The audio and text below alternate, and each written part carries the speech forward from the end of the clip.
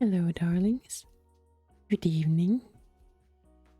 Sorry I'm a little late, but we're here now to acquire my wine.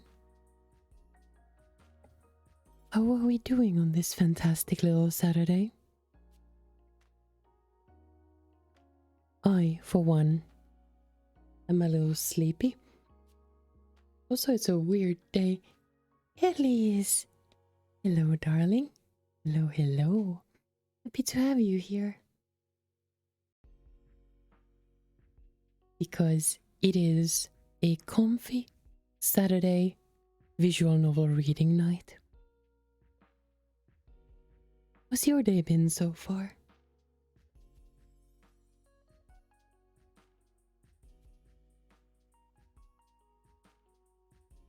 Nope. Totally not playing Final Fantasy, which is as a reason to be late. No, never.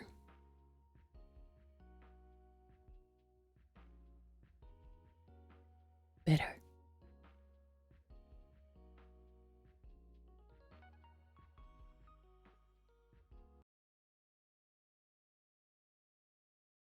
You looked at the VODs a little. Oh, I really love the style of this game as well.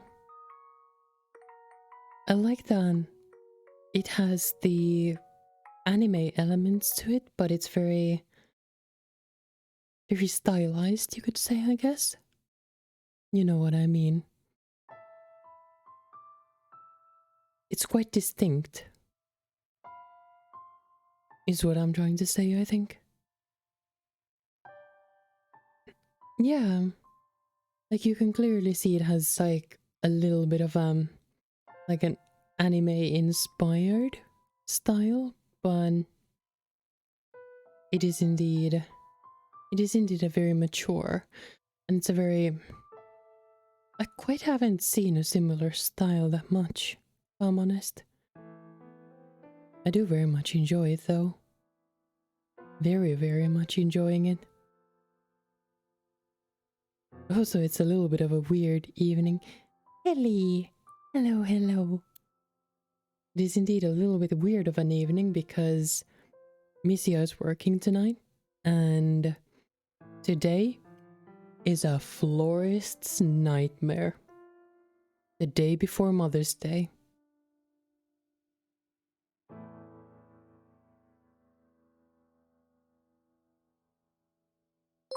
Hello, Kusumi. Thank you for the follow, darling. Mwah.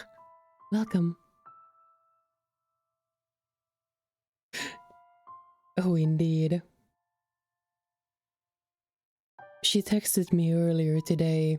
She was intending to, or her shift was to end at 6 p.m. However, she's not home yet, and she texted me that she's trying to catch the last subway home, which is a little bit before midnight, so she'll be home after midnight. But with the current status, she's not even sure if she can make that, so worst case scenario is that she'll literally have to sleep the night at the shop, so which I'm sure sounds wild, but you know. She texted me that they had 100 orders about waiting to be completed, and until 6 p.m. they have also, like, the shop is open, so they have customers come in. So until 6 p.m. they don't even have like all hands on deck trying to get the orders done. So you can imagine that after 6 p.m. all hands on board just trying to get all of the 100 orders done. And let's be fair, or very maybe underselling it a little bit, but let's give 20 minutes per order. And they have 100 of them. A lot of which they can't do during business hours. So, you know, that is a lot of work. And I remember, Itzalup, welcome.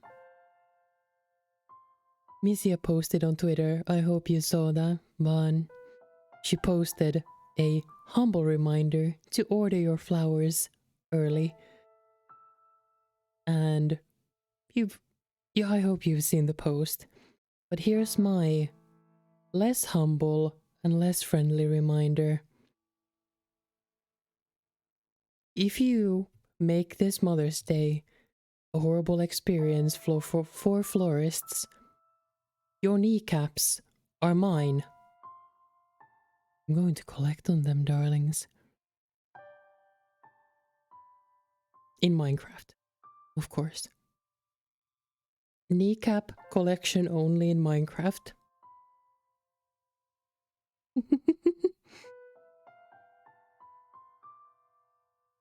No, but Misia has told me a lot about the fact that, like, a lot of times customers start calling after their orders today and tomorrow, especially tomorrow, and actually a lot of their time will just go to responding to customers calling like, hey, where's the delivery, especially if they've requested a time delivery or that the delivery is at the recipient's place at a certain time, which is impossible. It's physically impossible to promise anything during, like, in season. So, you know, but people still call after their orders, so.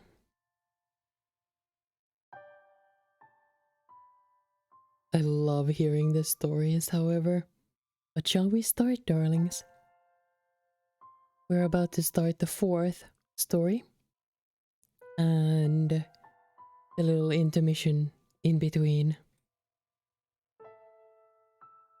These truly are big city problems. That is fair to say, yeah.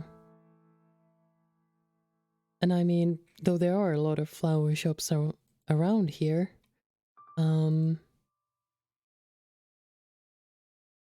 though there are a lot of flower shops, there's still the fact that there's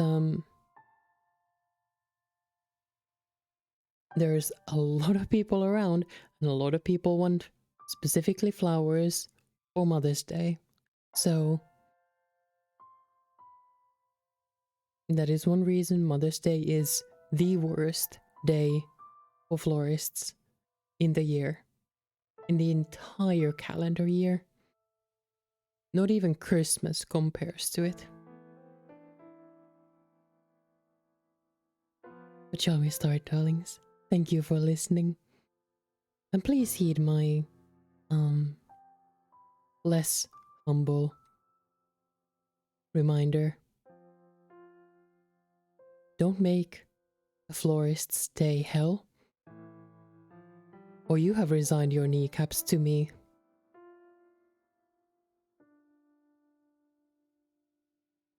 I'll have a little sip of wine. Yes, we're drinking wine again tonight.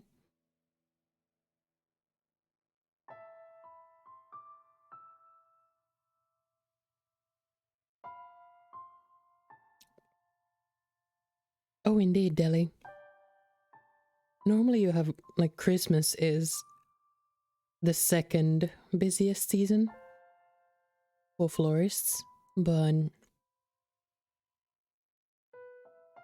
it is usually spread out several days, you know? And, you know, all of that, so.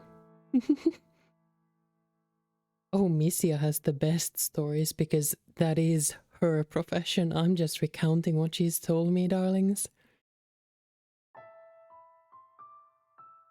But I'm happy to share knowledge. But what I'm even further happier to do is can start reading for you.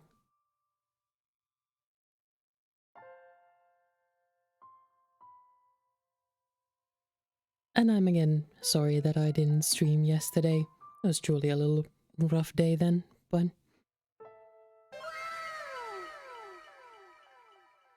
Janna, my darling. A perfect time for a raid. Welcome, darlings. We were literally just about to start reading, so... Welcome, raiders. Sit tight and enjoy. We're gonna go ahead and start reading the 4th story of Fata Morgana. So you get to witness the start of the 4th story and actually the intermission between the 3rd and 4th. So let's go right into it, shall we?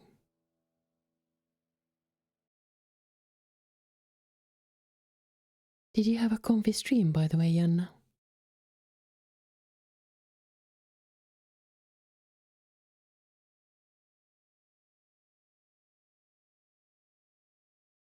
Another sip of wine.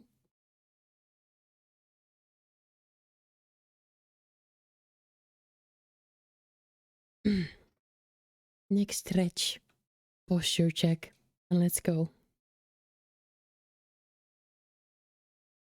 Didn't really know what I wanted to do, but ended up having fun.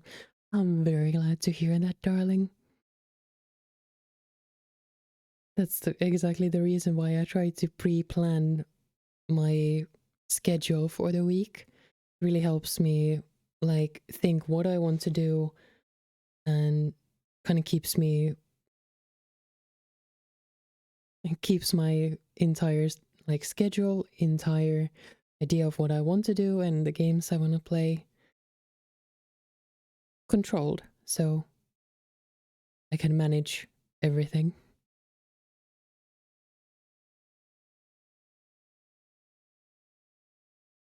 But I'm so happy you had a good stream. The door before you slowly drew shut. You could no longer hear the raucous sound of the men from within the den. The faint scent of cigarette smoke, however, lingered in the air. Staring vaguely at the closed door, you noticed something was amiss. The maid, who had been holding your hand, was no longer at your side.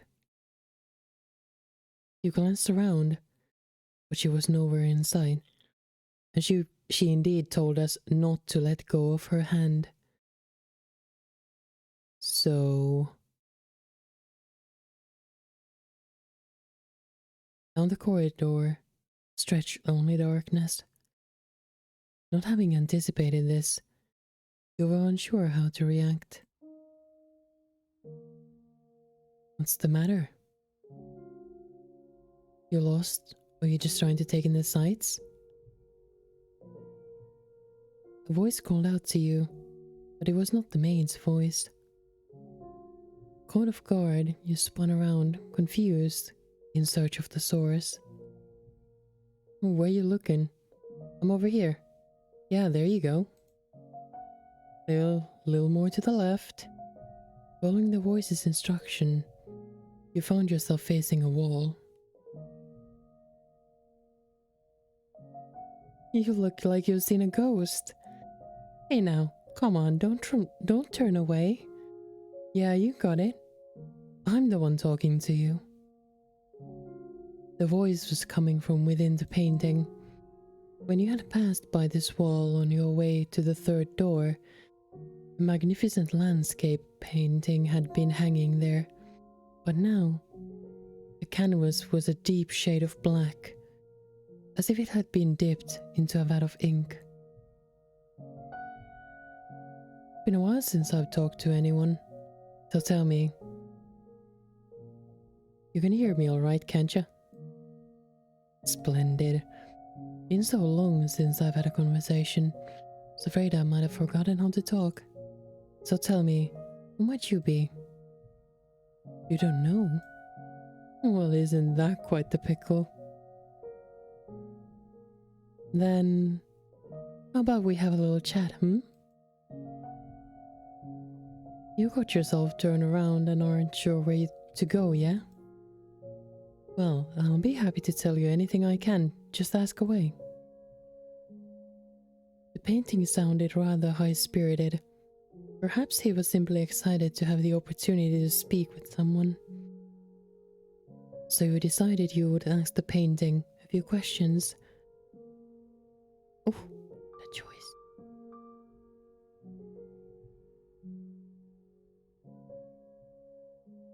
Oh no. Has to be the one I'm most curious about. Might as well ask her that directly. But she won't say till you've regained your old self? I see. Well, in that case, if you wanna know, you know what you gotta do. It's entirely up to you whether you make an ally or an enemy out of her. There's no guaranteeing she's even right in the head. You never know. Maybe you're not the only one who hasn't found themselves curious.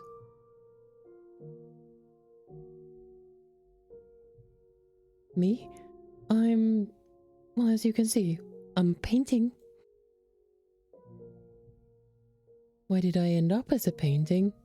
Hard to say. Maybe I was reborn as a painting because I used to really like art. Though there are things I painted that I wish I hadn't. Maybe that regret's what turned me into this.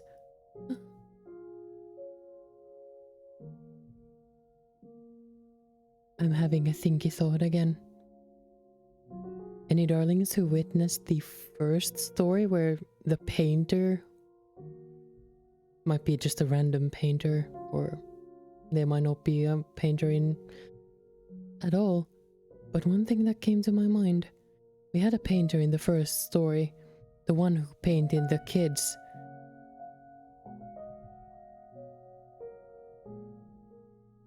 The one whose daughter had white hair.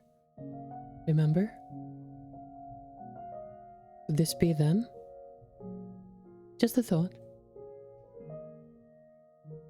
Hopefully I get the chance to apologize to him about that. Anywho, no point in getting into any more detail than that. Wouldn't mean anything to you. So enough about me. Oh right, you don't know anything about yourself. Shame that. Alright then. A favor for you, since you can't tell me about yourself. If you run into him, would you tell him I really regret what I did? I know I should tell him myself, but, well, as you can see, I'm stuck here. Can't move an inch, so I've gotta ask for help.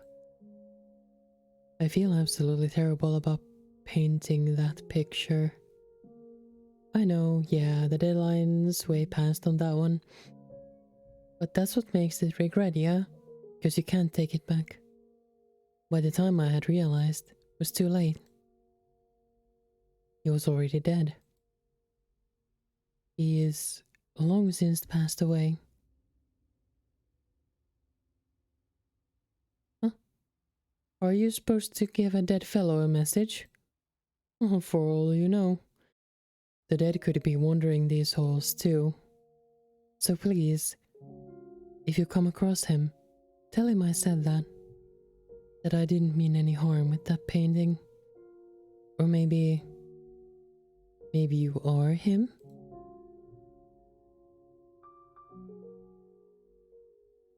Curious.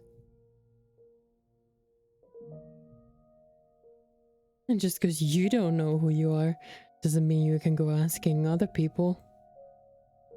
I'm not a person, you say?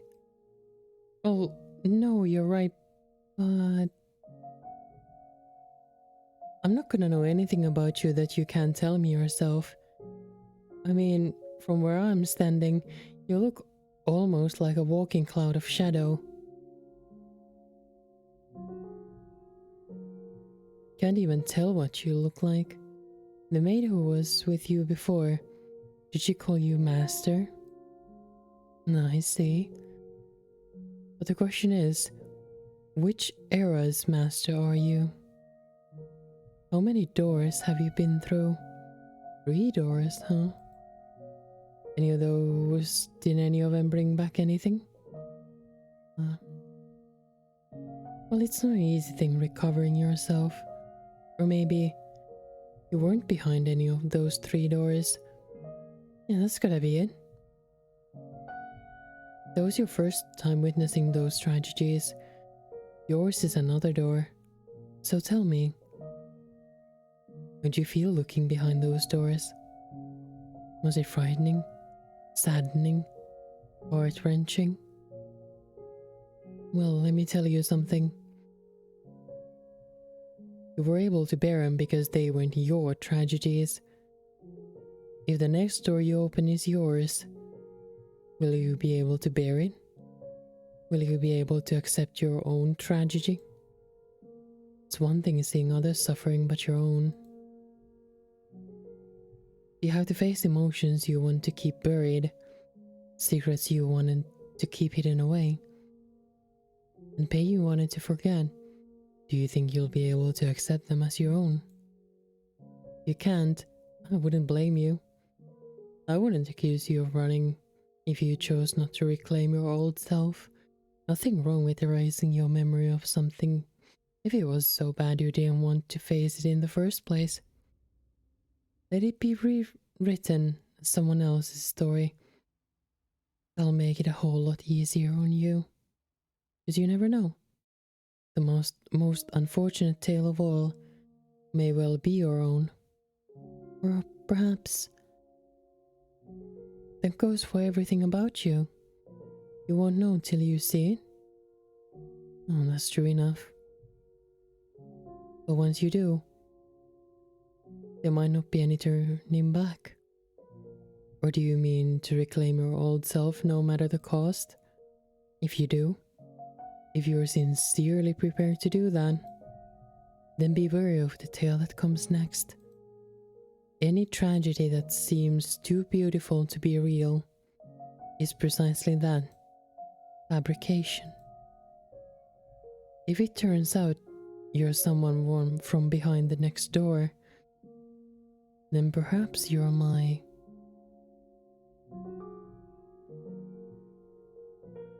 his guy, maybe? Oof, talk about some hard-hitting questions. I'm probably not the one who will be able to answer that for you. I don't have any deep connection with this mansion, you see. I swear, got nothing to gain from lying, do I? It's my regrets that have turned me into this. I wasn't summoned here by no one. That said, there is one thing I can tell you. This place summons people. People who have ties to something that happened long, long ago. No one knows anything even happened. I didn't know either, till she told me. Though I haven't the foggiest how much of it's true or not. Are you here because you were summoned by her? Or did you come here of your own will to find someone? Salop, thank you for the headpats. I shall hydrate in a moment. And stretch. And perhaps you'll be the one who can break... Maid.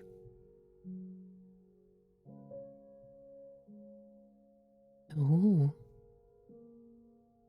The curse?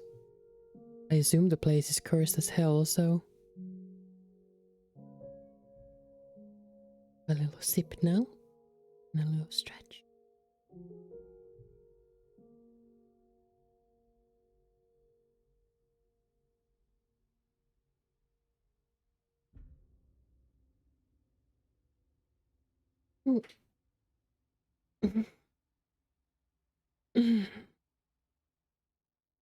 Ah. Actually, it's a very good reminder to stretch because my neck hurts quite a bit, actually. Been sleeping funny or something?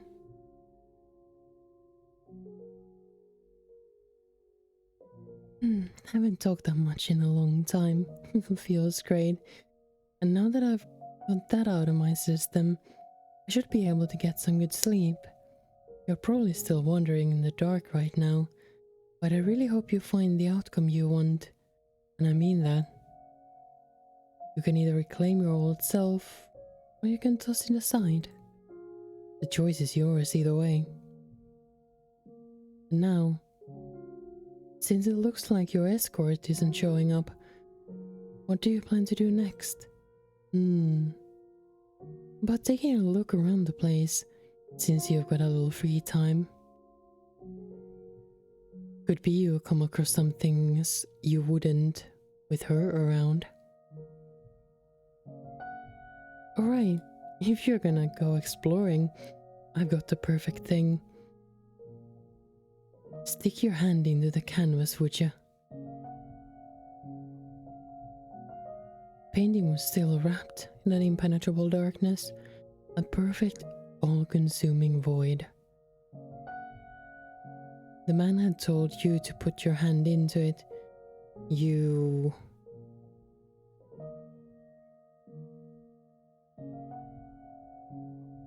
God damn it.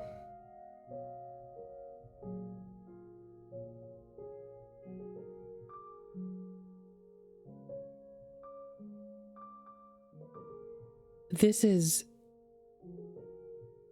I don't know how much when we witness stories, they aren't like things we can do, but while we are in the intermission, we are ourselves. Yeah, let's stick our finger into everything humanly possible. Boop. You extended your hand for the painting. The moment your fingertips brushed against the darkness, it swallowed your entire hand up to the wrist. Saucy baka shit? No, not there.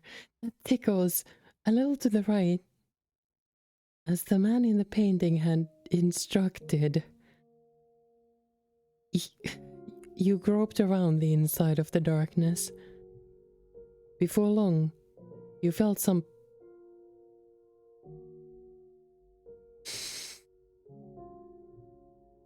You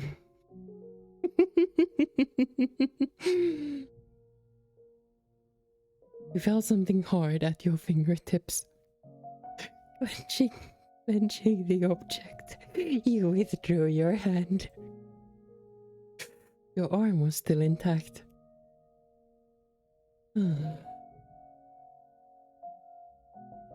You spread your fingers, and there you found a key. Just trying to compose myself. A key. That tickled. With that key, you can access the master bedroom. A while back, she tossed it in to me. The damned litter bug. So yeah, it ain't mine. Don't worry about giving it back. However, I bet there's something worth seeing in there if she felt the need to toss that key. Alright, well, I'm gonna go get some sleep. You take care. If you happen to learn my name, come pay me another visit, should the fancy strike you. Having said that, the painting fell quiet.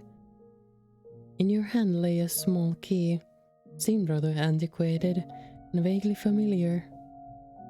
Silence once again drew over the corridor. You stood there all alone, and no sign of the maid. After considering it for a moment, you decided to explore the mansion on your own.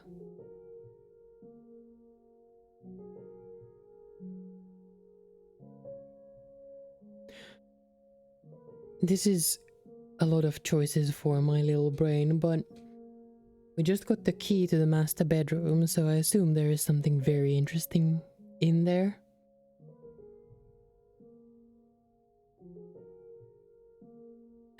After having groped around in the darkness and and our hand be placed on something hard, aka the key we found.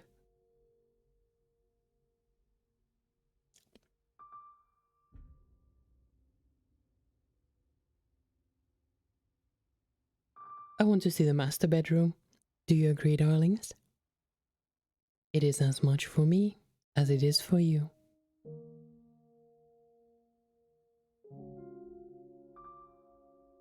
Technically, these two we have already witnessed because we've seen the stories out there. And this is the third story, the pool and whiskey den for the boys. Can't tell if I'm doing innuendos on purpose or not.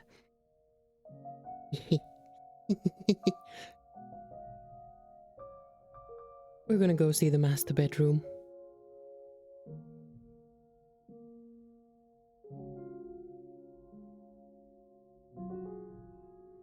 You inserted the key you had been given into the door's keyhole, and with a twist the door opened.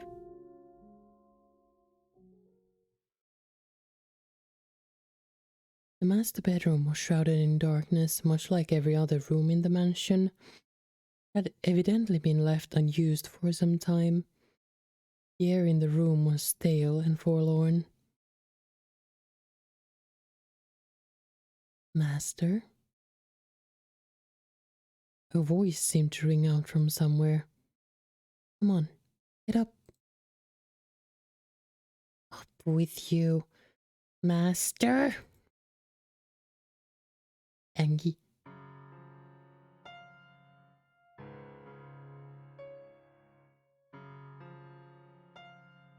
Hello, Brova. See? What did I tell you? So much easier in here. With a little light. Without warning. Your whole world took on a bright, vivid colors. Light streamed through the window, illuminating a well-lived bedroom. A woman's silhouette stood before you. Wait a sec. Don't you hide under your bedspread. Get out of there. Oh, but Master, you agreed that I could open the windows. Don't worry. I've put curtains up. If it gets too bright, you can draw them. Mornings take the best part of being outside and squeeze them all into the same few hours. You don't have to go outside in the sunlight for it either. Just listen to all the wonderful sounds. Are we sensitive to sunlight, perhaps? Perchance.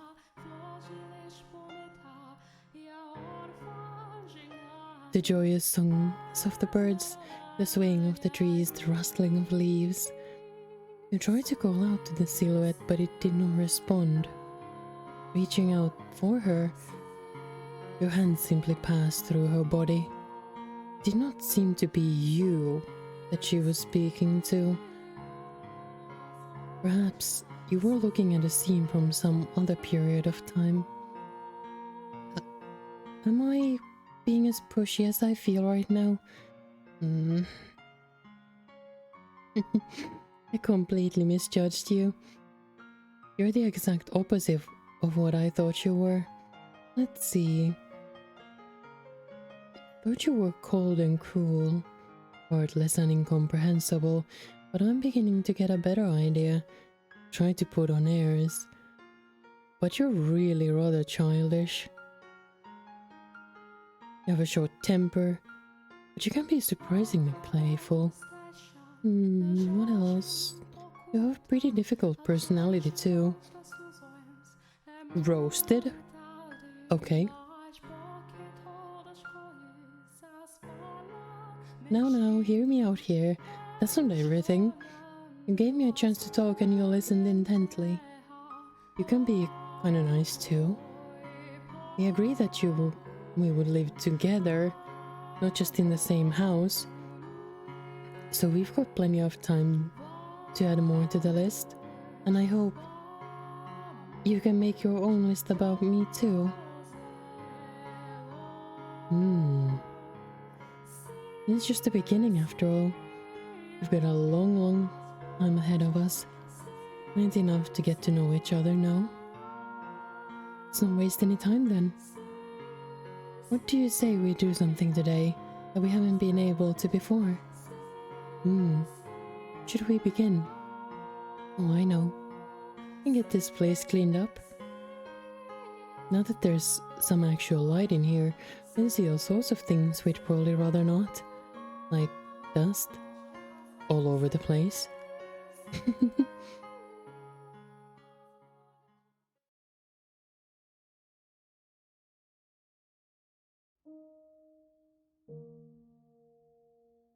When the woman's shadow faded away, the master bedroom transformed back into its old dreary state. Master, can you say my name? You were unsure how to describe the urge welling up within your breast. You could not say her name. You stood unmoving in the master bedroom for some time, but it did not appear anything else was going to happen, so you decided to head somewhere else.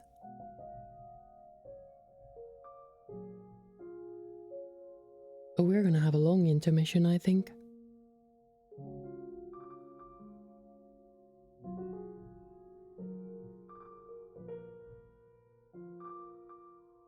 Stained glass window.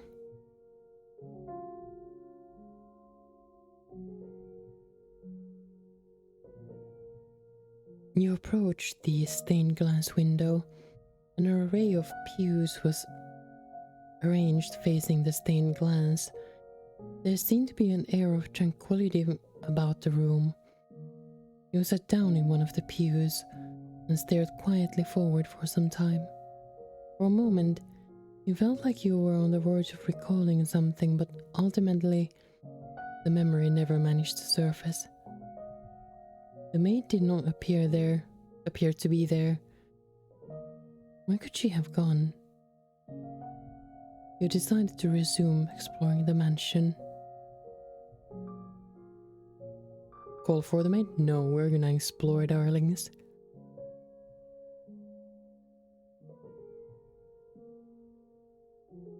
You made your way to the mansion's entrance. There was no one around, nor any source of light. Groping through the darkness, you found the front door, which was sealed shut with a heavy bar. You pressed against the bar, but it remained firmly in place. The door did not budge either. It seemed you could not leave the mansion. Do it. Divide pure. When you made to step away from the entrance, you heard a muffled voice. You looked around, but were unable to determine the source of the voice. Nor could you be sure whom you had heard either. Giving up on finding anything at the entrance, you decided to head somewhere else. Let's get cozy.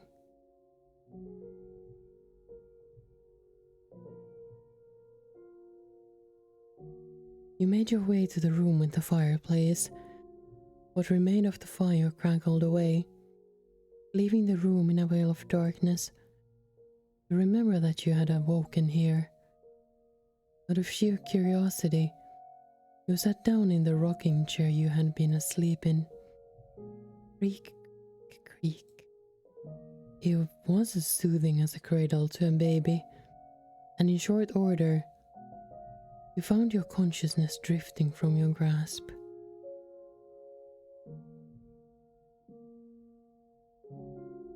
Reading a story by the fireplace like this almost makes it feel like we're in another world, doesn't it, Master? I bet that's why troubadours perform at pubs, so they can be near the fire. Oh, you're such a cynic. But that's okay. Say, do you remember when I first arrived here? When I was cleaning the library?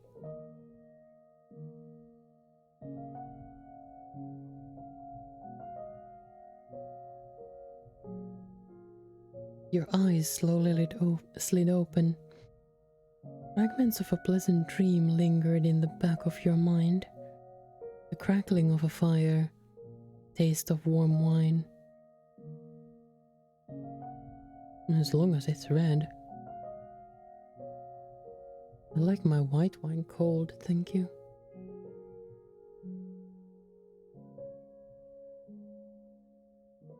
Which is exactly what I'm drinking right now.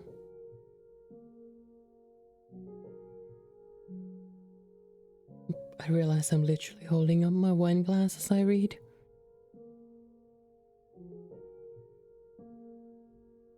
However, there was nothing pleasant about the fireplace sitting before you. No warm, crackling flames. In fact, the brisk air of the room overpowered the remnants of embers left there. Chill ran down your spine. Afraid you might freeze stiff if you stayed there much longer, you resumed your exploration of the mansion. She was cleaning the library. Stroll.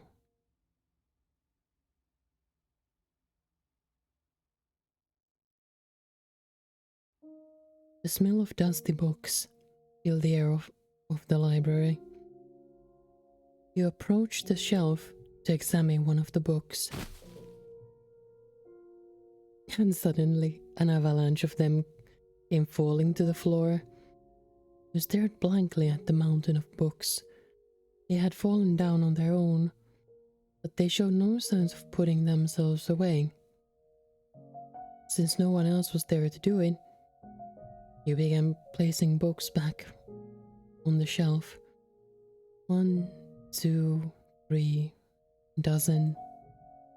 And as soon as you had gotten them all back up, they came crashing back down again. You wished very much to implore the maid's assistance, but she did not appear to be in the area. Pretending you had not seen anything, you made your way back into the hallway. Because a mess. An escape. Okay, now we just have left the story areas where we've witnessed past events. Let's go in a reverse order, so the den first, which was the trigger for the third story about our darling mafioso. Not the one that lives in our heads rent-free, but the one from our little story.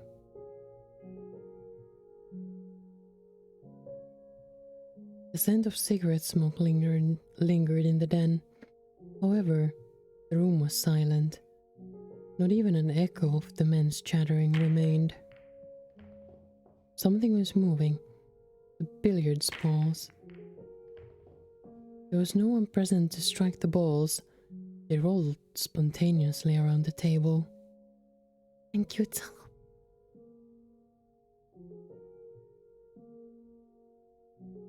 The paths they traced across the surface were rough and erratic, contrasting that of when the former master had held the cue. And the spheres collided awkwardly with one another, not a single one coming close to the pockets. As an experiment, you pulled a ball off the table. In response, the paths of the balls became even clumsier. Having lost one of their targets, they began bouncing aimlessly off the cushioned walls of the table. As you stared intently at the table, a man's voice rang out from somewhere in the room. Spinning around, you saw a silhouette of a man. Our little Jacopino, I assume.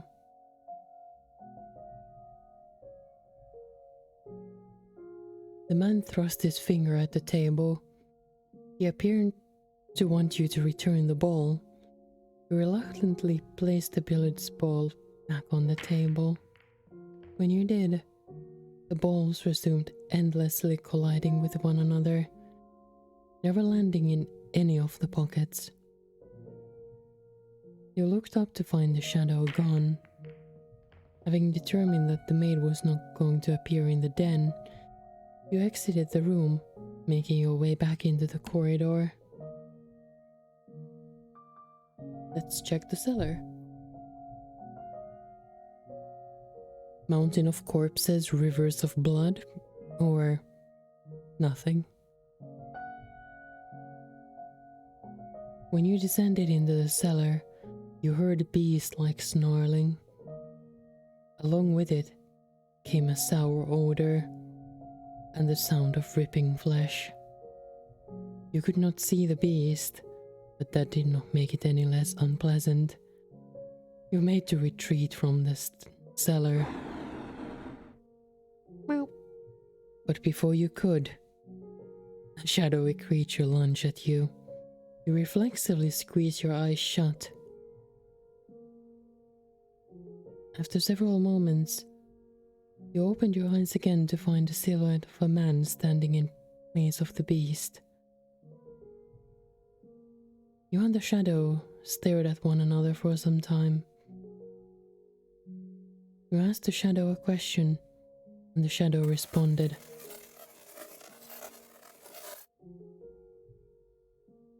However, you had no idea what he said.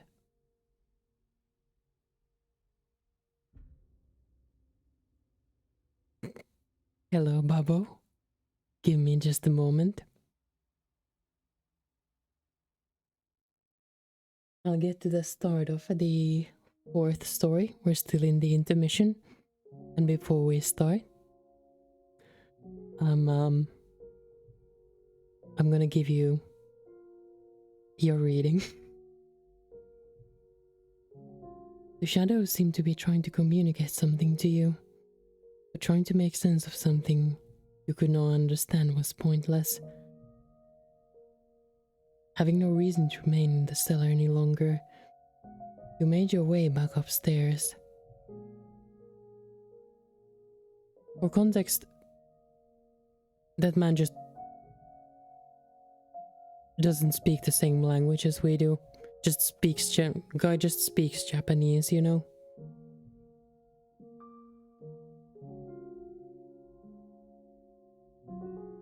And that is literally, accurate, because in the story that was a Japanese man.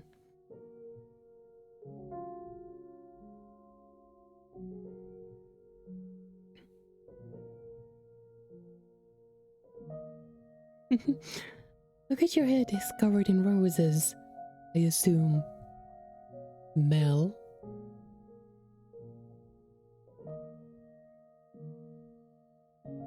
Oh, Nelly.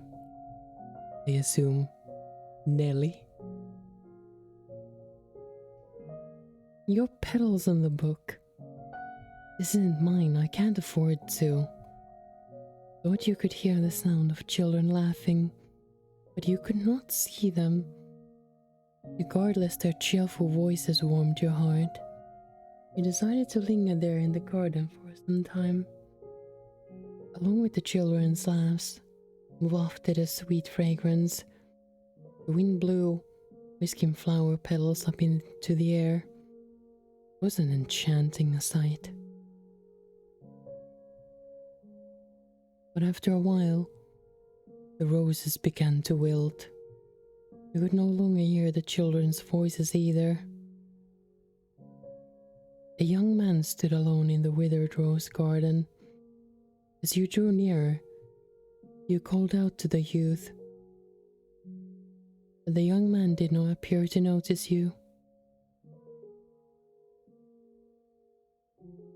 He merely stood there, staring vacantly across the garden. The youth muttered something in a lifeless voice. Isn't what I wanted. Just wanted a normal, peaceful life. Can't bear being alone. And take this. Someone get me out of here. Oh God. Tell me that I'm not the bad one here. You tried to call out to the young man several times, but he did not seem to hear you. He simply continued muttering to himself. Before long, the youth's shadow faded into nothing. Unable to bear the chilly air any longer, you stepped back into the mansion.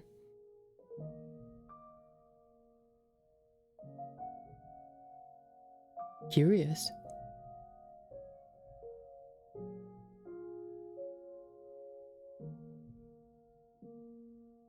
You returned to the room, the stained glass window.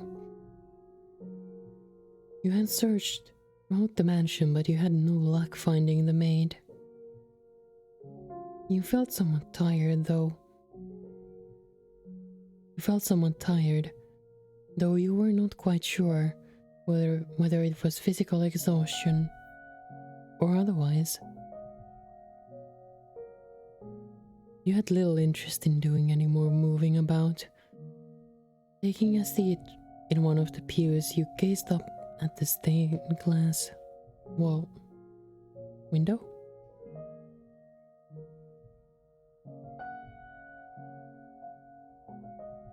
Staring solemnly down back at you was the archangel said to weigh the souls of the deceased. Perhaps he was trying to weigh your soul.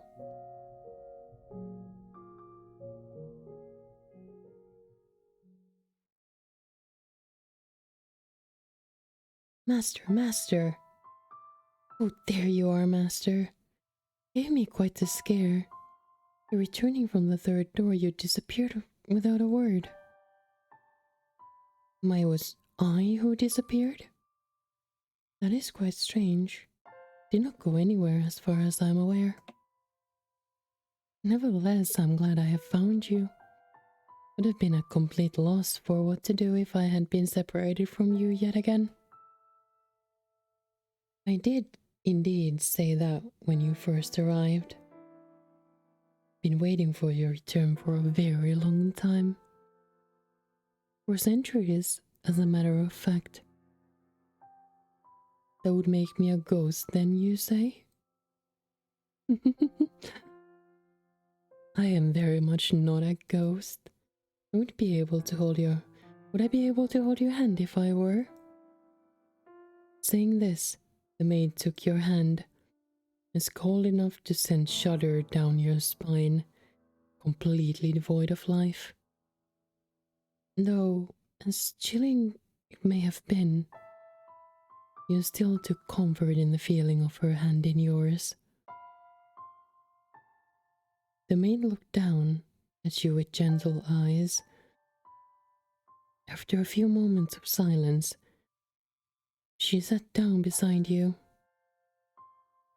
The stained glass is quite beautiful, is it not?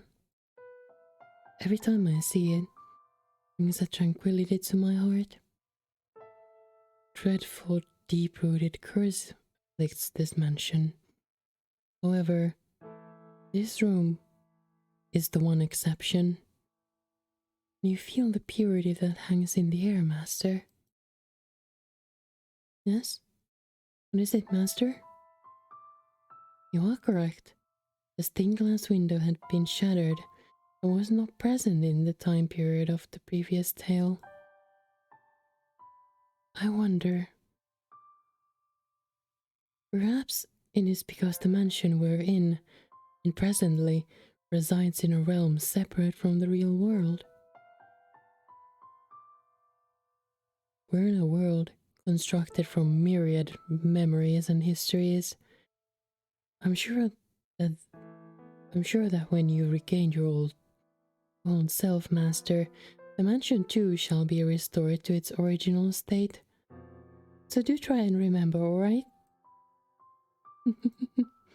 Oh, yes. Where did you go in my absence, Master? I see. So you explored the mansion then? And did you find anything noteworthy? Memories? Not quite sure what you mean. How peculiar.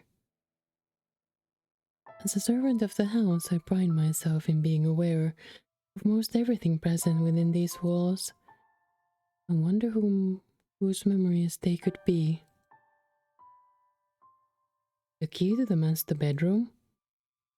Why did I throw away the key? I beg your pardon? You say a painting told you? You could see perplexity on the maid's face. You had never seen her make such an expression before. I know nothing of any key. Master, you should not tell jokes meant to cause others discomfort. But a talking painting, you say? You seem to have a rather vivid imagination. Maybe you can tell me the next tale, Master. I'm only teasing. Now, it was a nice break, but we should get moving. The tale I'm about to show you is the last of the mansion's memories. I'm certain you will remember yourself after seeing it. To our feet, the final door is not far. And please, do not let go of my hand. Holding your hand, the maid led you to the far end of the room. Crossing beneath the stained glass window, a metal door came into view. Our destination lies at the top of these stairs. There will we find the last door. She pushed open the metal door, revealing a long spiral staircase.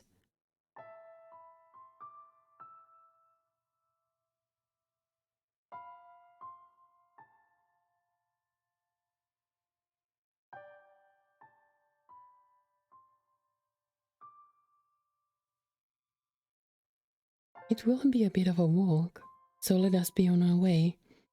Please do watch your step. This is called an observation tower. Normally, towers such as this were built in castles or churches, so it is rather strange for there to be one in a mansion. The last door I wish to show you, Master, resides at the top of this tower. Rectangular windows were carved out of the stone in several locations. Along the way up the spiral staircase, you attempted to peer out one of the windows, but all you could see was a thick layer of fog. Perhaps the main suggestion that the mansion did not presently reside in reality was, in fact, correct.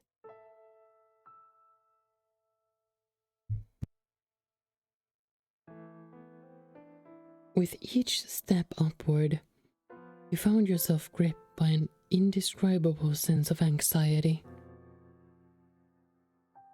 The feeling somewhat resembled irritation or annoyance. Sensing this, the maid tightly gripped your hand. There's nothing to worry about. We'll be fine. It's all in the past. No matter what may happen, so long as you do not let go of my hand, you have nothing to fear. Hold hand for safety. This is a general rule and should be accepted. As is. No questions asked. Always hold hands.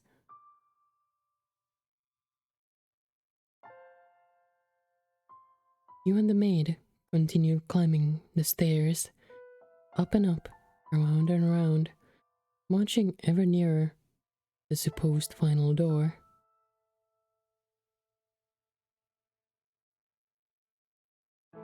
High up into the tower, as the light from below grew distant, a rotten wood door came into view.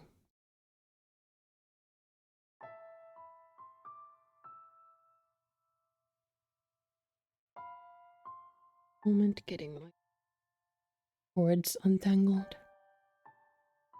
Patches of what appeared to be blood stained the surface, and holes had been bored into it with sharp objects for some reason.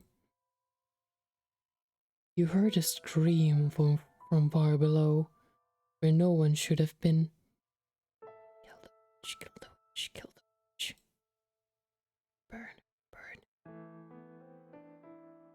You were struck with fear. The next moment, the maid opened the door, and then you slowly descended in the darkness.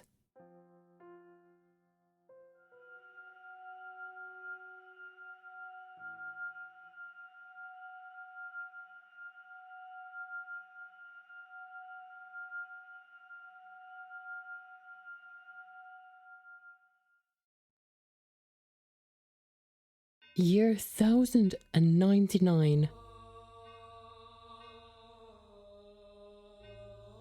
Wait, that is 800 years prior the previous story. So we're literally at the end of the 11th century. We had been in 19th century prior, but now we're in 11th century. But as promised, just give me a moment, getting my cards, and Bubbo, I hope you're still there, because I'll do the reading you asked.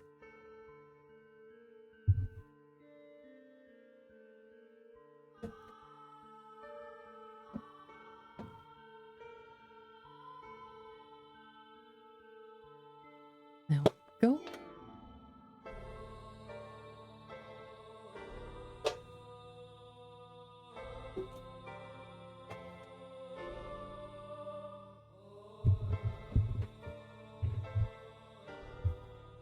Even if your reading may not be serious, I'm actually happy to be able to read a little on the stream again.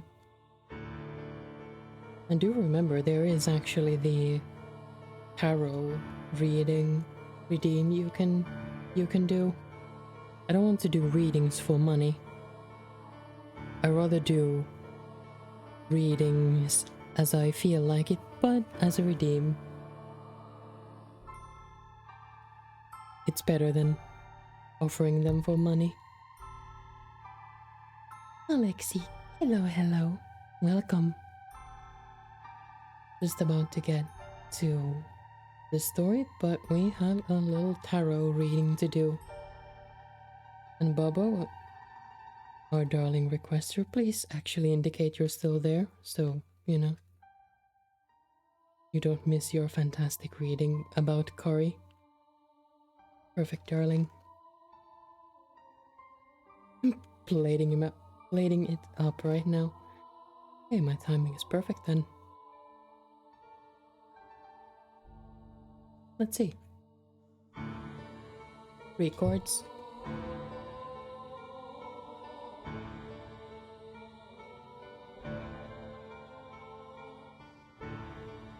We have pulled a reverse 7 of Cups, a reverse 5 of Pentacles, and a reverse Knight of Cups.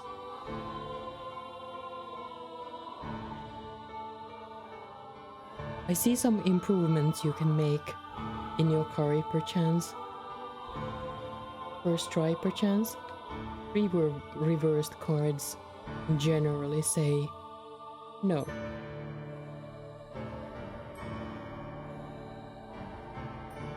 Or a negative answer. So we'll see how right I am. Or, well, my cards.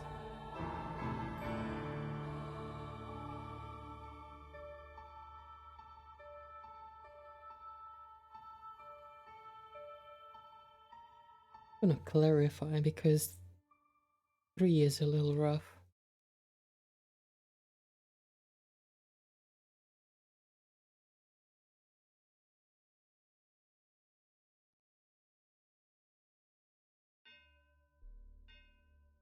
And I only draw more cards if I want to clarify, or if it's necessary to.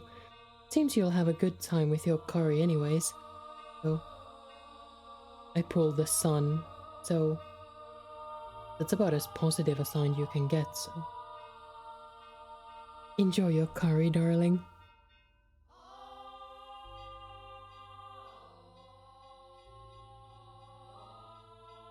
My cards say it might be a saucy baka curry, but you'll have a good time anyways. That is my answer to your query.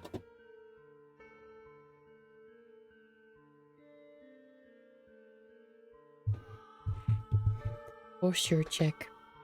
Done? Blowhigh assembled. And if you darlings ever wonder, do I actually stream with a blowhigh? Yes, I do. Obviously, I do.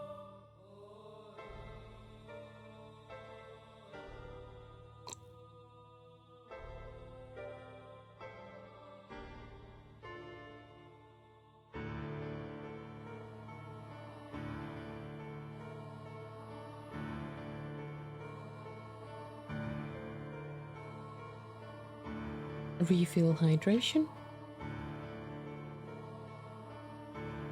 Makes perfect sense to stream with one. Protection and comfort. Indeed. He helps me a lot with my, like supporting my neck. So he protects me, and if I play something scary, I can just pull him into a hug. And keep him very, very, very close. That's how we've survived Subnautica and Iron Lung thus far.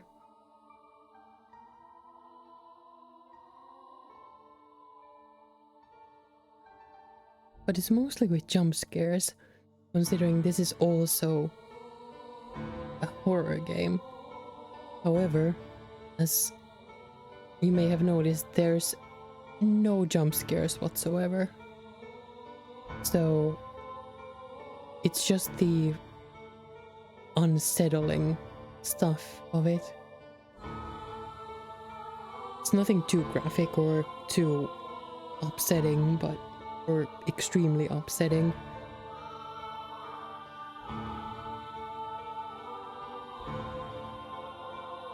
However, it does leave you gasping very often.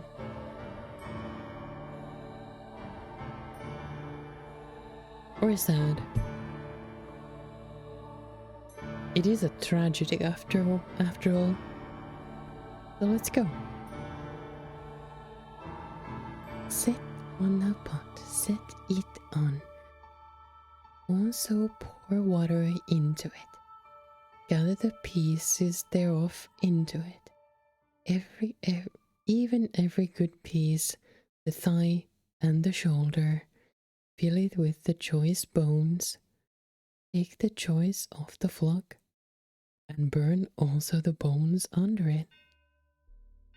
And make it boil well, and let them see the bones of it therein.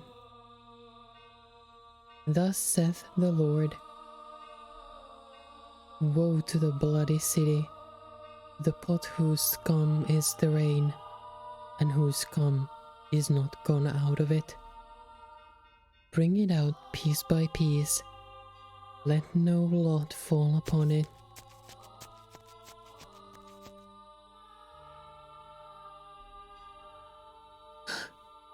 We start with her.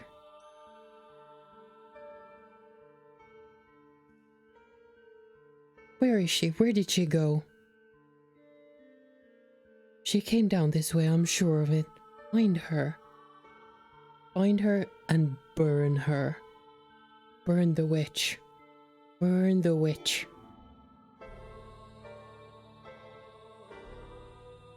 Well, I said you had you'd have a good time. Though the Japanese style curry is hard to mess up.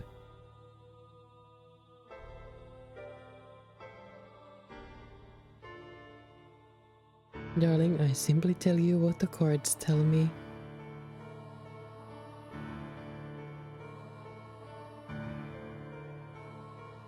I need to try Japanese style curry at some point as well. Seems like a really nice meal. Burn the witch. Burn the witch. Burn the witch. I assume this is you, Babo, right now.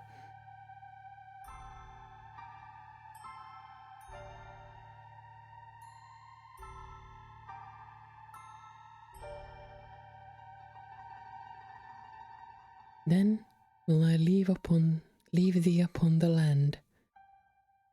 You do. Fuck you, Babo.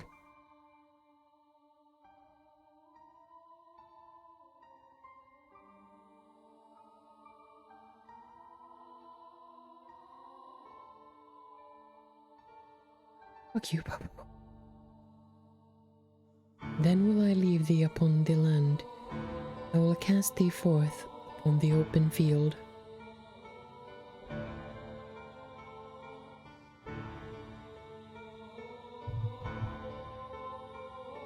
And will see cause all the fowls of the heaven to remain upon thee, and I will fill the beasts of the whole earth with thee, and I will lay the flesh upon the mountains, and fill the valleys with thy height.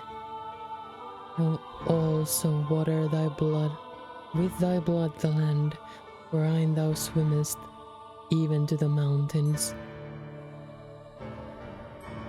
And the rivers shall be full of thee, and when I shall put thee out, I will cover the heaven, and make the stars thereof dark. I will cover the sun with a cloud, and the moon shall not give her light. All the bright lights of heaven will I make dark over thee, and set darkness upon thy land.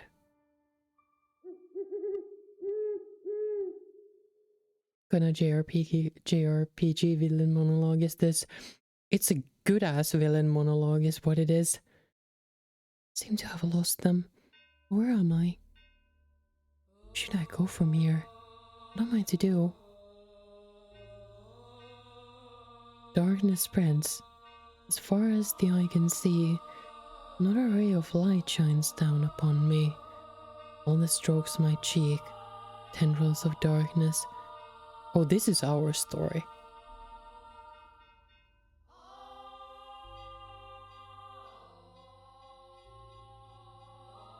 I told you, darlings. We just might be the white-haired girl ourselves. We have no idea how we look. We have no clue how we even look. We have no idea of our gender. So we could be a character yet to be revealed, but we could just as well be the white-haired girl. But this is told from the first person perspective, so I'm inclined to believe this is our story.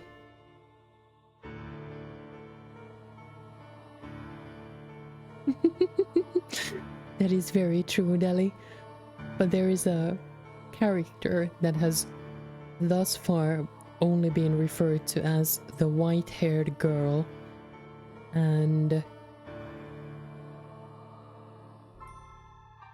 actually, let me explain a little bit. The story is that we, like as in us, from the point of witnessing all of this, have been like woke up in the mansion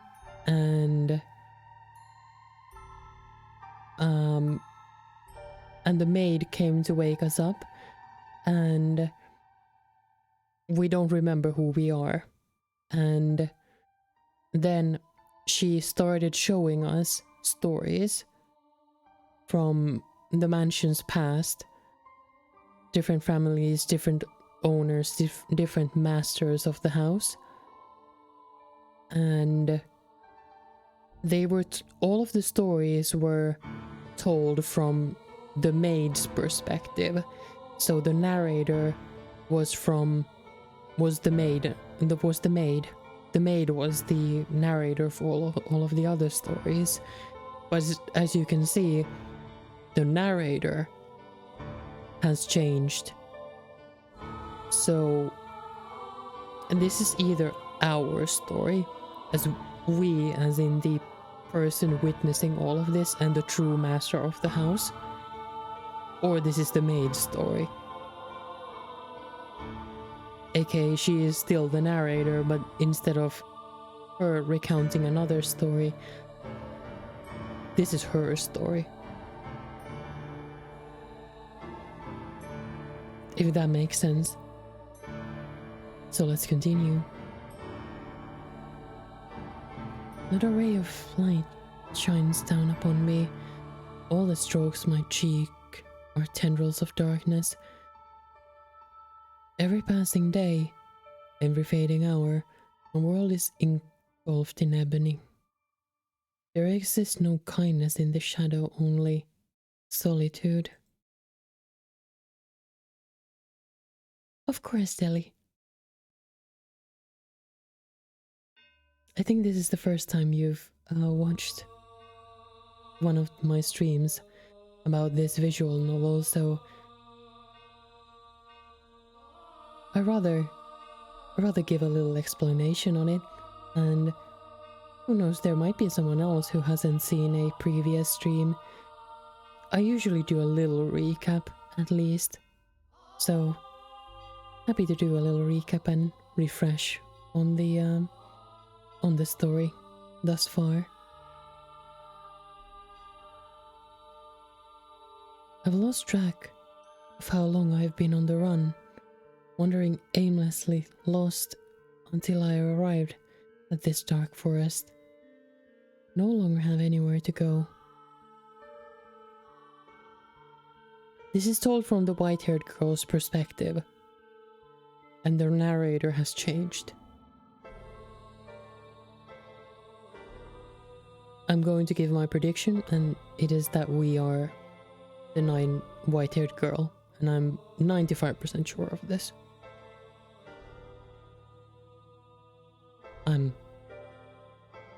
It is a mere speculation, but oh.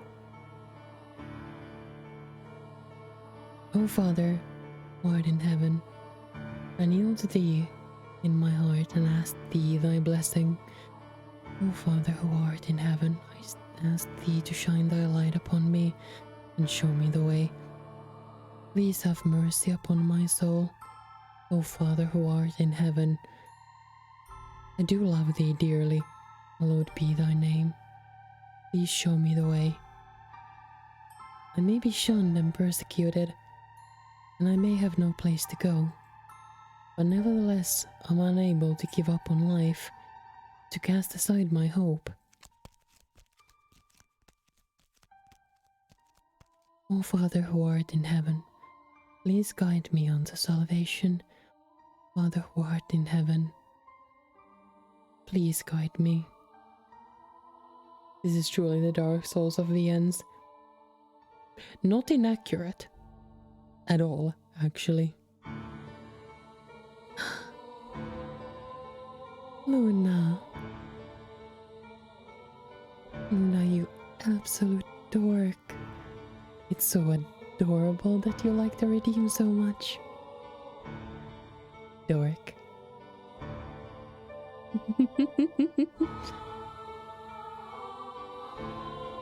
Is it truly so powerful when I call you a dork?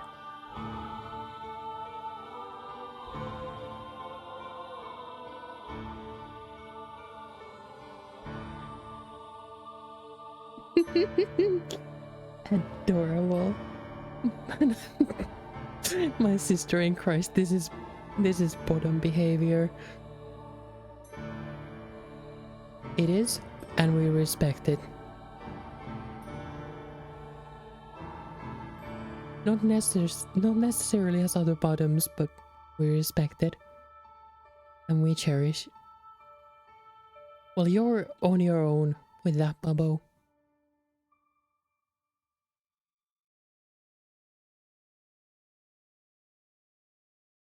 But what if she has a praise kink? What if the bottom has a praise kink? Huh? Fuck, in the middle of a story, god damn it. But a praise kink? You know. Indeed. Let's keep going. But I'm very happy you like it, Luna. I can no longer remember when my life became naught but running. And it became endless wandering in the dark. And now, when I've reached the point where I've long since forgotten my hunger and thirst, my voice has become hoarse, my vision gone blurry, my consciousness begun sinking into a hazy morass. That mansion appears before me, wrapped in a morning fog that seems to forestall rain.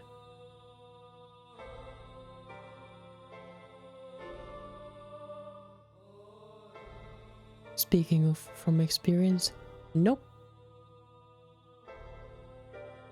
I will not elaborate. Oh my. The mansion comes into view, like the world fading in after a dream. It doesn't appear as though anyone lives here. All the windows are either boarded up or shuttered, as if it were long since been abandoned. A tower, which seems out of place in a personal residence, stands tall beside the mansion. The whole building seems as though it could disappear with the fog. As an unwelcoming presence, freezing me in my tracks. However, if this is where you have led me, then I shall follow your guidance.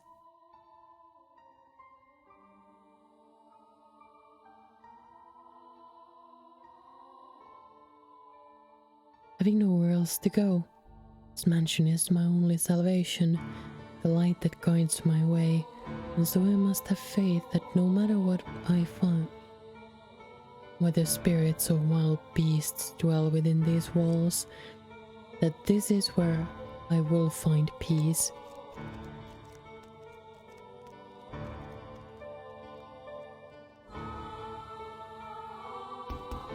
Is anyone there? I guess it is abandoned. Makes sense.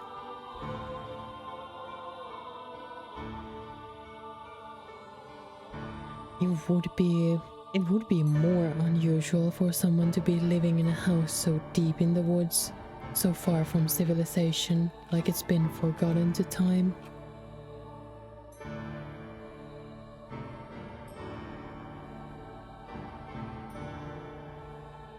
I can't imagine anyone spending their days here.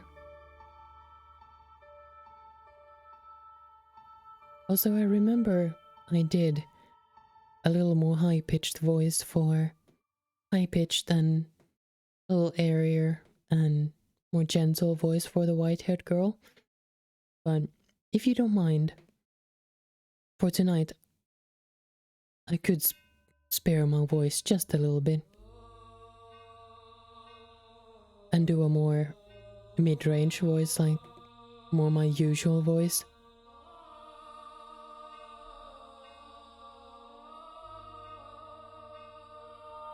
For other visual novels, I might actually do voices for characters, but I decided for this one, I shall do at most like a pitch and tone change, but that's it. But I could spare my voice just a little bit tonight, so I'll do a more natural voice for me, for the white-haired girl. I place my hand on the front door. But if I can't get in, very much doubt I'll find anywhere else to stay wandering around through the woods. If the door doesn't open, then I'll die out here in the forest. I've come to accept as much, but I'm not ready to forfeit my life yet. He is open. The door is heavy, and though it seems to protest my attempts to enter, it still opens much easier than I was expecting. I was worried over nothing.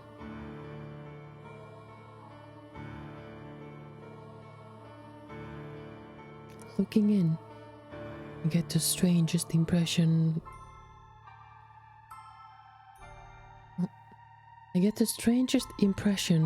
Light is being swallowed up in the dimension's depths.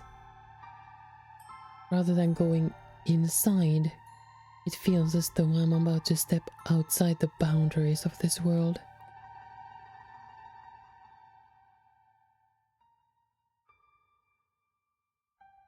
The white-haired girl just started chain smoking to cope, and that's why her voice changed. Indeed. Oh, whiskey, you know. I think you can get a... Get might be the wrong word, though. But your voice might change after a life of drinking, so...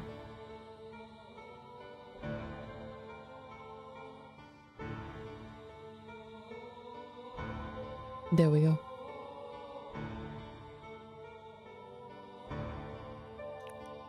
The whiskey trick is a scam, it's just alcoholism. Sounds about right. Yeah, sounds about right.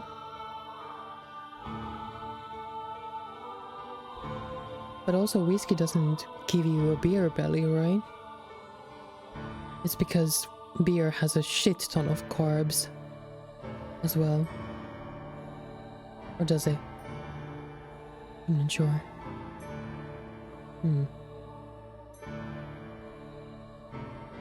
Depends on how much whiskey you drink. Fair.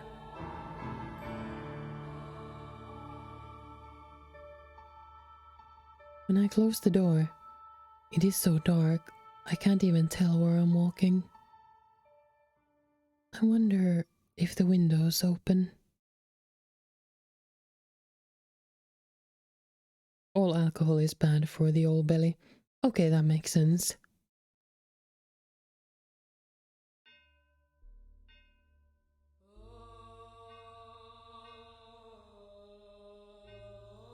Though I managed to fumble my way over to a window, it's tightly shuttered, and the shutters are caked with rust.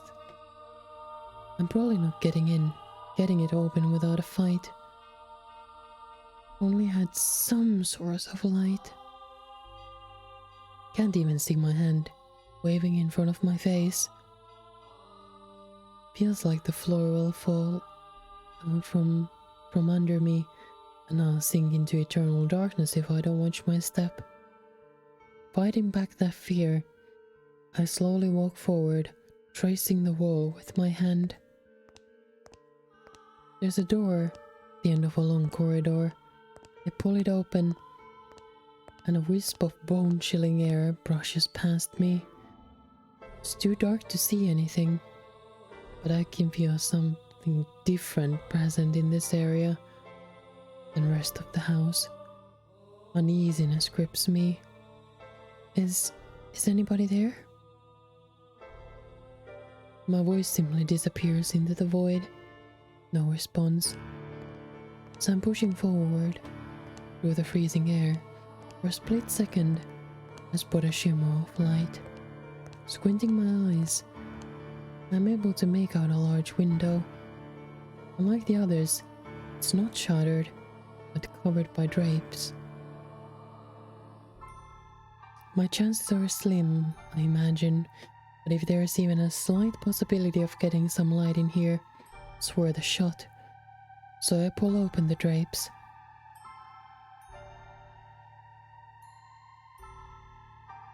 The next moment, faint but colorful light shines down on me.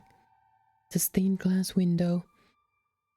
From beyond the glass, I can hear the subtle pitter-patter of rain. Guess it finally started. The different colors of light blend into a milky white, dim but wondrous. It's gorgeous. Why would someone cover this up? It's beautiful. With a little more light, it'd be... Please don't touch the drapes. Or the windows. Suddenly, I hear a voice. I can sense someone else in the room. The man's voice is emotionless, neither deep nor high. Before long, he comes into view, illuminated by dull orange candlelight.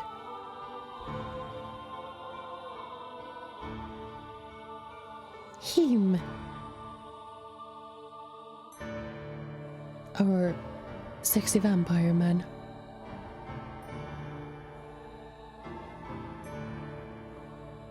We don't know. I don't think he's a vampire, but the aesthetic.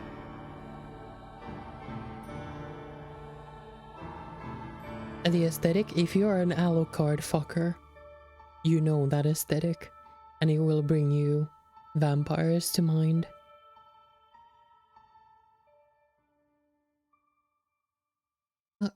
I'm sorry for coming in uninvited, but I did announce myself. Hey.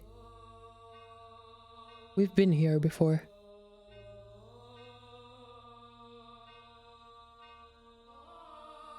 No. But yes. But no. The man stands there, practically blending in with the darkness. Has he been there the whole time? He's staring straight at me. His gaze wavers slightly, but not enough for me to read anything in it. The candle in his hand and the light from the stained glass window are the only illumination in the room, neither of which are particularly bright. As a result, his outline is faint and blurred. Gives off the impression that he might vanish entirely between blinks.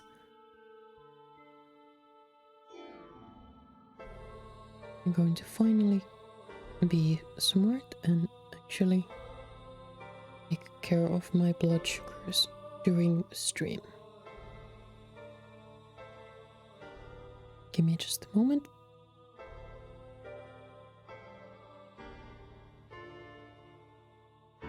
And I get my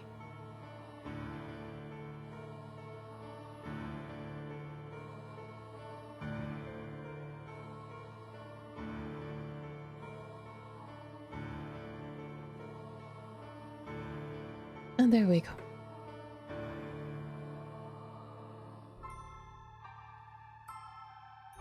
My apologies.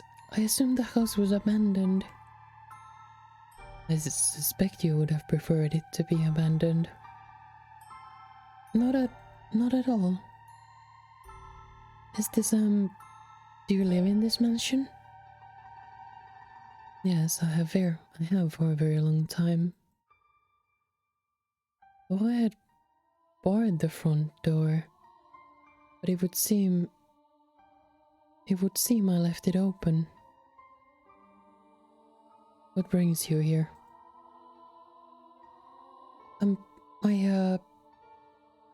You're lost.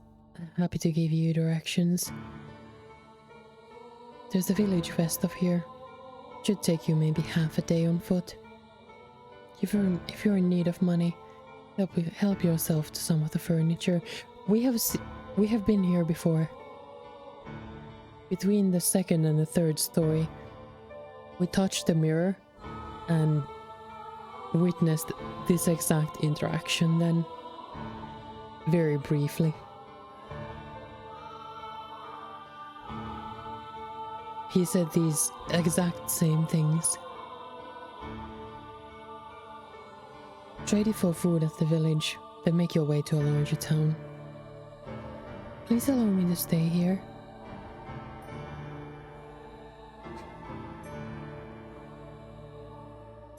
Could you repeat that? I cannot go to the village. I can't go anywhere. I'm no longer able to freely return to any town. I'm being hunted. Seem rather young to be a sinner.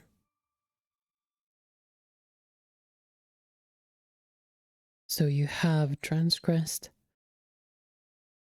I'm neither a thief nor an adulterer. If I bear any sin, it has been with me since birth. I'll do everything I can to stay out of your way. I simply ask that you grant me shelter until it all blows over. If you wish to know of my transgression, I will tell you. So please don't throw me out.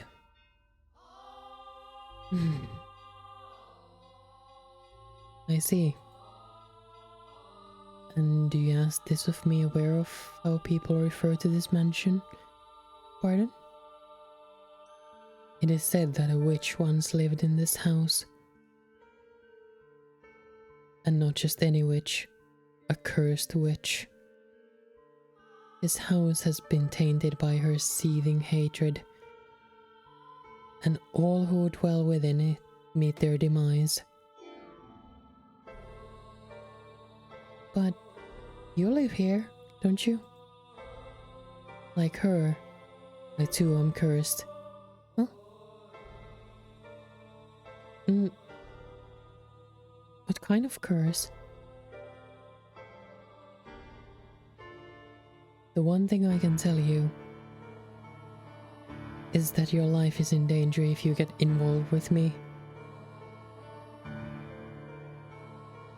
Now, has that at any point ever in time stopped anyone?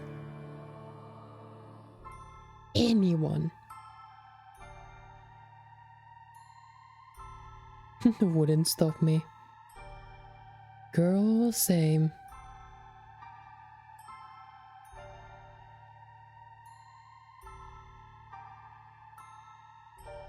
Sufficiently interesting and hot person? Yeah, I don't care.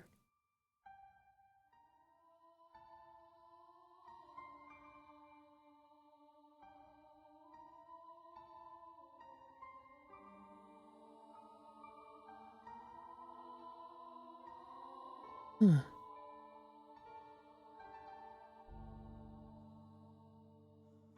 Should you approach my curse, I am likely to take your life. You'll kill me? Yes, so you do not belong here. To live with me in this mansion is to sentence yourself to death. No matter what path I choose, I very much doubt I have a future.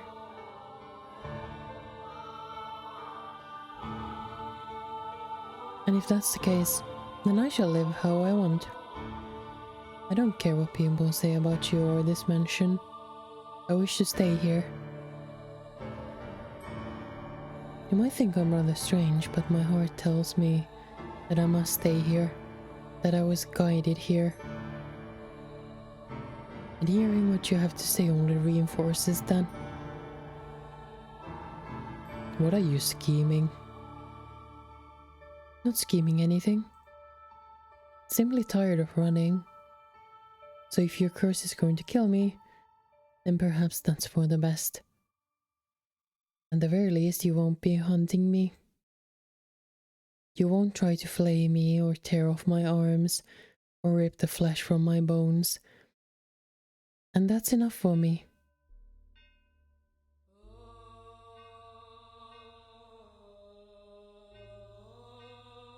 DJ Apple, I just need to do a dramatic reading of it in, well, my interpretation.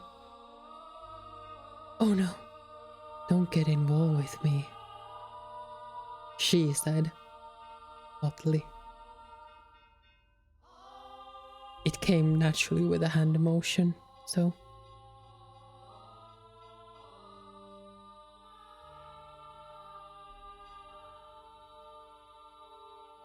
If you have committed no sin, then why do they hunt you so fervently? I'm accused of being a witch.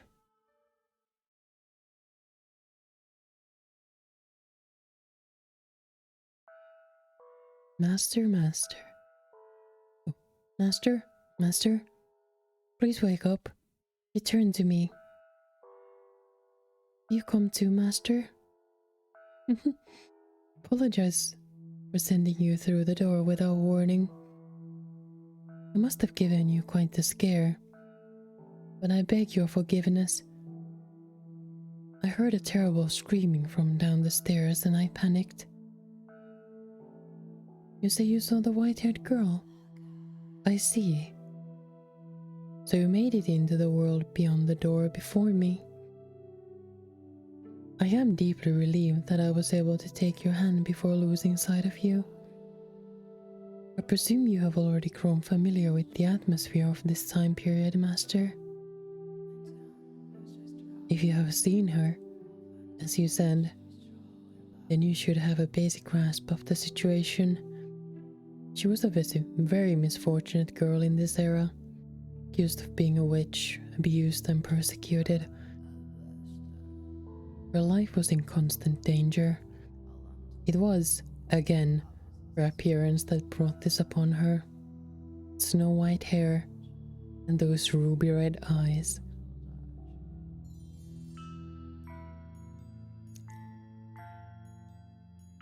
Darlings, if you wonder,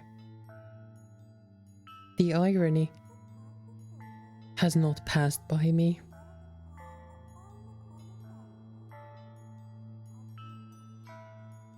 That snowy white hair, those ruby red eyes clearly differentiated her from everyone else. Oh, and I apologize. I neglected to mention that this door is unique. As for what sets it apart, that will be made clear as we proceed. The one difference is in the time period. The tales I have shown you began with that of the beautiful flaxen-haired family, followed by the tale of the bloodthirsty beast, and then the tale of steel and ambition. Proceeding in chronological order, however, the door we have just entered takes us to the period now known as the Middle Ages, long before the other three tales. Yes, that is correct. This is where it all began. The mansion's curse, the truth of the witch, and your identity. All of this should be made known. If, after this tale, you're still unable to reclaim your old self, then there is nothing more I can do. This door contains the last tale I am able to tell you. So I ask of you, please do not let go of my hand until it is all over. Now then, let us begin a beautiful, tragic love story of two solitary souls trapped in a mansion of darkness. In that era, the mansion was a dungeon draped in darkness. After a great deal of time on the run. Oh, we have a new narrator. The maid is narrating for us again, I see. The white-haired girl found herself at a remote mansion that stood in a dark, overgrown forest, All the windows were either boarded or shuttered, and it was even darker inside the house than out. Not even a ray of moonlight could enter those walls. Only naturally, the white-haired girl had assumed that nobody lived there. But her guess was incorrect. Someone did indeed dwell in the house. It was a young man named Mikkel. We're setting on Mikkel. It's not Michael.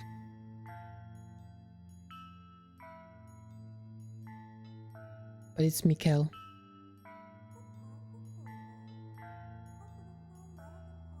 Though she could not make out the details of his face in the candlelight, she thought him a very handsome man.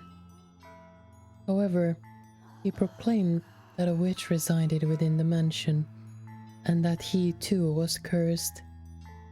Everyone who got close to him lost their lives. Do you think what he told her was all nonsense? Lies devised to chase her out of the house? Truth of the matter shall come to light in time. Despite Mikkel's assertions, the white-haired girl decided she would take up residence within the mansion. This era's white-haired girl was younger than the others. She was still in her early teens, young enough to be seen still as a child. But she was neither as self-centered or responsible.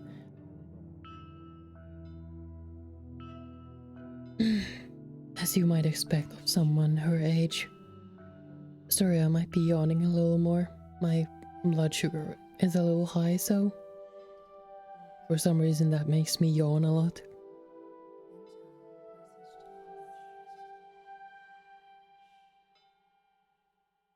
She was very delicate and reserved, and acted with a great deal of modesty and restraint.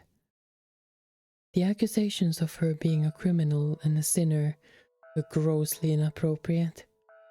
Nevertheless, she was still chased from her home, barely managing to flee to this mansion with her life. Now, the white-haired girl thought it would be rude to simply take up space in the mansion. So, she chased down the master, Mikkel, and asked, is there anything I can do to help? I'll clean or cook or do anything, just let me know.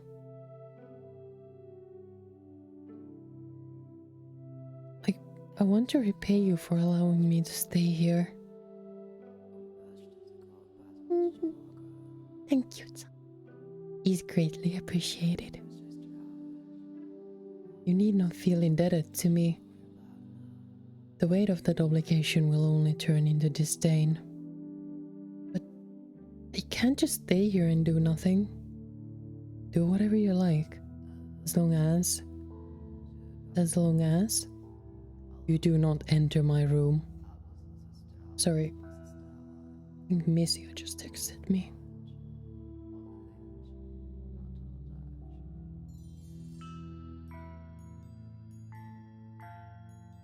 Nani?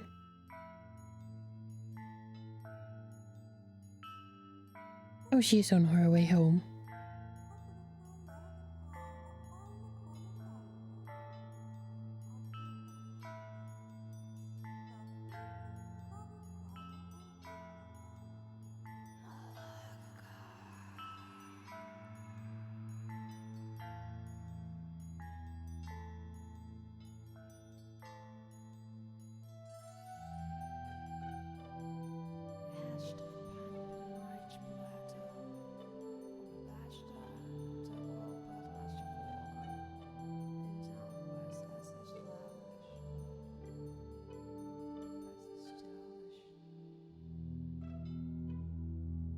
Sorry, I'm just texting Missy as she informed that she's on her way home.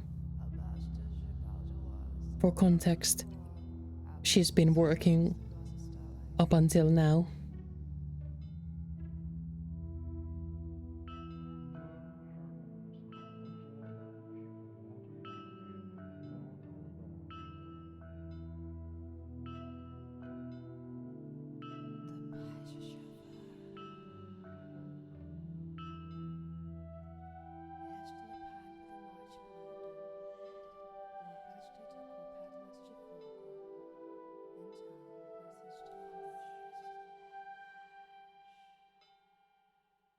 I'm just checking if she wants me to meet her at the metro station.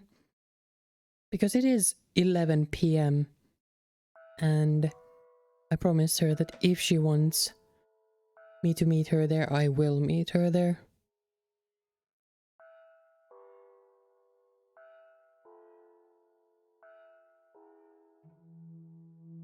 But we'll see.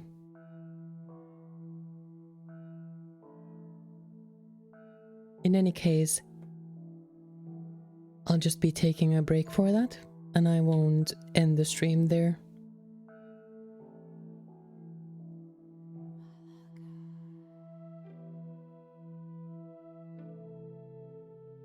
So sorry for texting midstream, but just checking if she wants me to meet her.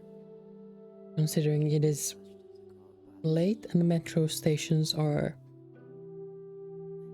sus sometimes.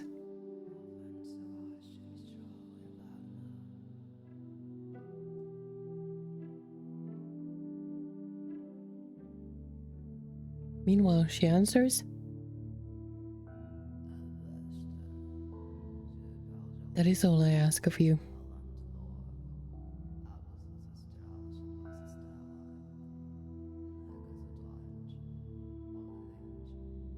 Okay, agreement has been made. Misia will text me if there is something sus, so if she texts me, I will vanish in a moment's notice to meet her midway. And if no, she will walk home and keep me updated. So I'll be looking at my phone a little bit, listening if she'll text me, but otherwise, we will keep going on here. Oh yeah, this was probably a nightmare day to be working at a flower shop. This is the worst day of the year. Like, no lie, this is the worst day of the entire year. Not even Christmas compares. This is the worst day. Not even Valentine's Day, actually. Like, not even Valentine's Day compares to Mother's Day. Valentine's Day is easily up in the top 5.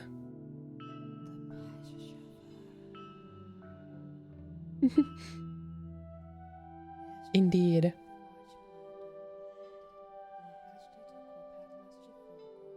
I remember last year she also came home around like midnight.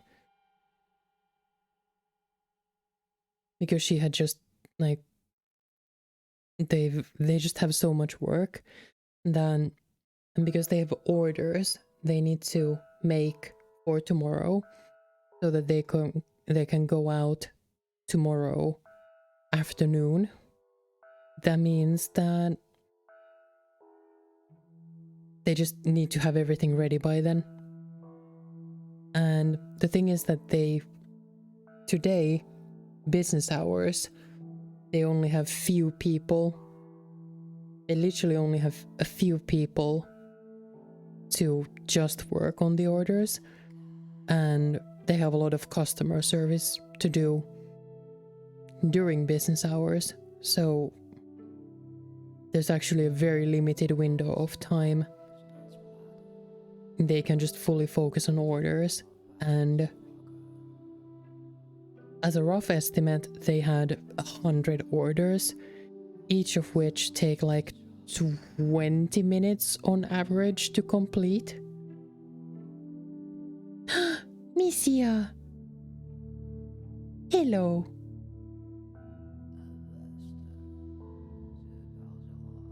Happy to have you here as well. I just told my darlings that I'll be monitoring my phone if you text me. If you happen to text me while you're on your way. Because I said if you need me to meet you halfway, I'll just like hop out for that time. So do keep updating. Either text me or, I mean, I'll be reading chat. And the chat isn't that fast during a visual novel reading, so, you know. Let's keep going. And Misia, you can enjoy.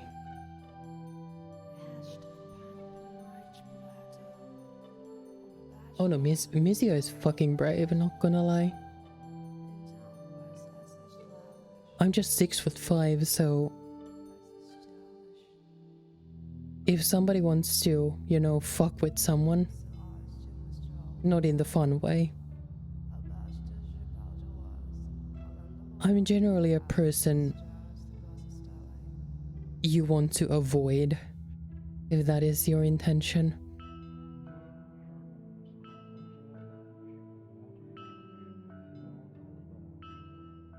And usually being in my company, you're also afforded that.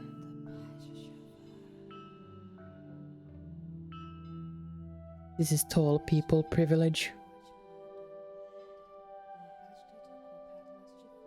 But let's keep going. And Misia, you enjoy the stream as well while you're coming home.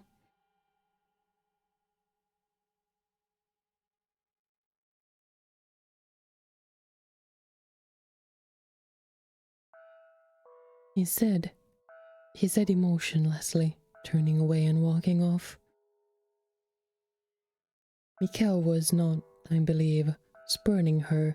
He was merely disinterested. He did not treat her disrespectfully, nor did he seem averse to her presence. Words simply did not seem to affect him at all. Not only was the mansion a prison of his body was also a prison ensnaring his heart. I should still do whatever I can. But she did not let that get her down. In fact, she might have even interpreted his disinterest as kindness. Though she was a bit standoffish, he did not attempt to cause her harm. Inari picking Misia in a full suit, shades, and an earpiece for the full VIP effect. Oh, if we had a car, I would just straight up pick up Misia. Just straight up from work. It's a little bit of a drive and a half. You can actually get there faster with the subway, I think, than a car. So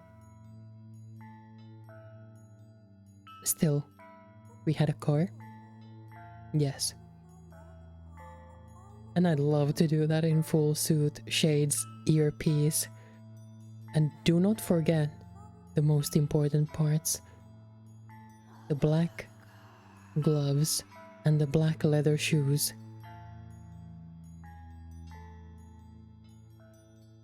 I wanna say need an imported Toyota Crown for the true Yakuza experience. Bubble? I love that idea. Now I'll have a sip and we'll continue.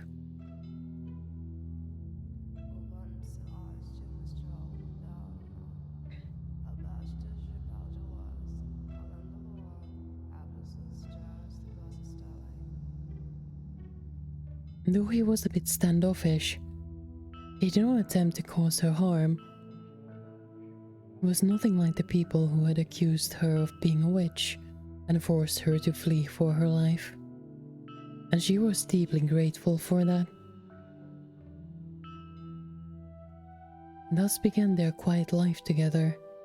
Mikkel, who avoided contact with others, and the white-haired girl, who had taken a great deal of abuse from others.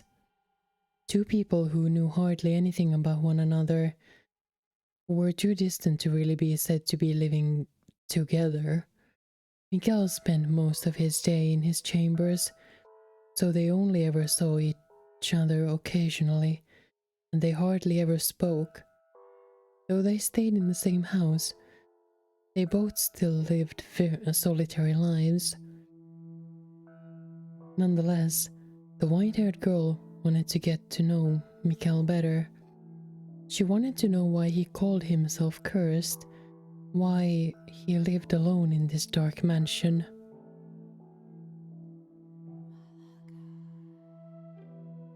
How many days, how many years he had spent here in solitude. And while she waited for the opportunity, she also started doing things around the house.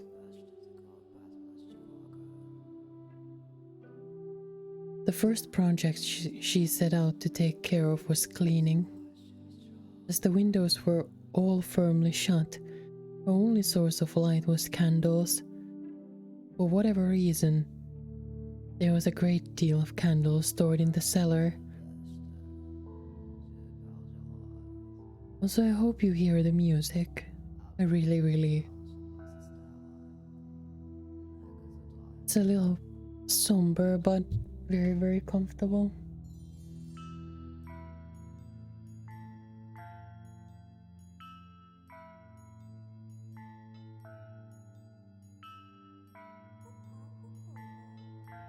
She wondered where on earth he had acquired so many, but she never found the opportunity to ask him. It was difficult to even see all the dust and cobwebs with only candlelight, and consider the poor airflow throughout the house. She was afraid her efforts were going to be in vain. That sounds very nice, Bubbo, actually. Still she persisted, sweeping and wiping things down, one room at a time. Eventually, she made her way to the library. The dust had settled there. The dust that had settled there was much heavier than in any other room. Each breath, she had to fight back coughs. It was not a room one would normally be comfortable spending much time in, but the sight of so many bulky volumes lining the shelves sent her heart aflutter with delight. They're books. Incredible. Real books. White-haired girl had never seen a book before. She had heard people describe them, but that was the first time she had ever seen one for herself. This is in the Middle Ages, for context, so books are kind of an aristocracy thing. Parchment was a very valuable commodity in that era. It was something monks or scholarly priests made use of, and not a material one could easily acquire without some degree of social rank. Books were not printed with machines but copied by hand. A single volume took an incredible amount of work to create. Even the process of binding was an art.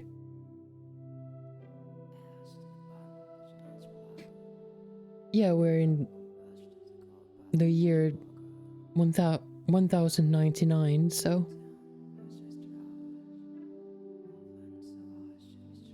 Standing before a shelf, she stared intently at the spines. There's so much dust. Does he not read any of them?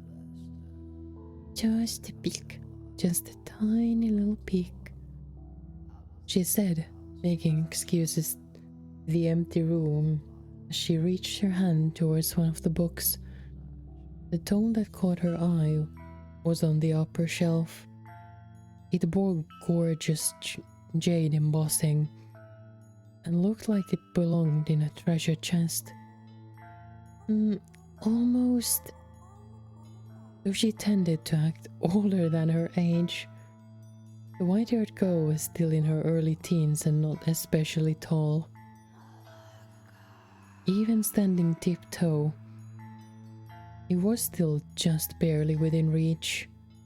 At long last, Her slender fingers made contact with the spine, and she began to pull the book toward her.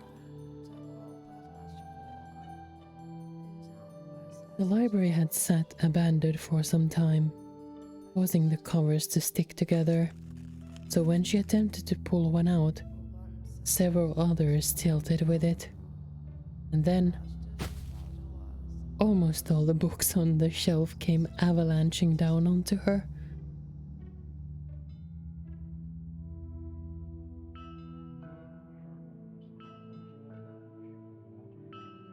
I hadn't really thought about it up until this point, but I guess most of our characters are canonically illiterate.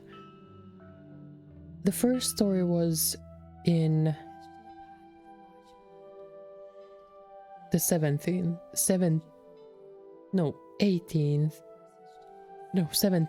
century. Next 18th, and the last 19th. So at least for, I guess, 17th and 18th century, you would have like a huge percentage of kids and people in general actually just being illiterate.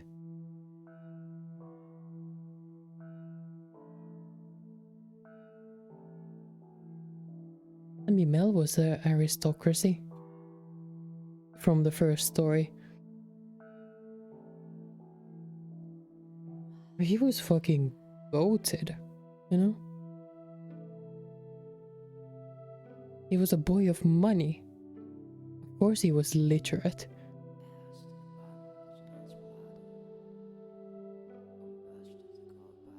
He just read scholarly books.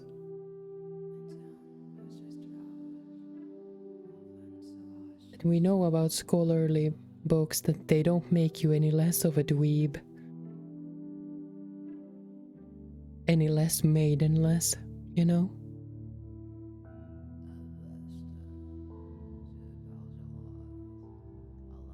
How? The white-haired girl groaned, buried under a mountain of parchment. She hoped she had not damaged any of her host's valuable collection. Oh, fuck, I'm yawning all the time. It's annoying me. It's literally just my blood sugar. Should be fixed in a moment, but still making me yawn, which is annoying.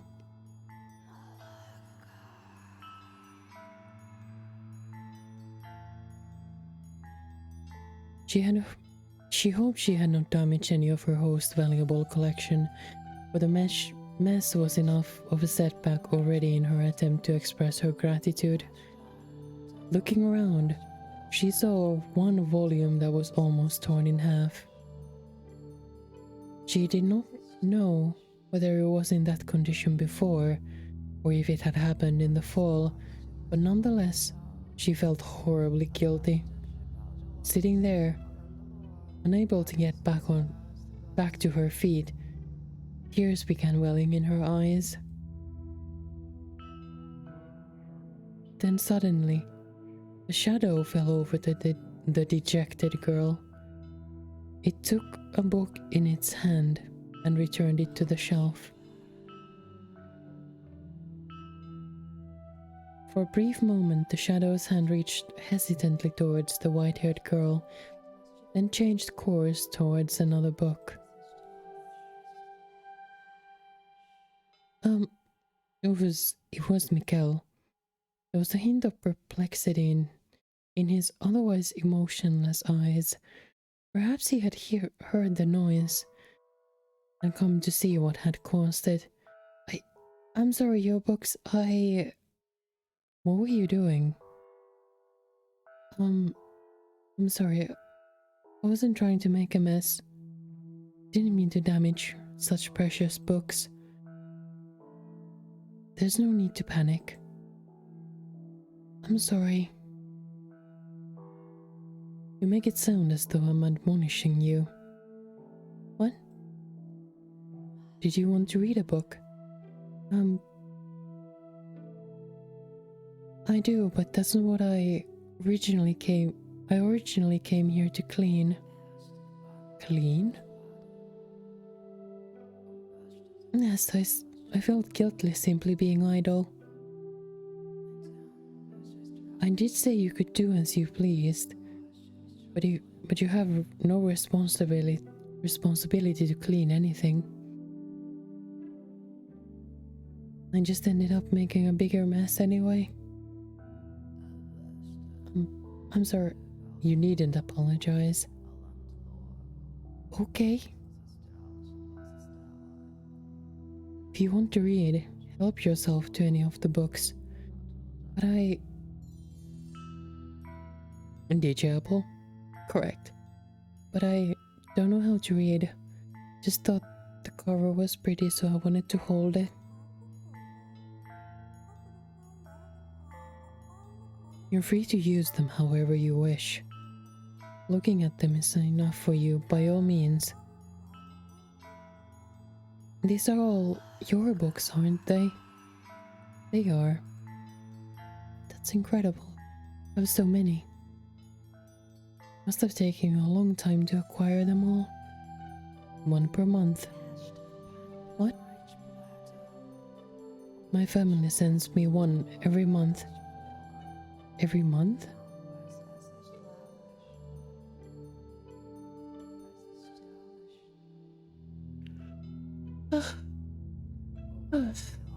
A yawn. It's not a comfortable, cozy yawn. It's like for almost uncomfortable. It feels forced, but like, you know. The white-haired girl turned her gaze back towards the shelves, squinting her eyes and beginning to count. Oh, Babo, it's actually the opposite way around. Sugar high. Did insulin. It'll go down soon enough. And at least while it's going down, it's gonna make me yawn.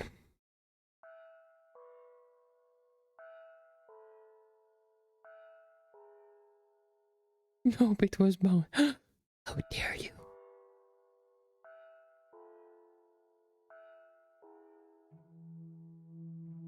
Oh. It's never a bad time for a chocolate bar. Reading time is not the best time for a chocolate bar. But it's not a bad time either, if chocolate bar is needed. Thank you, Zolop, for the headpats. It's actually a good time to hydrate.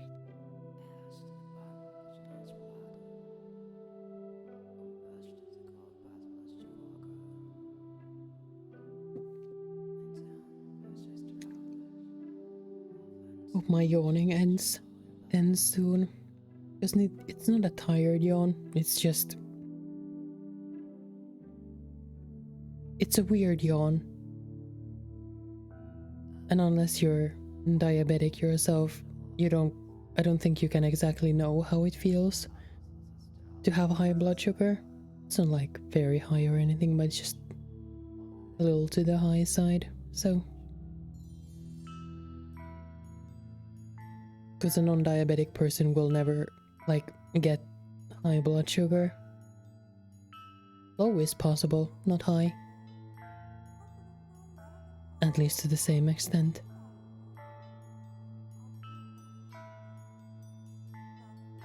Yeah, anyone can have low blood sugar, but high is something that a non-diabetic person's body will automatically fix.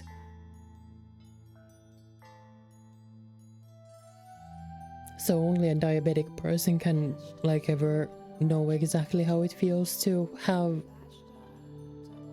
high blood sugar for more than a minute. This post was brought to you by Hypoglycemia Gang. Remember to eat, darlings. even a non-diabetic person can go hypoglycemic, so aka low blood sugar. That's a very fucking bad feeling.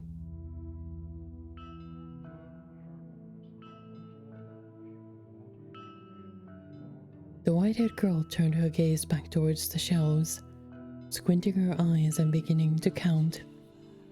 When she finished, she was in awe. There were in excess of 100 books on the shelves, which meant he had lived there in solitude for many years. She was at a loss for words. Their dull tomes, dreadfully inoffensive, not even interesting enough to waste a few hours with.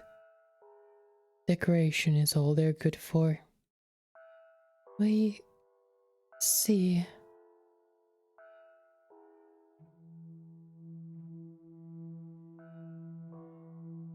You can put them to some use, then perhaps my having them won't be entirely meaningless anymore.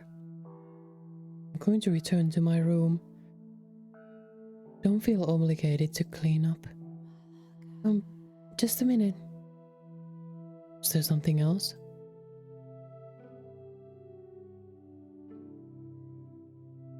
Could you tell me your name? Just realized I never asked for your name. Not knowing what to call you will make conversations awkward. You don't need my name to. I want to, though. Mikkel. Is it Michael? Yeah, we'll just... If it's like the Archangel, then it's Michael, so we'll just go with Michael. Michael, like the Archangel. The name suits you quite well. Suits me? It does, although it's difficult to see you in the dark. You seem to be a very handsome man, befitting of your name. I beg to differ. Giving me his name is the highest form of mockery. I expect the real Archangel is probably rather annoyed by it. I don't know. I think it's a wonderful name.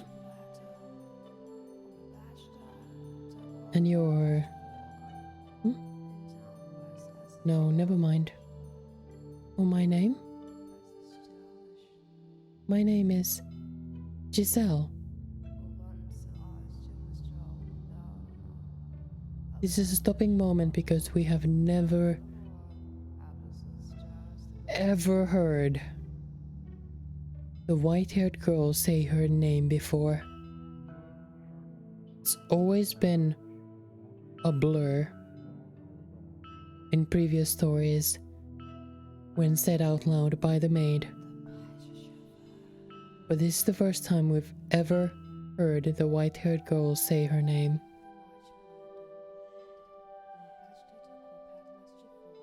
Please call me Giselle.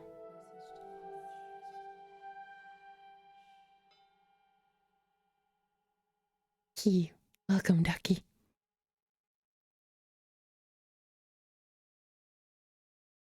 Oh, thank goodness. For what? That I was able to get your name and talk to you for a little bit.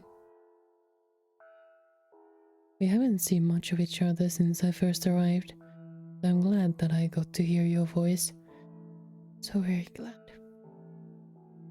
Gain nothing by speaking to me. I have no responsibility to do so. There's no need for you to feel joy about it.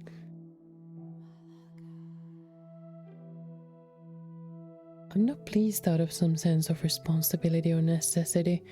It's just depressing not being able to have a conversation with someone living in the same house. You do not understand me at all. Sis. Hey, darling. stopped in for some reading time, did you? As I said on the first day, my curse will one day kill you. Catboy alert. Indeed.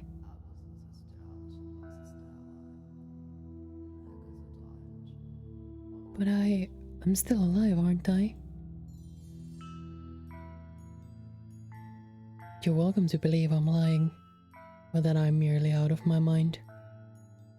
But it will be too late when you realize the truth. He's a bit of an edgy boy, but we like him. I'll be fine, I'm sure. And even if I do die because of your curse, promise I won't hold a grudge.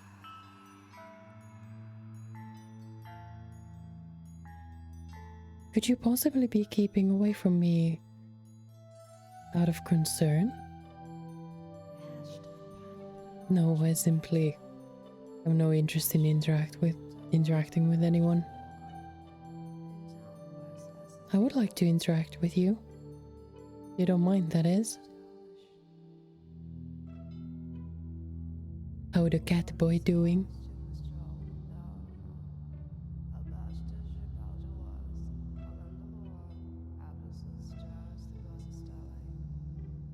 As I told you, you have nothing to gain from that. I have nothing, not even words to give you. My body is but a shell. Even if I were not cursed, my presence would do naught but cause you discomfort. I don't think that's true. Don't believe that there is anyone in this world with absolutely nothing. There's plenty inside you. You simply haven't noticed it yet. We interact. And not all of it will only cause others pain either. You truly believe those words, then you're a foolhardy girl. How can you trust someone you only met? For that matter, how do you not resent anyone? Resent them? Can take a guess as to why people call you a witch, and why you had to flee all the way to this mansion. Your white hair and red eyes, and as I said before, the irony has not escaped me. Trust me, darlings, the irony has not escaped me.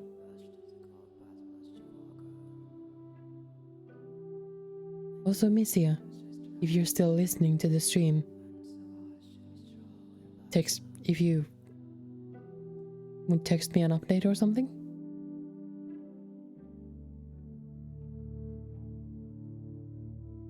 That abnormal, seemingly inhuman appearance drew their condemnation. And I can think of any number of reasons they might have started treating you less than human. Perhaps people around you experienced misfortune. Perhaps there was a natural disaster, a famine, a plague, some kind of external phenomenon. And you were their scapegoat. Yes, you are, by and large, correct. And that would make me as unworthy of your trust as anyone else. I make no claim to having your interest in mind. Goodbye.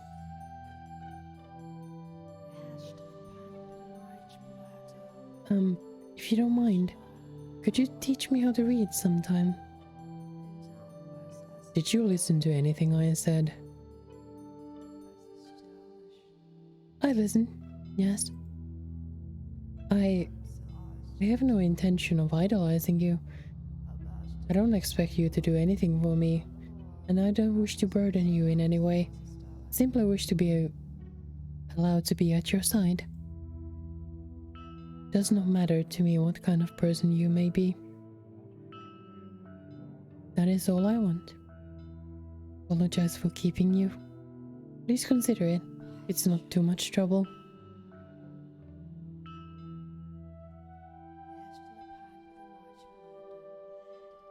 As the master of the house, Michael made his way out of the library. He appeared to be slightly rattled. Perhaps the white-haired girl's determination had ignited something in his chained heart. Or perhaps he was something else. She stared towards the darkness into which Michael had disappeared.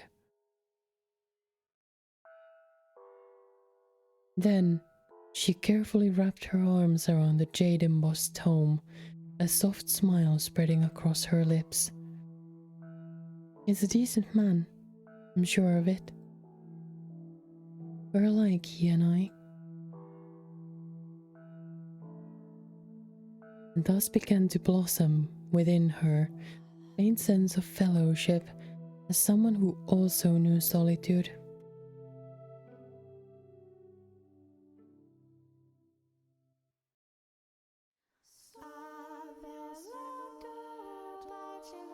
While we change chapters, I'll just text Misia to check.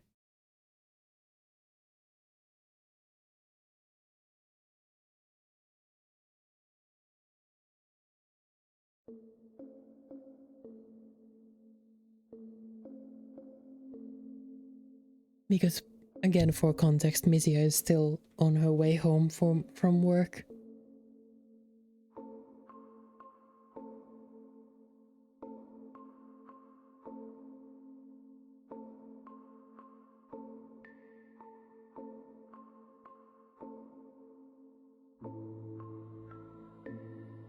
She could soon walking home.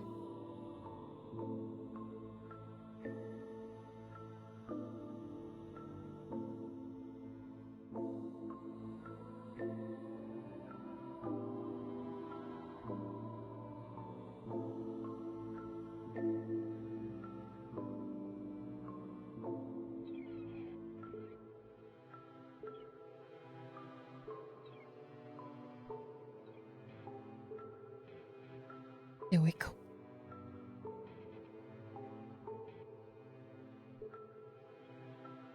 He should be home soon.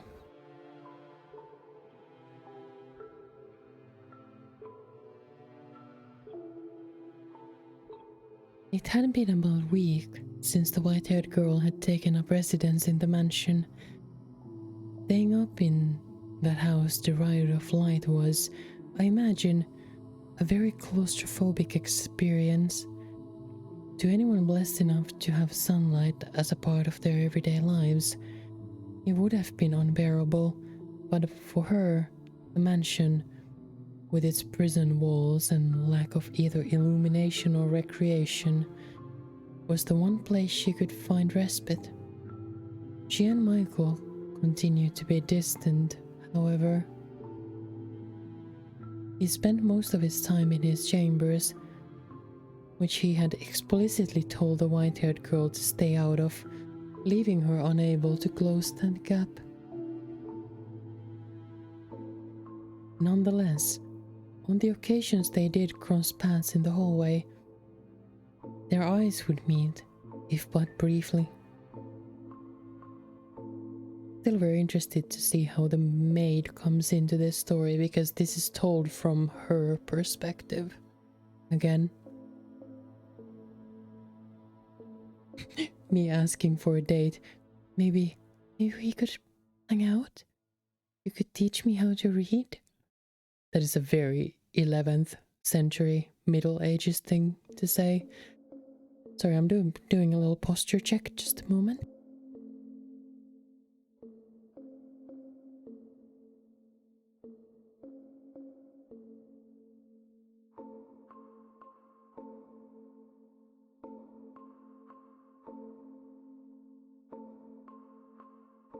It was never for more than a few seconds. Whenever she saw him, she made a point of giving him a little smile.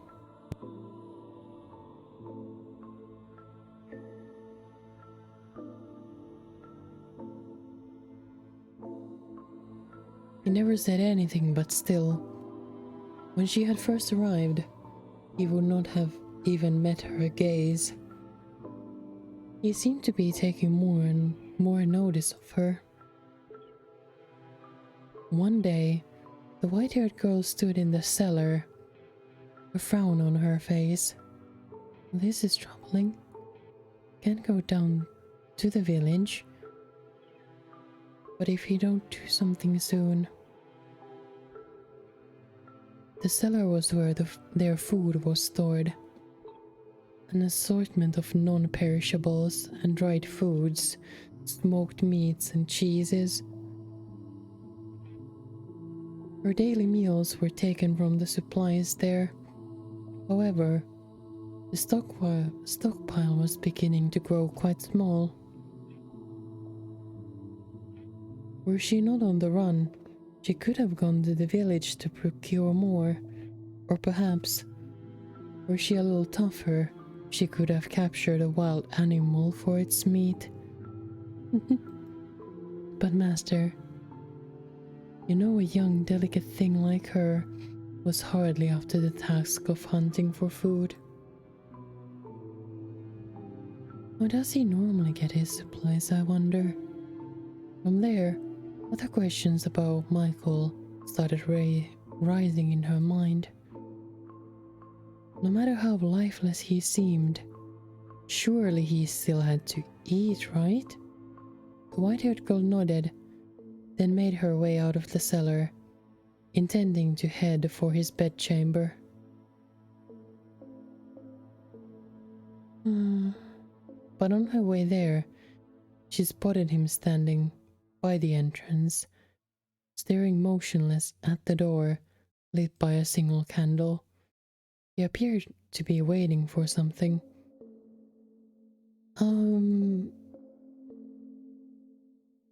May I ask you a question? Go on. I was just down in the cellar, and I noticed we were running low on food.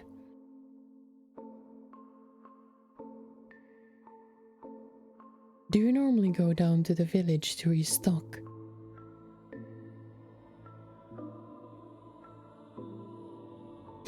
I haven't been outside in 10 years.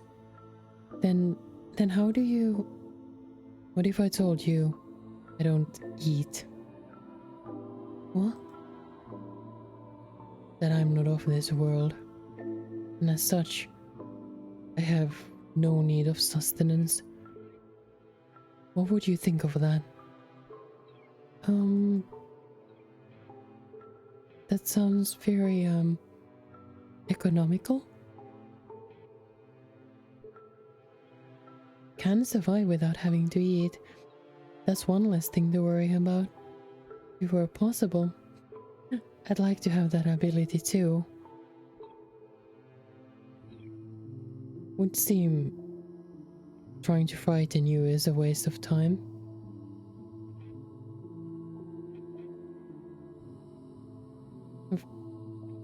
Was I supposed to be afraid?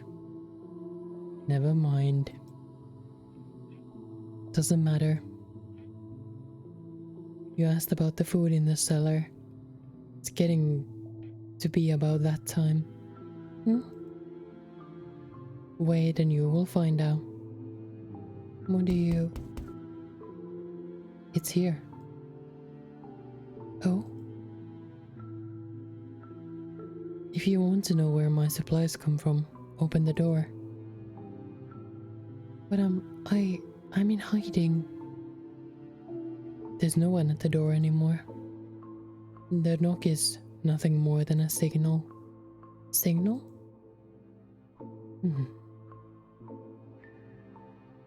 The white-haired girl turned toward Michael to press him for more information, but he averted his gaze. Find the answer yourself, he seemed to be saying. She took several moments to gather her will, then marched over to the door.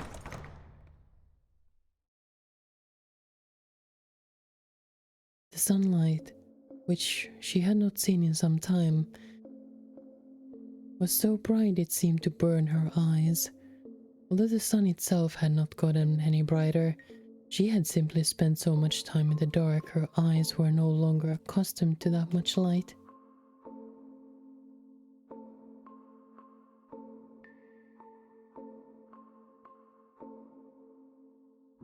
The color of her eyes made them quite sensitive to light already, so when she stepped outside, her whole world went bone white. The white-haired girl stood motionless for 10, perhaps 15 seconds, and then her eyes had finally adjusted to the light. Hiss! Sunlight. I have not been outside in 10 years. We stand a neat king. What's this? She noticed a crate on the ground at her feet.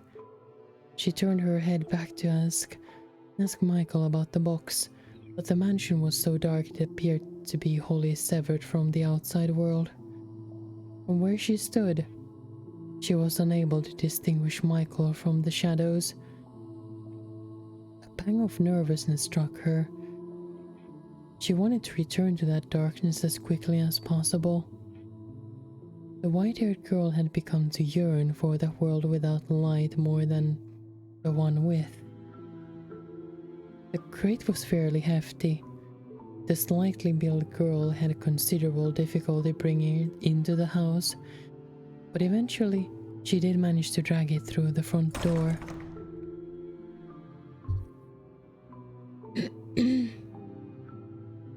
And then everything went dark once more, except for the faint flicker of candlelight floating in the air. You can leave it there. I'll take care of the rest. What's... Without a word, Michael approached her and the box, withdrawing a knife that he had evidently kept hidden somewhere on his person. With it, he cut through the rope that bound the box. Go on, open it up. At his insistence, she placed her hand upon the lid. She had no idea what lay inside this unexpected delivery. Whoever had brought it was already gone. Staring at the strange box, she was racked with nervousness. However,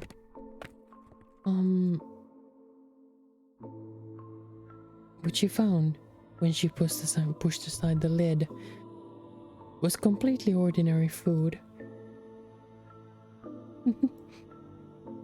Is something amusing?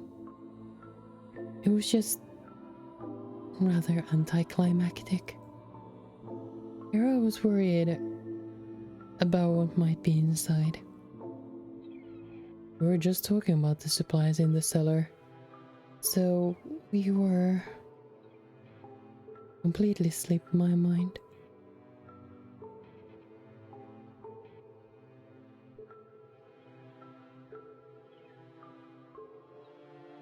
This should last for us some time. It's all preserved, just like what's in the cellar. But I don't understand. Who would deliver all of this to you? There should be a book in there as well. What? Oh, there it is. The library said that his family sends him one book a month. Does that mean this box came from them?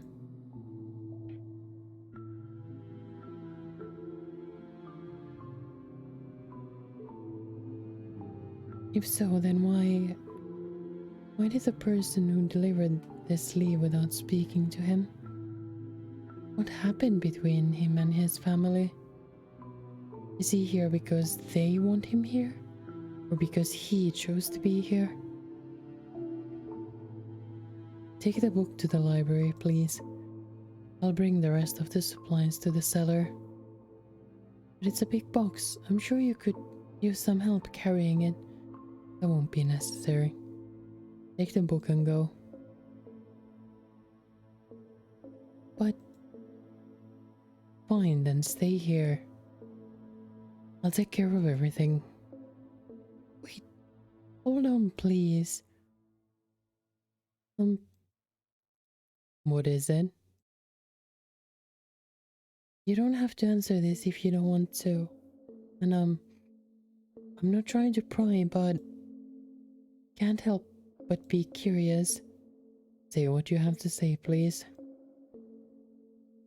I was wondering if you could tell me why you live here in this mansion.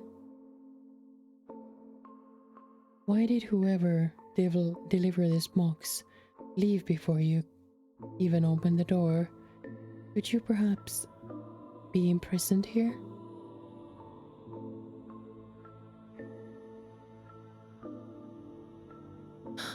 Monsieur has entered the residence.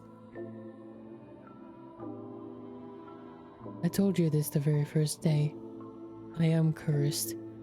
It's only natural for a cursed man to live in a cursed house. Yes, but that's such a vague answer. Do you wanna come and say hello to people? Gotcha.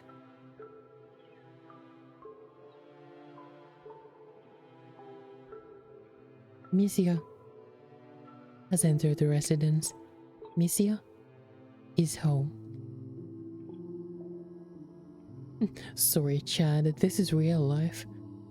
The INTJ white hair neat gets the girl. What if we are both INTJ white haired girls and we get the girls? Just kidding. Unless... I don't understand why you're in the situation you are. I don't know how you feel about it. There's so much I don't know. And I'm not even sure if your curse actually exists. I see. That is a perfectly reasonable doubt from your point of view.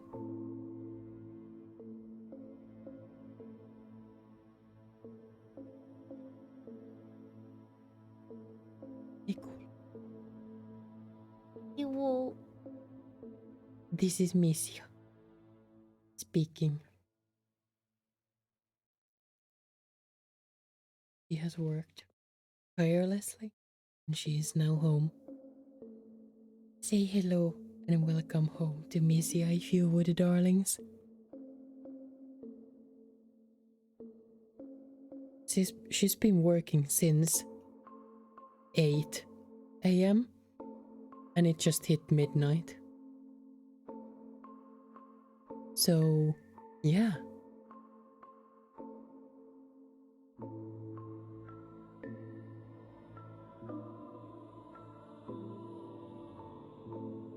I'll have a little break in just a moment. Hope this is a major bag alert for her. Oh, it is. It is. Every single hour she spends at work. Overtime or no is paid. So if she's like working from 8 a.m. to 11...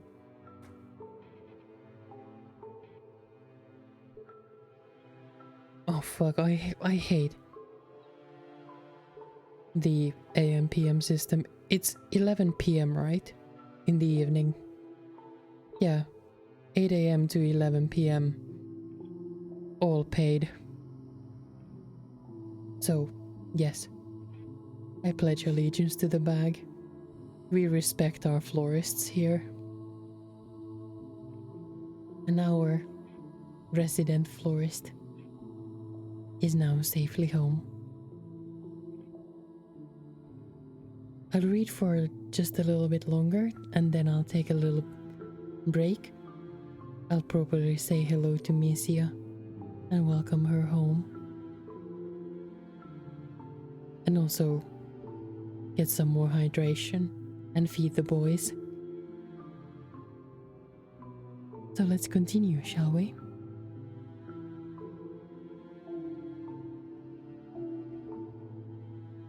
Having been branded a witch because of your appearance,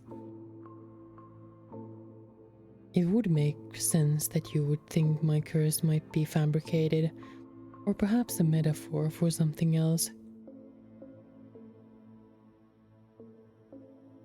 Alright then, come with me. What? I'll show you my curse. As he turned on his heels, the white-haired girl caught a glimpse of what appeared to be a smirk on his face, like the whole thing was some kind of sick joke. That smile carved into his mask was far colder than any look of annoyance or rejection. But despite the twinge of nervousness, she still followed after Michael. As much as he might have stood out in a crowd, with such height and long hair, his presence was almost entirely eroded away by the darkness. She felt that he could simply fade away into nothingness at any moment.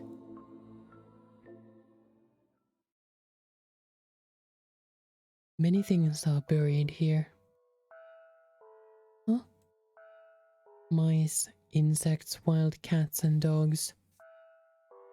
Have you ever thought it strange how little life there seemed to be around this mansion?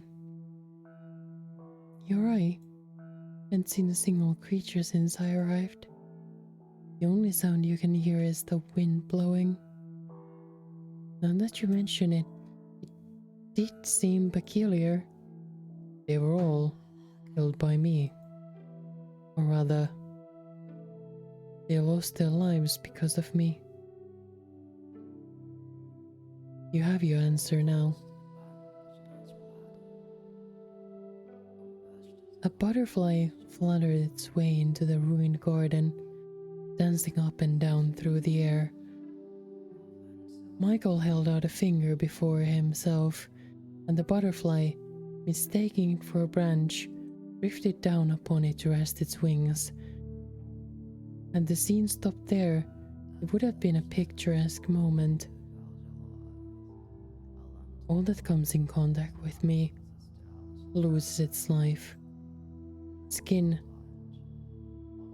the breath I exhale, my flesh and blood, is poison to all life.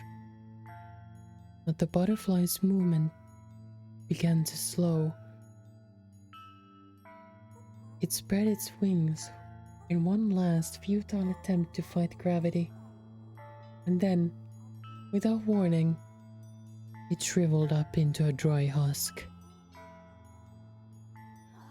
It's dead. All dried up and lifeless. It's like it's been dead for days. It's like his finger drained all the life out of it. Is this his curse? Is that even possible? But I saw it with my own eyes. If this is his curse, though, it explains much.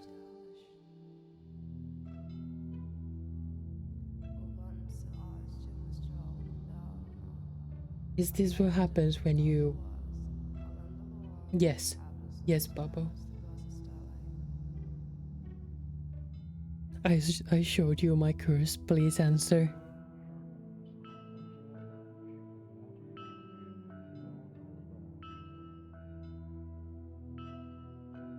Considering we just rewatched Jujutsu Kaisen, the word curse is kind of like embedded in my brain. And thus, I'm just imagining, I showed you my curse, please answer, in the context of Jujutsu Kaisen.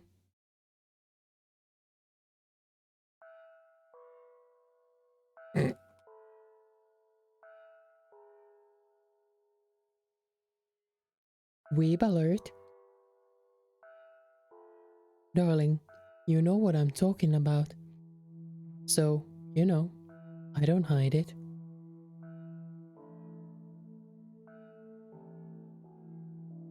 But how do you know what Jujutsu Kaisen is?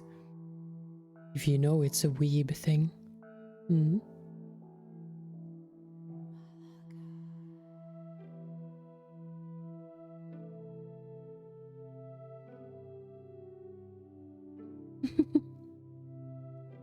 I showed you my message, please respond.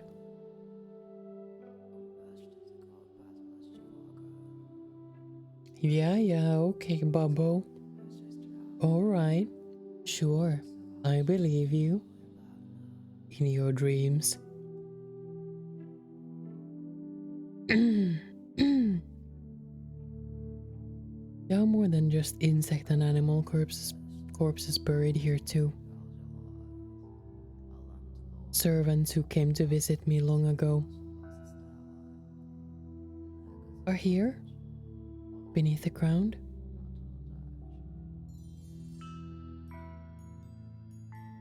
Under our very feet.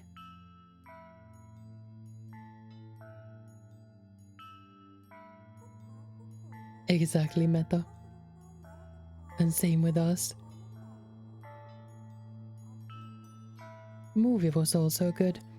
If you have, I'm not sure if you've seen the movie yet, but it was a fucking banger. It was some kind of a pre-showing, right? Yeah, we went to see a pre-showing of the Jujutsu Kaisen Zero movie.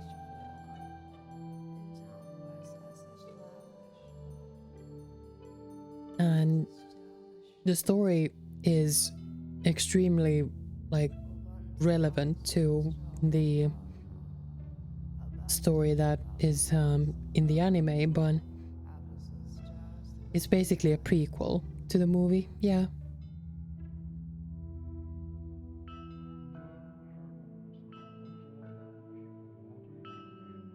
Was the name of the character Okotsu or Okatsu? Okotsu. Yeah. It just if you've seen Jujutsu Kaisen's first season, you know the name Okotsu Yuta already. But the Jujutsu Kaisen Zero basically just tells you the story of Okotsu Yuta. And it's a good fucking story. Recommended. Movie was a banger. Like it lots. No spoilers here. Just saying, if you didn't know what the movie is about, it just tells the story of Okotsu Yuta. A person referenced several times in the first season of anime. For context, it was the person Todo, the muscle boy, wanted to meet in the exchange event, but Yuta wasn't there.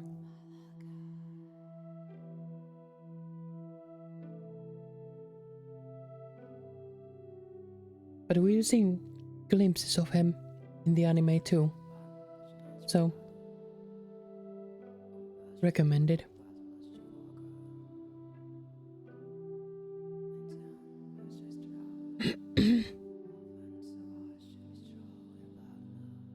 But let's continue for a moment, and then we take a short break.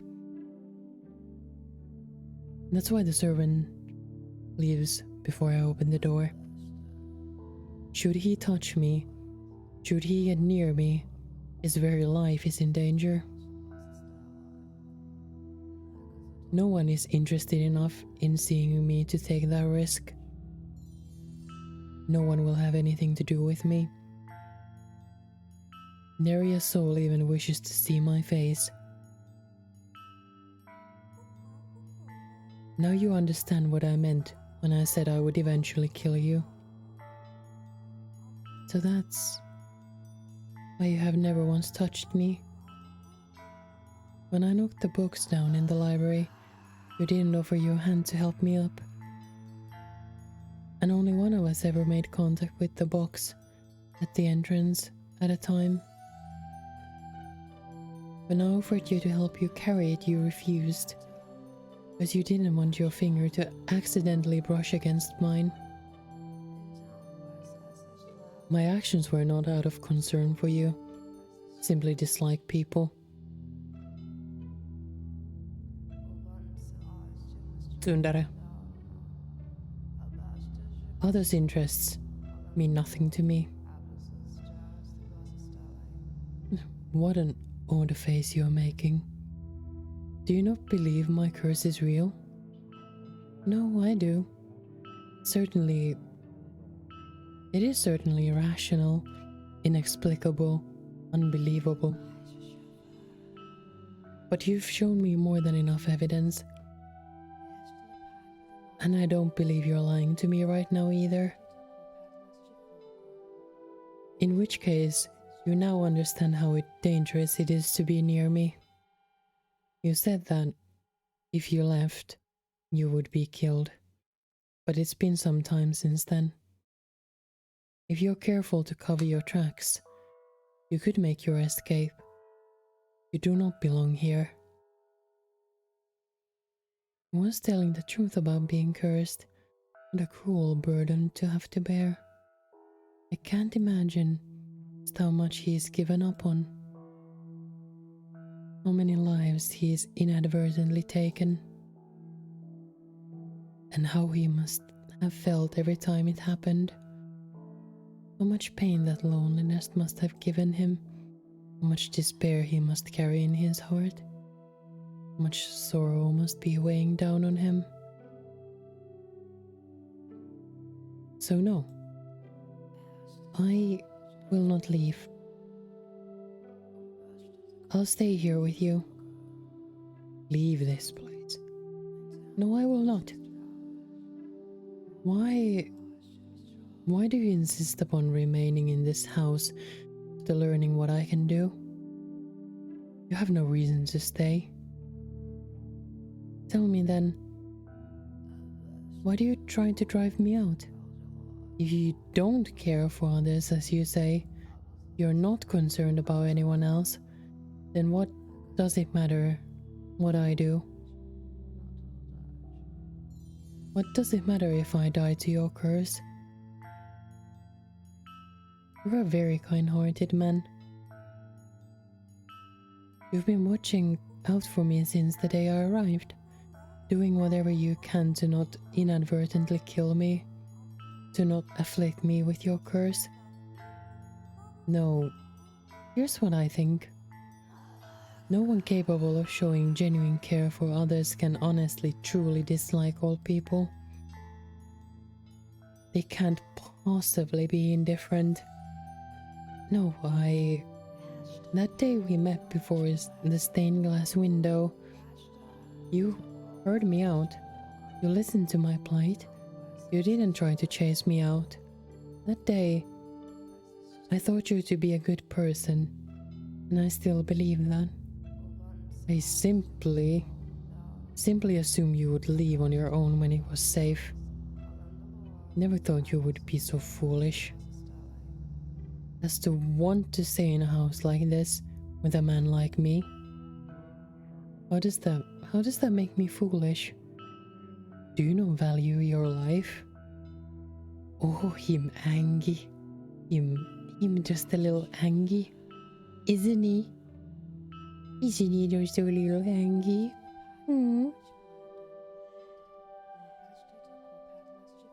Do you not value your life? Are you not afraid of death? Do you not find me unpleasant?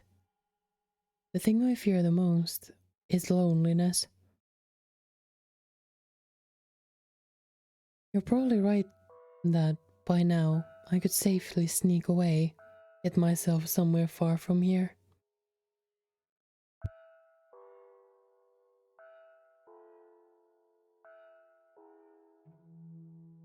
But even if I did, I would inevitably find myself in the same situation. The only way I can avoid that fate is to stay away from everyone. To live in solitude, with no one to talk to. I know you understand how that feels. It terrifies me. I'm afraid of having to spend day after day with no one to talk to, no one to share my experiences, my thoughts, my feelings with. If that's what awaits me out there, then I want to live with you. I want you to be an essential part of my life. Impossible. Please don't chase me out. You are a cruel girl.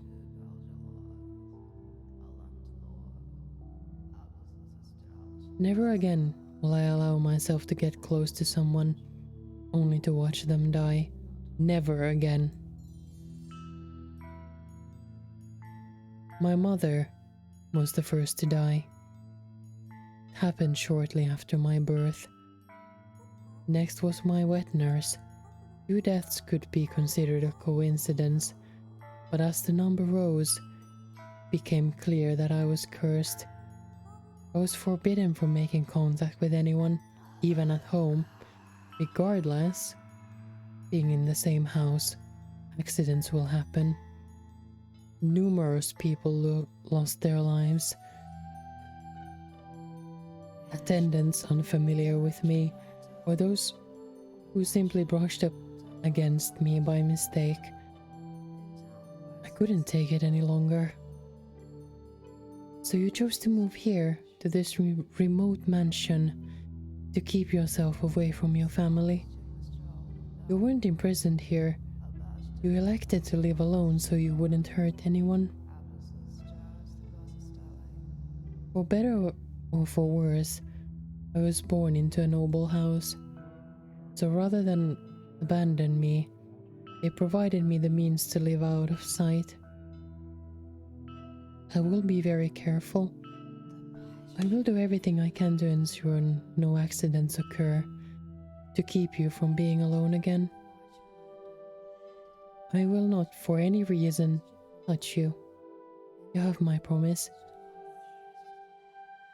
Your curse takes the life of anything you touch. Been here for a while and death has not befallen me yet. As long as I don't touch you, there shouldn't be a problem. Also, and I apologize if this is simply me reading too much into things, but I feel like we're two of a kind. I fear being utterly alone more than anything. And I think you understand just how scary that is. So,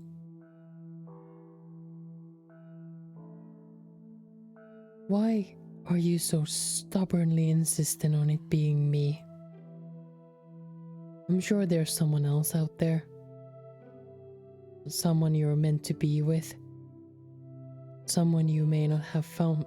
You may not have found them yet, but I believe someone like you eventually will.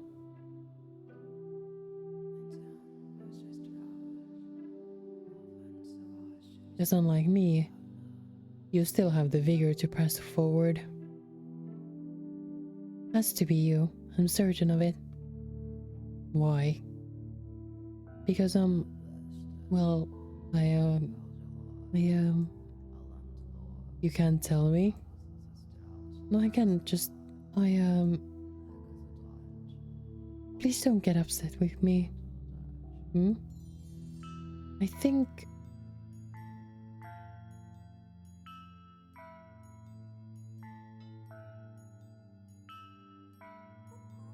now there's a little bit of a sussy element. I might really, really love you.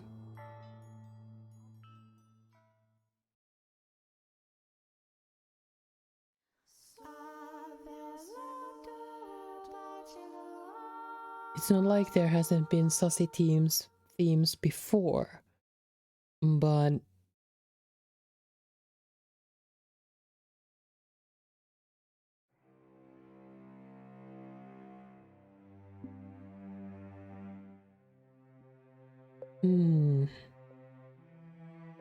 I do have to remind you that apparently it was mentioned that she, unlike in previous stories, is not an adult yet. She's barely a teenager. So she's a young teenager now. And what I assume is that Michael is adult. A young adult, but an adult nonetheless. So what you do is shut that shit down immediately. But this is also a good time to have a little bit of a break. I will need to feed the boys. I'm gonna get some more water. Gonna get my meds. And we'll continue in just a moment.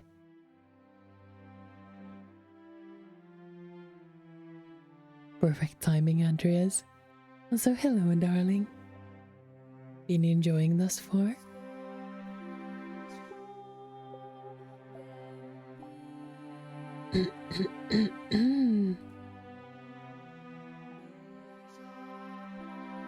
Rara. Rara. Rara, boya. Hope you enjoyed, darling. Hope my mic didn't peak or anything. Hehe. Yokatta. But I'll see you, darlings, in just a moment. We'll have a little break. You should also stretch and hydrate. And I'll see you in a couple of minutes. Mwah.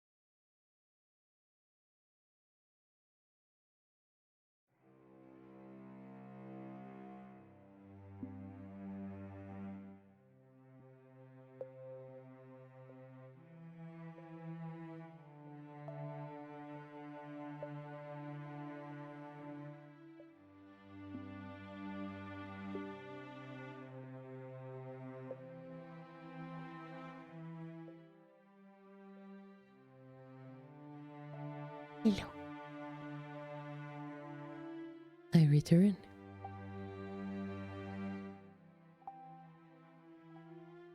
How are we doing here, darlings?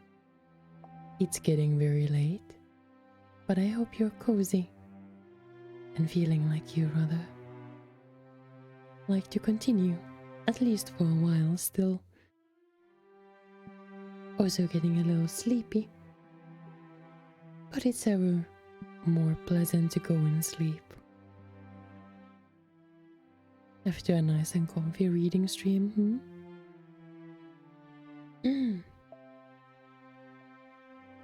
I have acquired dehydration.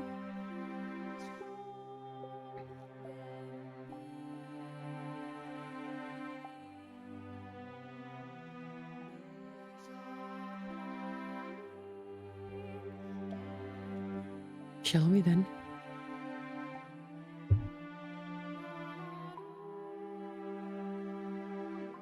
I still need to get my blowhigh.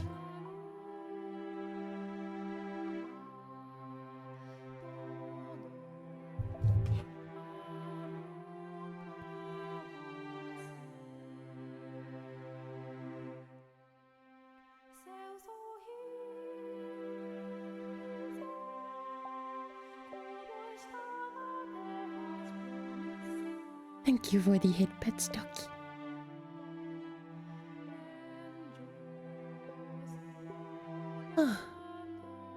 Posture checked. Let's go.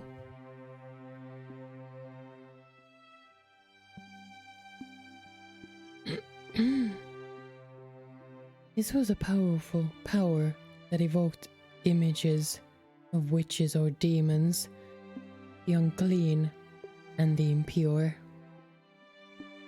A mere touch was all it took for him to strip man and beast alike of its life. God has quite a cruel streak to bestow such a power upon a beautiful young man. And a strange power it was indeed, like something out of a fairy tale, like something confined to words on the page. It seemed otherworldly, unbelievable. Nonetheless, he had demonstrated to the white-haired girl his peculiar powers were indeed real. That said, the world has its fair share of oddities. Just so happens that those curiosities tend to remain hidden away, known only to a few. Although you have laid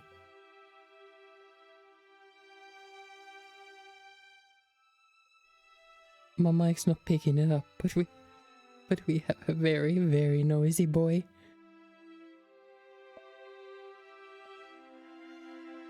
Raleigh.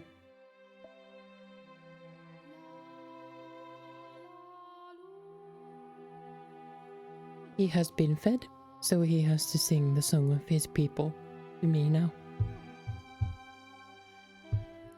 Why, you may ask?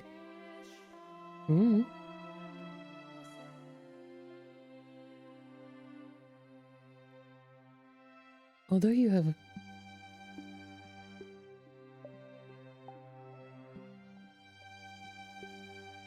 have laid eyes upon a number of unusual phenomena yourself, Master, the door to the past through which we have passed, this very mansion, and as a matter of fact, the two of us. Now, as you just saw, the white-haired girl found herself enraptured with this man and his accursed power. How do you think Michael acted in response to her proclamation? He had spent so long refusing to interact with others, unable to interact with them. As such, he was unsure how to respond. After standing there, expressionless for a few moments, he muttered, "I'll consider it." Hello, Flair. Welcome. Happy to see you. And thank you for the headpats.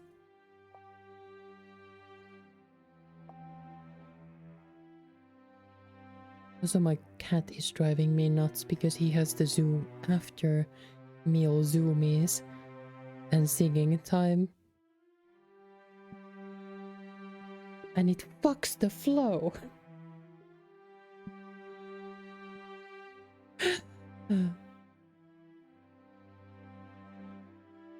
There's a Vine I need to... No, not a fucking Vine. A TikTok. I'm not on TikTok, but this is a fucking masterpiece, so don't judge me. Where I believe the person is Korean American. And so they speak both fluent Korean and fluent English. And yeah, he explains the experience of pronouncing English words in a way that is more natural and flows better when you speak a language that is not pronounced like English, which is Korean, but also much more familiar to most of you Finnish. New story from the Jacopo one. This is the next story altogether. This is a story of Michael, a dude who lives in the mansion because he's cursed. Anything he touches just dies. So he's confined in the mansion. But we have a white-haired girl finding herself living with him.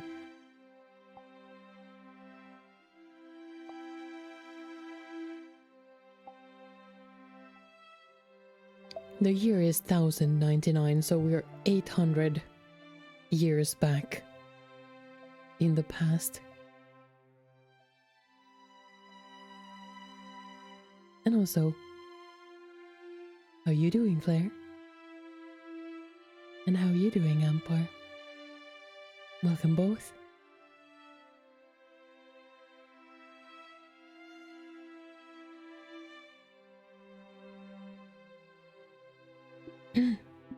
Indeed, Flair. And with that, he returned to his chambers.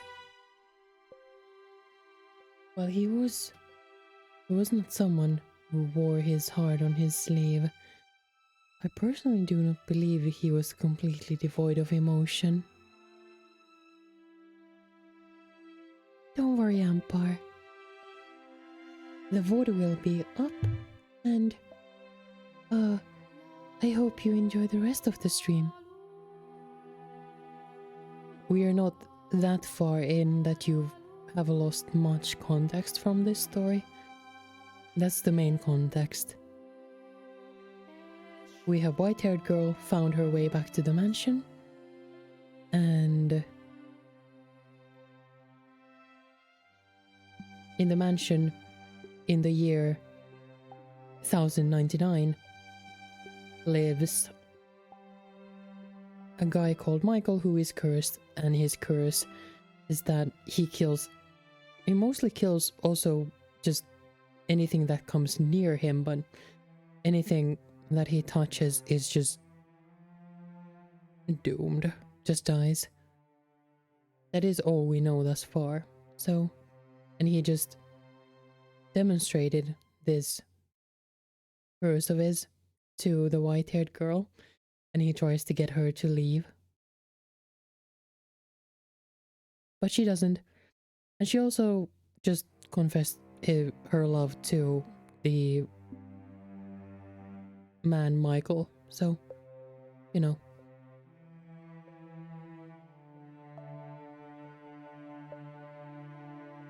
He's very tsundere as well.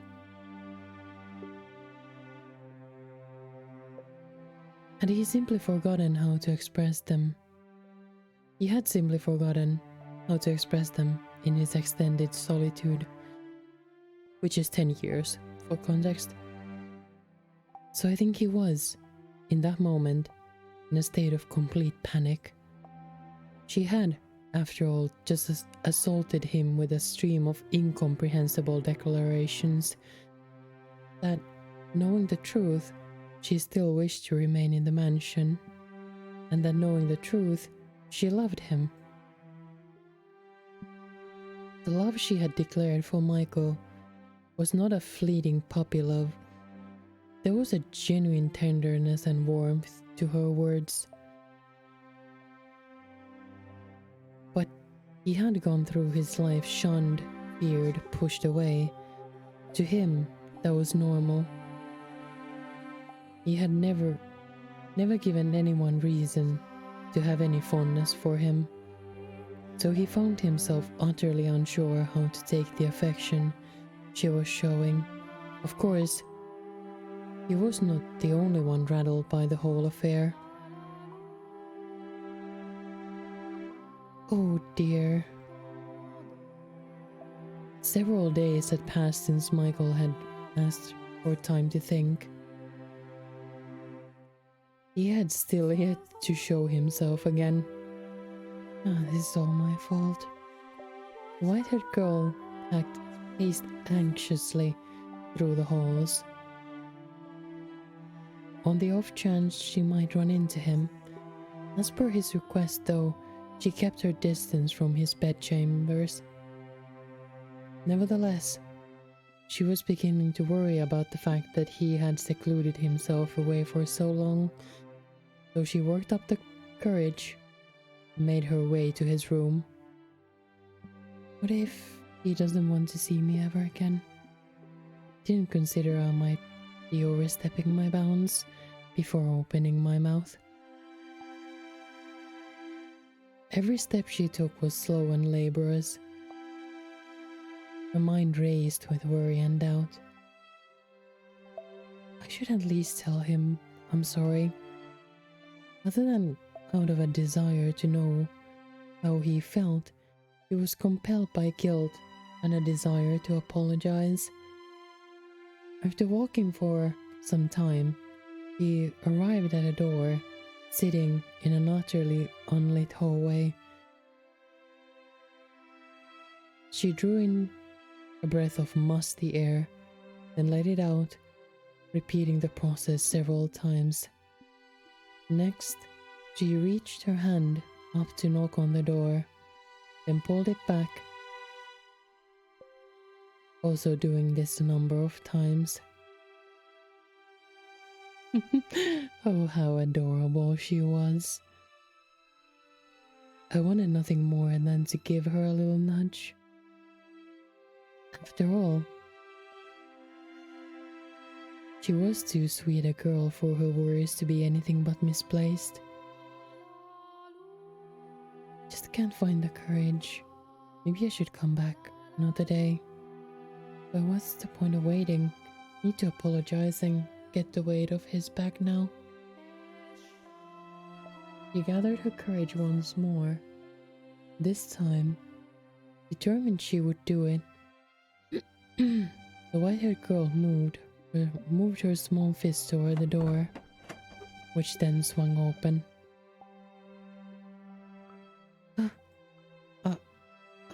I'm sorry. Please, you must announce your presence. I almost walked right into you. Are you in that much of a hurry for a mishap? Again, context being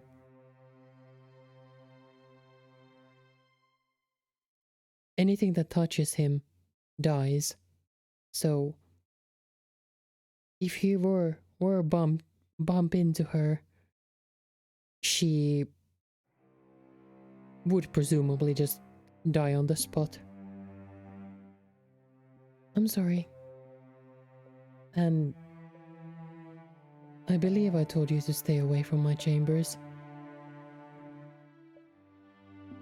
And you did, so I spent a long time debating whether I would, but I decided I really wanted to tell you this. Oh, well, actually, I'm truly sorry. What? The other day, I could barely manage to get the words in my head all the way to my mouth. There was no room in my mind for anything else. I shoved my own thoughts and feelings into your face, not considering that might not be what you wanted, just running non-stop, not thinking at all. I was terribly disrespectful to you, completely selfish. You're a kind-hearted man, truly believe that, but you were only being cautious because you're a nice man. I'm sure you have little interest in the affections of a queer little girl. So, I would love if I could stay here. If it would be a wonderful blessing. But if you really don't want me here, if my feelings are imposing upon you, then I apologize. I'm sorry, and I'll take my leave of this house.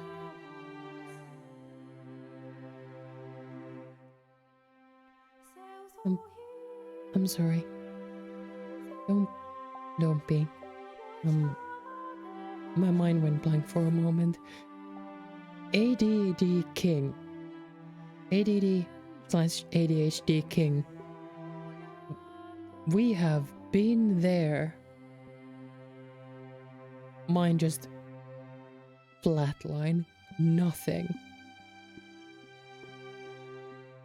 What? I find it difficult to comprehend you. The other day, you were in firm intention to stay, and now you say you'll leave without a struggle. You holed up in your room for so long that I thought, you didn't want me around. To be honest, I want to stay here. I do. I think you should do whatever pleases you. Huh? You can stay, or you can leave. I will not pressure you to do one or the other. So, I'm not imposing? To tell you the truth, I had to think about that for some time. However, I have now come to something of a solution. Since you're here,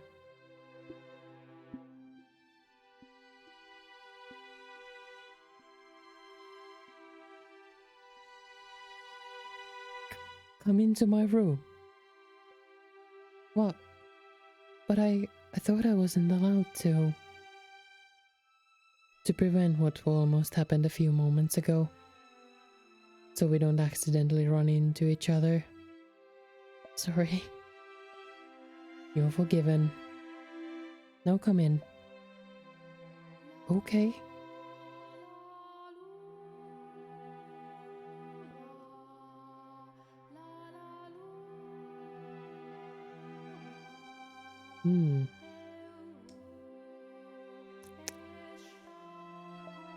Is this a necklace?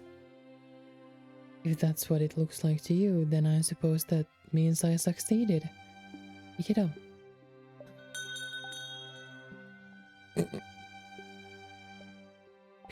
It has a little bell. It's adorable. Please make an effort to wear that while you're in the house. Because it's so dark, there will always exist a risk that we might accidentally bump into one another. So I tried to come up with a way to reduce that risk. Does that mean you didn't leave your room because you were working on this? That's right. What other reason would I have? I think most people would assume it was because they had put you in a bad mood, or that you didn't want to see them. I have little sense of how most people see the world. Sorry. I appreciate it though. I'm really glad to know that you put so much thought into a life together with me. It would be difficult not to the other day.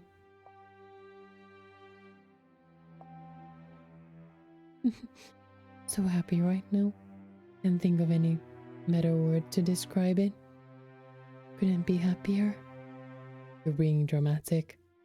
To tell you the truth, I feel a little bad about it. Why? It seems rather impertinent to affix a bell to someone. You're not livestock, you're a person. Also, please never attach a bell collar to a cat, like an actual cat. It makes them distressed and uncomfortable. And if it's a loud bell, it's gonna be even louder for them. Enough to, like, damage their hearing as far as I know.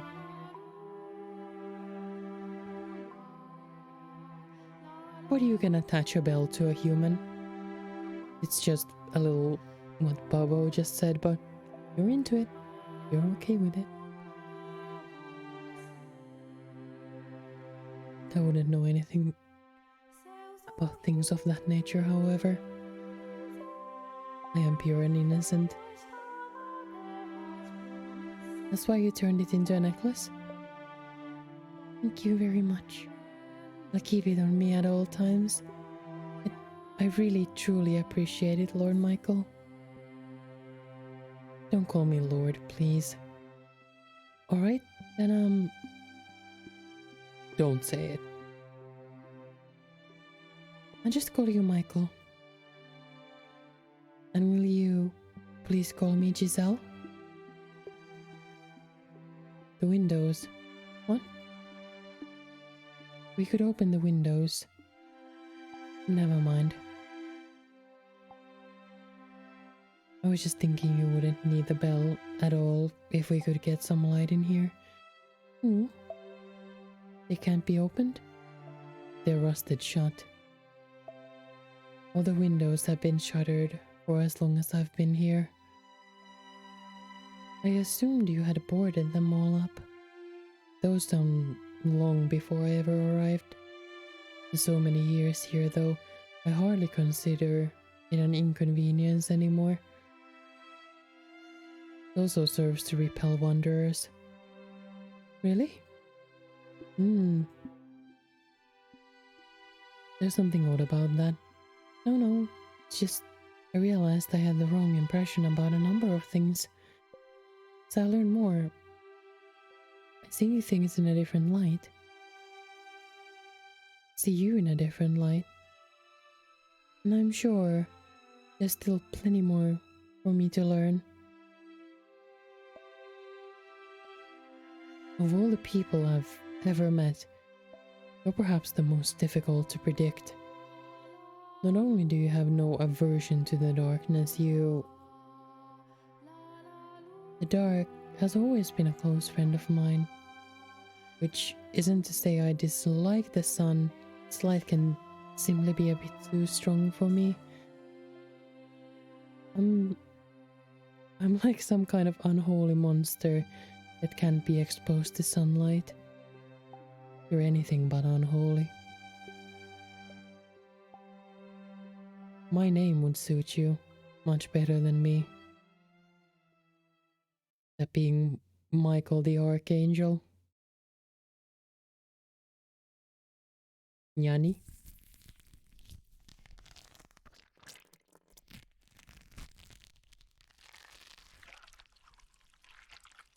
The sound is very, very uncomfortable.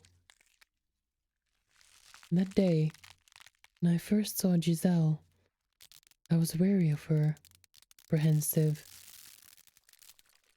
I didn't want her anywhere near me.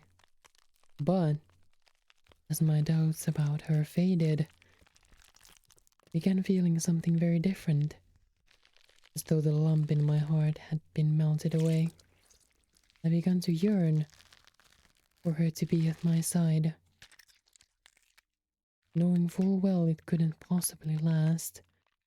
knowing full well how foolish it was. Found myself captivated by her. I found myself wishing to have her stay with me.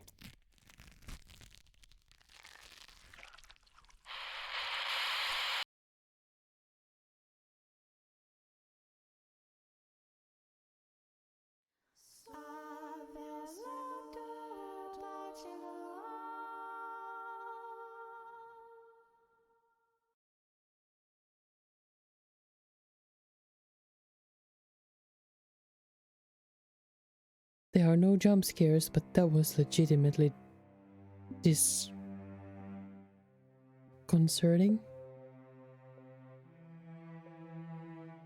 I assume that was from the maid's perspective. Gives me the conniptions. Truly gives me the conniptions.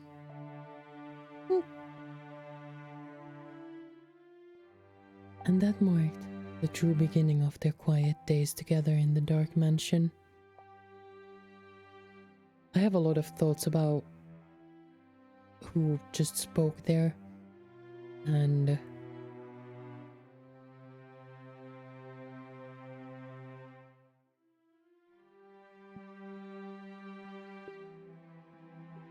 the desire to have the white-haired girl at their side.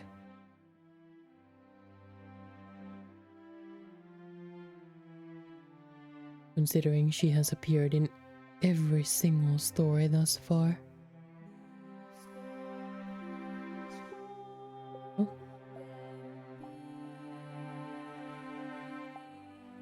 I read it, but... And that marked the true beginning of their quiet days together in the dark mansion. They acknowledged and accepted each other's presence, no longer isolating themselves, but actively, regularly conversing.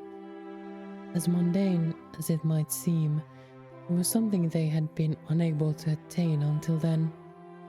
Nevertheless, they were still somewhat fumbling around in the dark with one another, drawing closer and pushing away again. Michael, in his own ungraceful way, was beginning to open himself up to the things she said. The white-haired girl was beginning to smile with greater frequency. They had taken to dining together, and her wish to learn to read was being granted. He taught her in the feeble light of a candle placed upon the table, the two sitting across from one another. Though Michael seemed to be well educated, he had not been instructed in the art of teaching, so he found the process quite grueling. But to the white-haired girl, the longer it took, the better.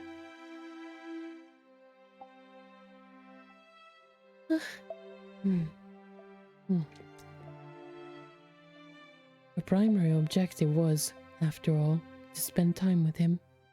The days passed, and eventually she reached a point where her comprehension was adequate enough without assistance. Her next request then was for them to read through a book together. Have you read every book in the library? No, I stopped looking at them after a while. Most everything I'm sent is dull, uninformative dreck. The Diary of a Lord, foolish make-believe tales.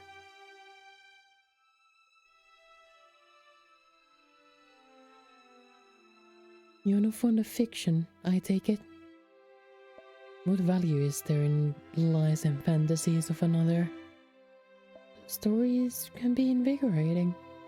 Tales of adventure can take you places you could never go. Legends of heroes, folklore, stories of otherworldly phenomena. They can be terrifying, and they can be exhilarating. They may not be real, but they give you a little glimpse into the author's heart, That you feel like you're seeing the same thing they saw. You're a very empathetic girl. Fiction inspires nothing of the sort in me. However, perhaps long ago, it may have been able to.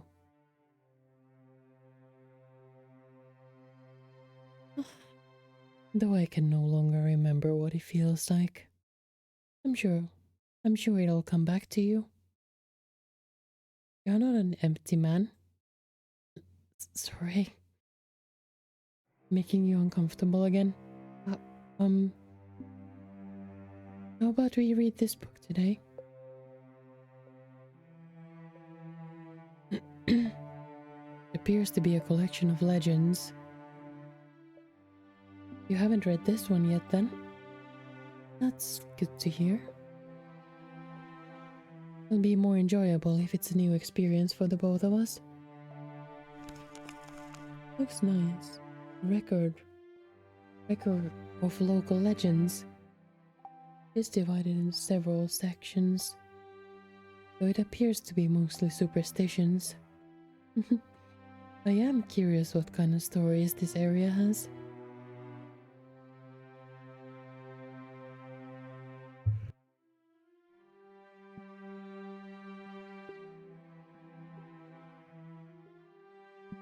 The fucking yawning continues. Irritating.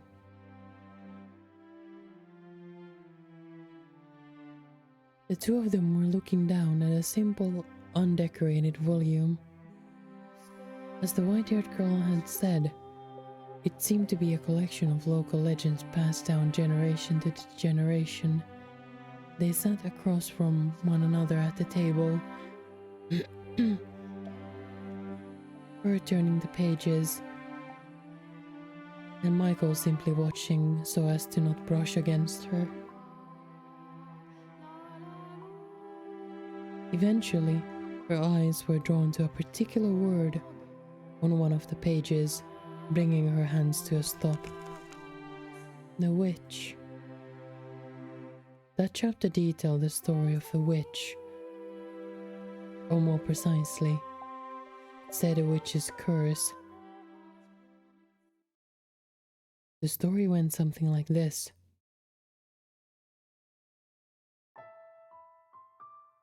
There was once a witch, skilled in the dark arts. She lived a meager but peaceful life alongside the other villagers, but then a long drought struck the village, which the people blamed on the witch. The witch was sentenced to death, and as the fire blazed around her, smoke rose high into the air. The smoke soon became rain clouds, blessing the village with an end to the drought. The crops were revitalized, and the villagers fancied themselves heroes. However, rain also brought madness upon the people. Though the earth below them was lush and fertile, the villagers were losing their minds. They eventually began to take each other's lives. The witch still lived on, in the form of a curse. Many fell victim to the witch's curse, though it did not only take, it also fulfilled people's desires. The villagers had gone mad, but their wish for freedom from the drought had been granted. Thus, the legend has passed down as follows.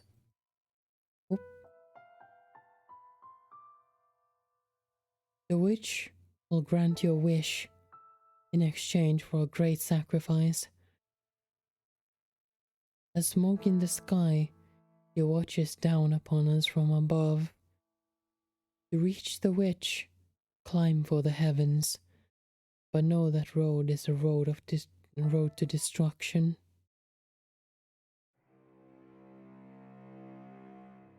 People still believe in the witch's legend even now, I suppose, and that's why face accusations of being a witch. This is not an area very welcoming to outsiders, especially one who stands out as much as you. What brought you to this region in the first place? Mine is a story I'm sure you've heard before. I was cast out of my house. I come from a very poor family. We could barely even afford to keep everyone fed. Being as weak as I am, it was only natural that I would be the first to go. I see. What I don't understand, though, is why the witch is said to grant people's wishes. That is to say, she had reason enough to hold a grudge, but not to give people things they asked for. All we have to go on is a few pages. There's no saying what might have been changed or added over time, and it's almost certain that the entire legend isn't written here.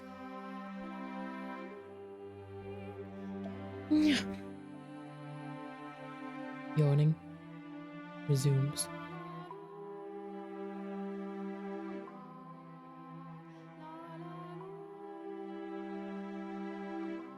That said, if you were to accept everything as written, you can infer what the witch's reason might have been.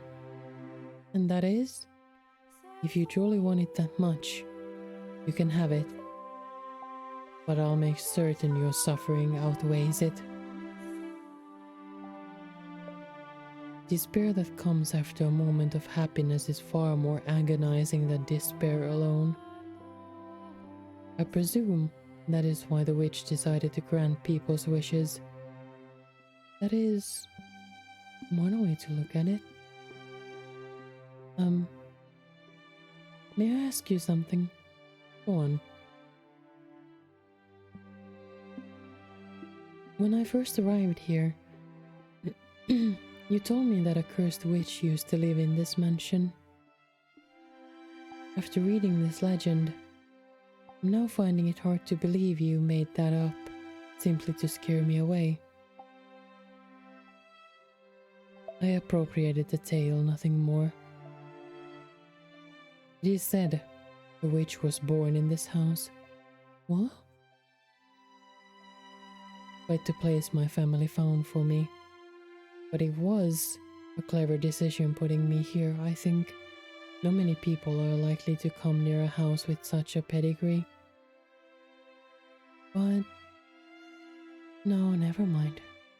That makes sense. I suspect I know what she was going to say then. If the witch is said to grant wishes, then wouldn't that also attract people who so desperately want something? They do not care what the price they must pay. And perhaps she was correct. Perhaps there had been those who had come to the mansion chasing after the legend. And perhaps they had encountered Michael, touched him, and lost their lives. On that day, in the garden, he had said, "Many things are buried here." Perhaps that included such visitors.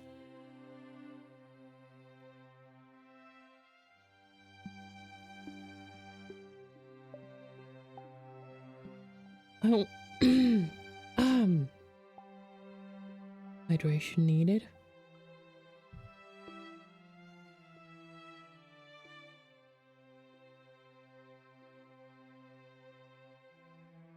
Just a moment.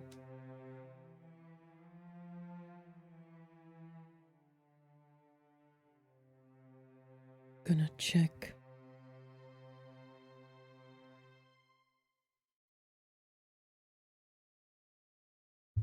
If my sugars, no, they haven't. Seem to have weird high points sometimes. Might just be stream adrenaline or something, but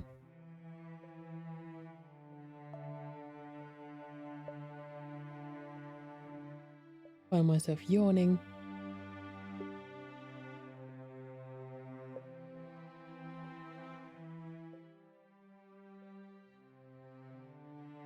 It's not even a satisfying yawn, I assure you.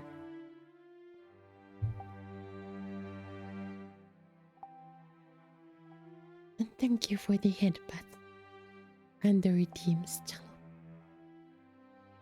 We have hydrated, we have stretched, and we shall continue. Salop, a real MVP here, taking care of streamers. You're very appreciated, darling.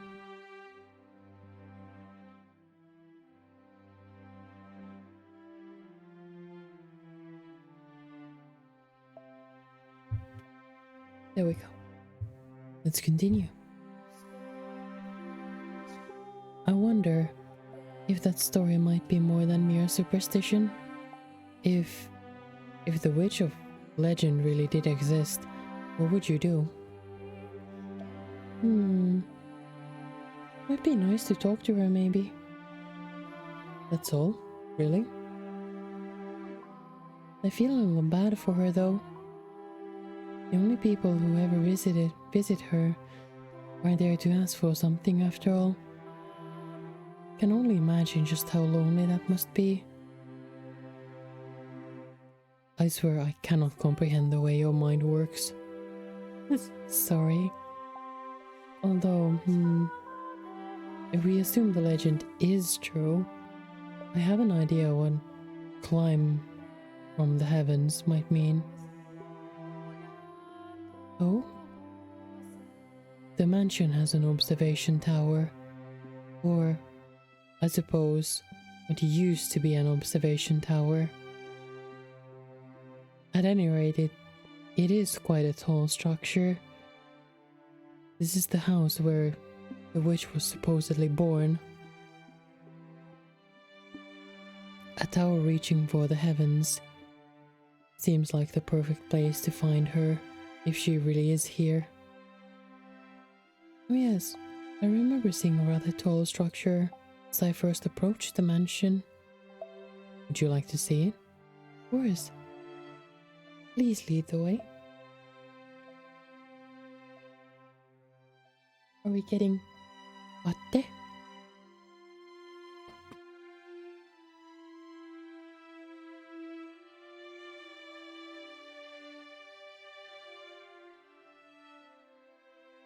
Maybe we will get the company of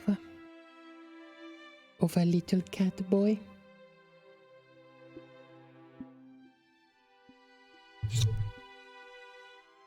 Oh, give me a sec.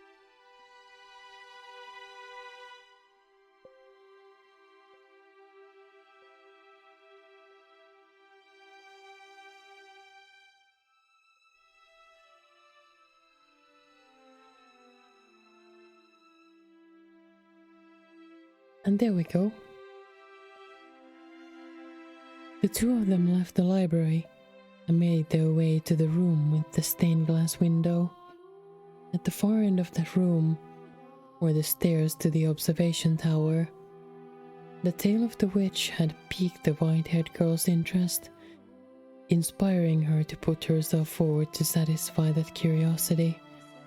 She had, after all, been accused of being a witch herself, so she undoubtedly felt an affinity to the legend. Let us vibe with the cursed witch. Yes.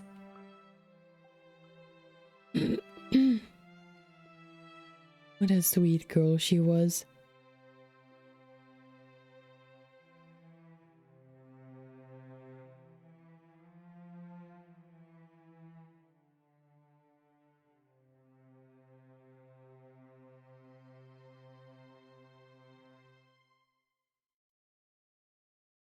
With Michael in the lead, the two climbed a long spiral staircase.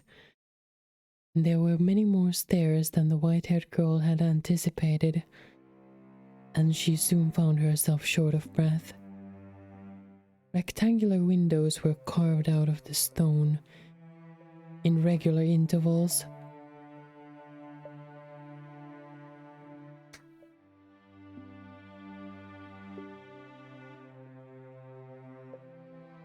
Peering through one of them, she could see a village in the distance.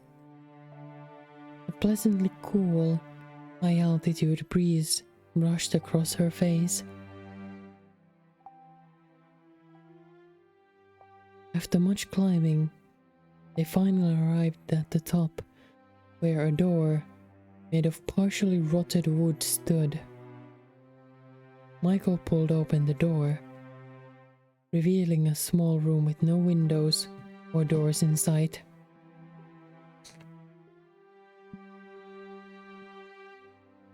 This is the top of the tower? Despite it being called an observation tower, you could hardly observe anything from here. Her face contorted in confusion, the white-haired girl threw her gaze about the room.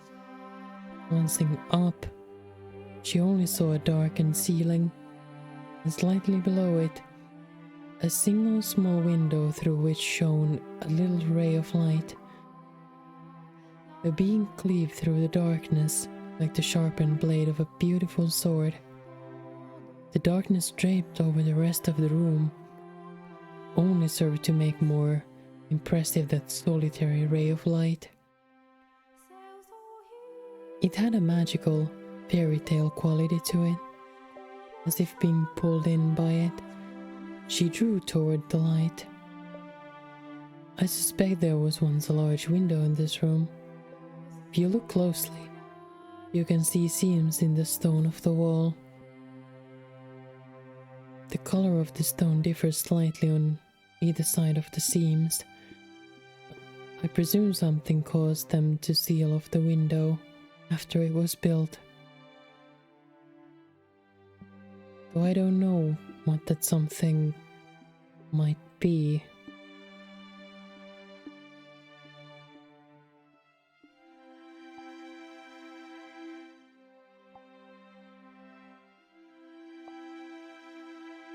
When Michael's eyes fell upon the white-haired girl, wrapped in that beam of light, he sputtered to a stop.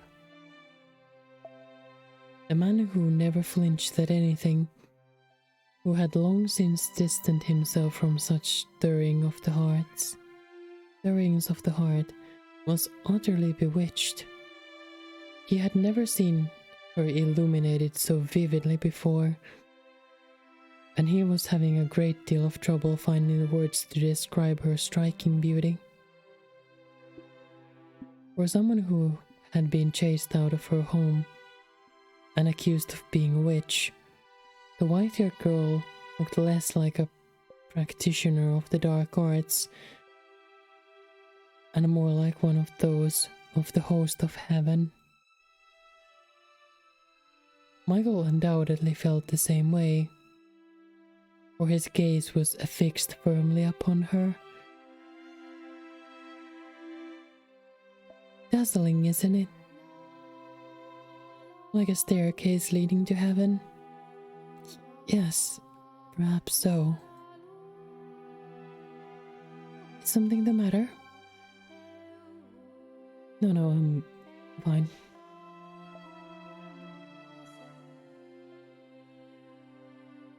And you know, feels like there's something odd in the air here. It feels like someone actually might be listening. If the witch were to speak to you, what would you say to her? I would ask her to tell me her true feelings, to tell me what kind of person she was and what kind of pain she had to endure. I just want to know what she felt. This woman people branded a witch. The legend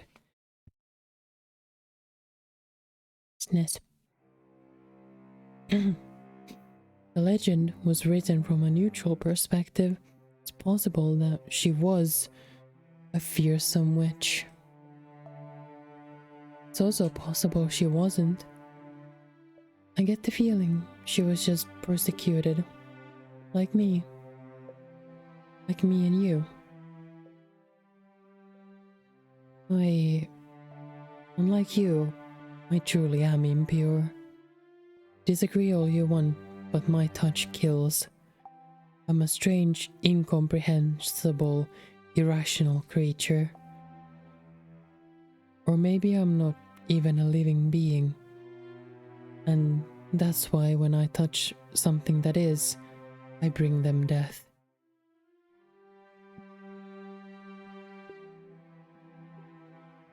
Only I actually were a witch. Only I actually had some kind of extraordinary power. Regardless of whether it came from God or the devil, then I would be able to grant people's wishes. My wish need not be granted. But it's what I want too. I wish to be able to touch you.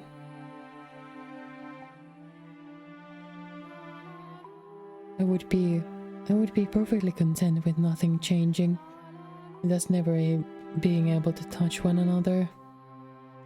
I would be more than happy with that. But I'm allowed to dream, aren't I? Doesn't have to be in this life. I pray the day will come that we can get closer, even if it has to happen in another life. Venus is very much a stranger to me, but am I allowed to dream too? You are? I will never touch you, I swear it, but I would like to dream about it. The wording, please. I would like to imagine placing my hand upon your cheek. You can. Reach your hand out for me.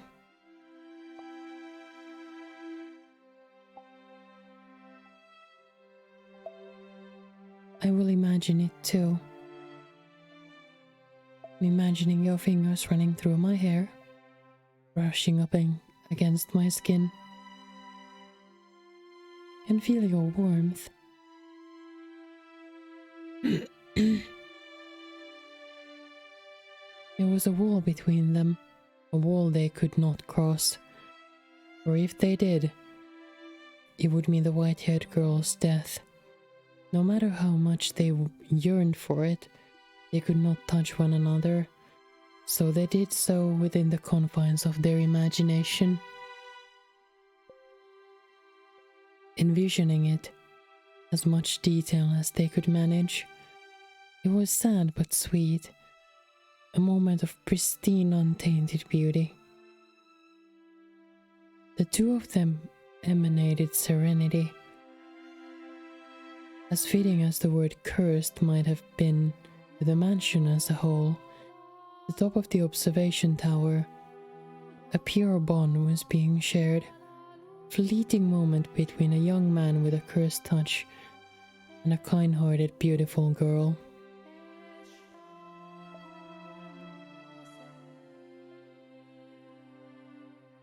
I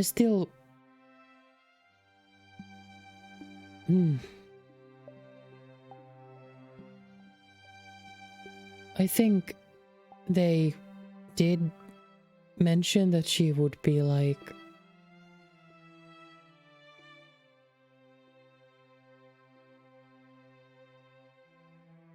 actually like really young, not an adult, which makes me feel very, very, very weird.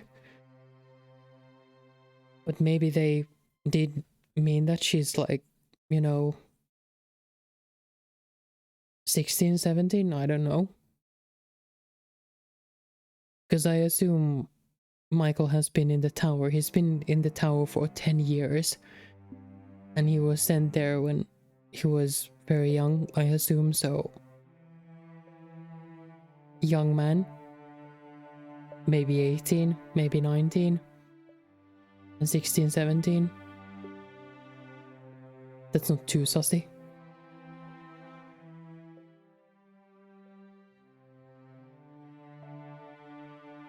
That's not too saucy, necessarily.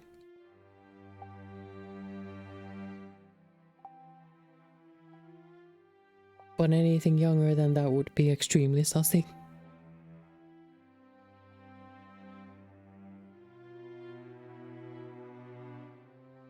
So I'm just wondering. I'm left thinking. I'm left using my brain to understand, should I feel saucy about this or should I not feel saucy about this?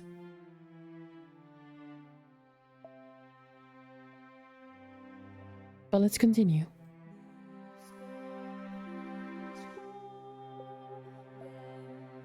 The dream did not last long, no. For God is quite cruel. They simply wanted to be together, that was all. Their wish was hardly unreasonable. Only a quiet, peaceful life together. But misfortune was creeping ever nearer, its footsteps growing more and more pronounced.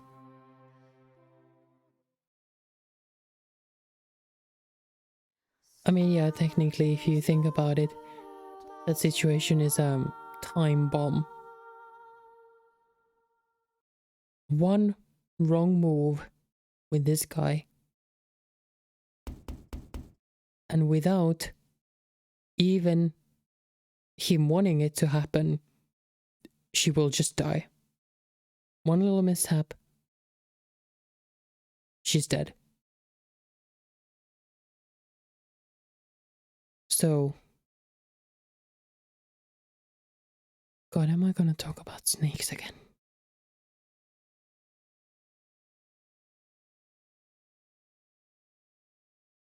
I'm not gonna make a snake analogy, but the situation is analogous to like actually owning a snake, so more like a extremely venomous snake, but you know, has considered gloves. I think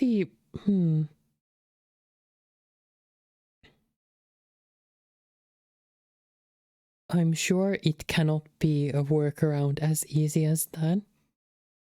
Because he said that people have brushed against him.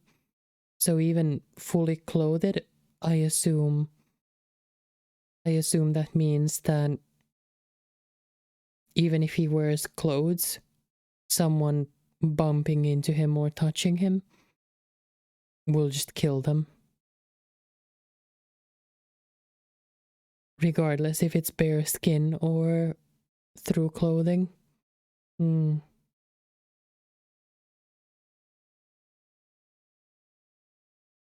It's magic. That shall be our explanation. It's magic.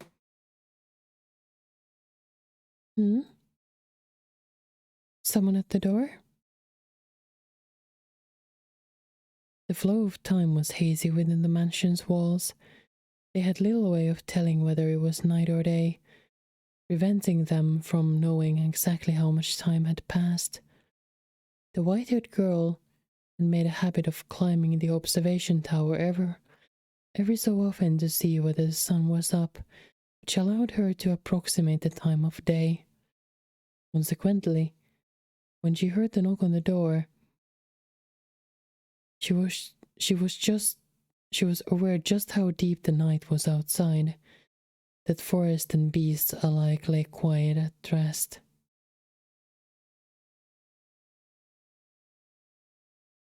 Oh right, the stores in the cellar are almost exhausted. Must be this month's delivery. Not thinking it was worth bothering Michael over, she made her way out of her chambers and headed for the entrance. There had only been a single knock, leading her to conclude that, as before, the servant had simply left the box outside the door. So without a second thought, she opened the door. There was a strange, vagrant man standing in the moonlight. His clothes were tattered, his bearded face bony and emaciated. She gasped, shrinking back several paces. The heavy door began to swing shut, but the man forced it open,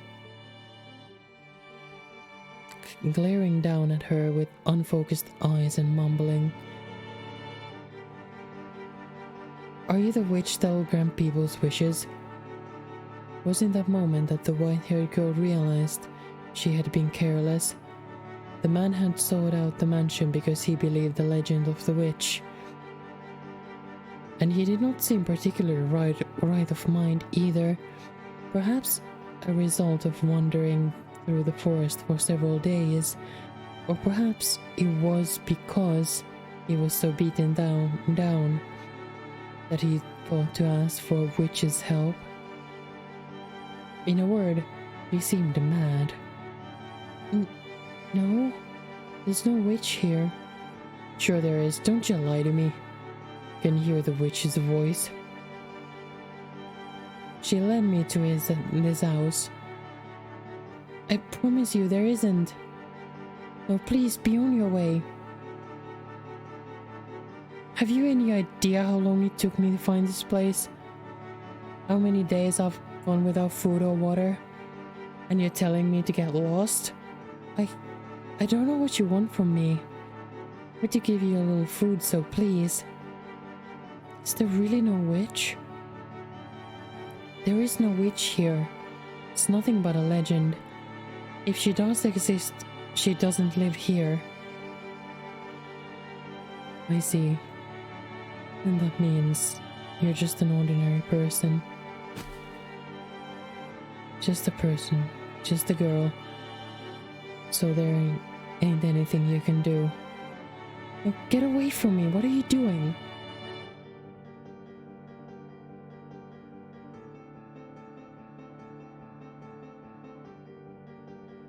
"Why waste time waiting for you to get me a little grub when I can just take it all? I'm starving here. I'm so hungry I could eat a human." "You're about to commit a grievous sin." That helps. That's a helpful thing to say to a mad person. "Are you not ashamed to act in defiance of God?" "God? If I believed in God, would I come begging to a witch? I don't fear him, and I sure as hell don't fear people. It's gonna show up at a house in the middle of nowhere. It's gonna call me out. It's gonna stop me. No one. That's who. No one's gonna stop me, and no one's gonna offer me salvation."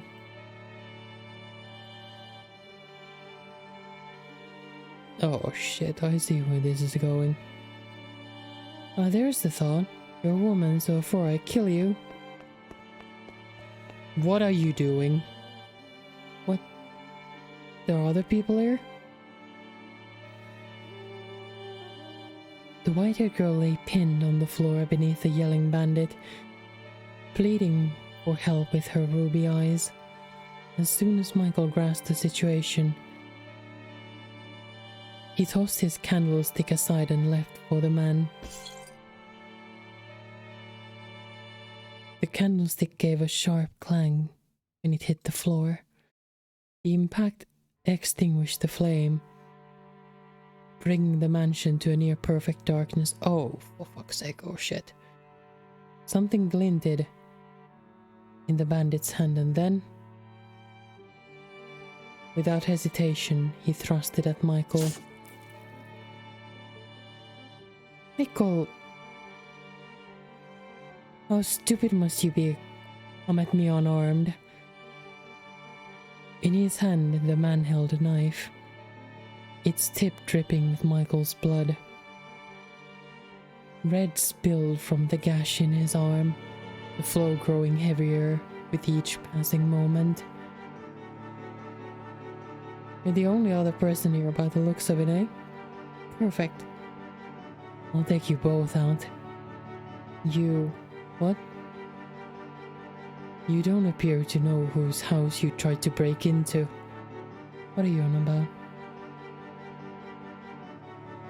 Regret your ignorance to your very last breath. You're messed up in the head, you madman. Hey, stay the hell back. Take one more step and...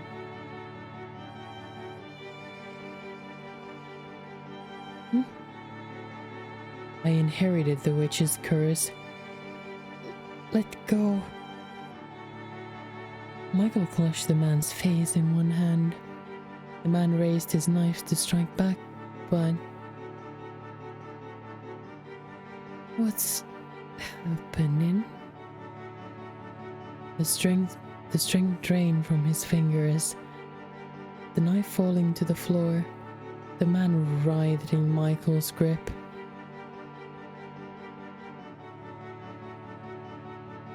Leave this place immediately, though you won't get far, afflicted with my curse.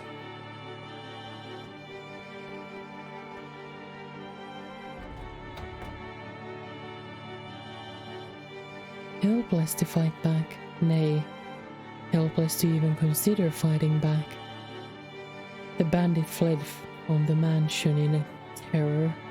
In his wake, only the white-haired girl and a bleeding Michael remained. I just saw a man's life drained from him. His face withering away, sucked completely dry. Didn't doubt him, but dear God, that was quite disturbing for you, I'm sure. No, not at all. It's my fault anyway. I hadn't been so careless. Oh, your arm. Get that wrapped up. Please don't touch me. You mustn't touch me. The wound is hardly fatal. It's all my fault, I'm so sorry. My degree of the blame falls on me for saying nothing. Next time someone comes to the door, let me know. I'm sorry. Please, you don't need to apologize. I am, well... For once, I'm actually proud of myself. Proud that I could use this terrible ability of mine to do something more than just take life. To protect someone I care about. Have a little sip.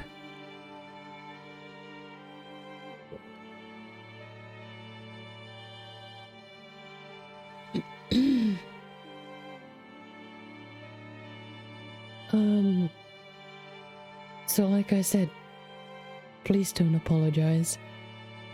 Right, thank you. Michael?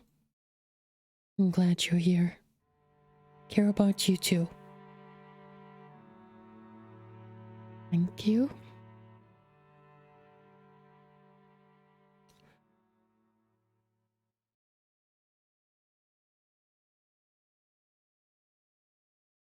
Had the flame of Michael's candle not gone out when he threw it to the floor, he would have seen a heartfelt smile on the white-haired girl's face, and she would have seen a flush of red and an awkward smile on Michael's normally blank face. He also might have seen a little glimmer on her cheek, where a few drops of his blood had landed. But alas, they had no light.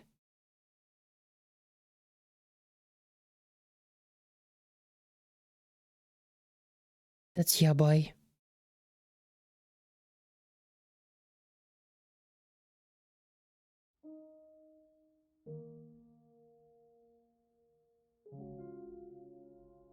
The collapse of their happiness came slowly, gradually. Perhaps it was because she had touched his blood instead of his skin. But the deterioration of the white-haired girl's health crept along at a relaxed pace. The life was not sucked out of her in the blink of an eye, as it had been from the bandit. She merely grew progressively less and less healthy. Amidst her physical decay, She was bestowed with one blessing. Her beauty remained untouched. But as far as blessings went, surely there were others she could have been granted. Could God not have picked something a little better for her?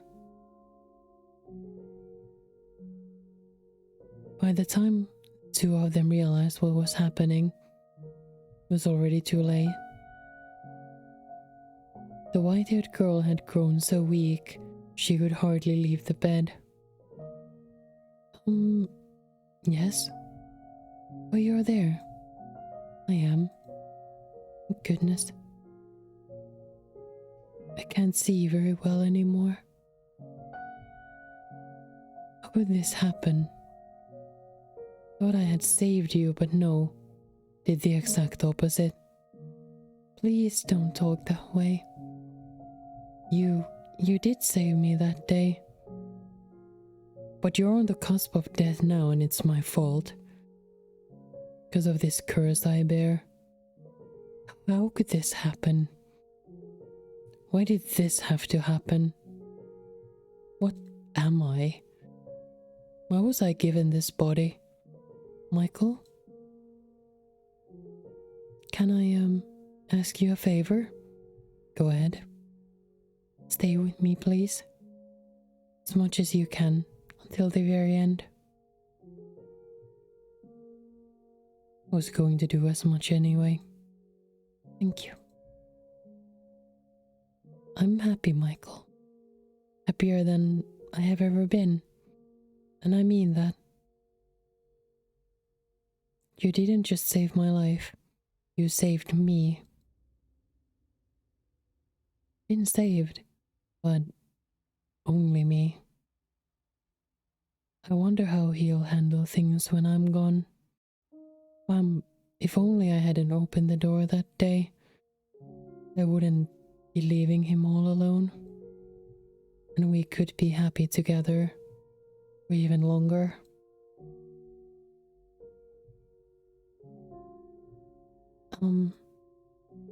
Yes? Would you please hold my hand? I think it's probably safe now. I will not. I cannot touch you. If I do, I might take what remains of your life. Take your beauty away and force you to die hideous. I cannot touch you.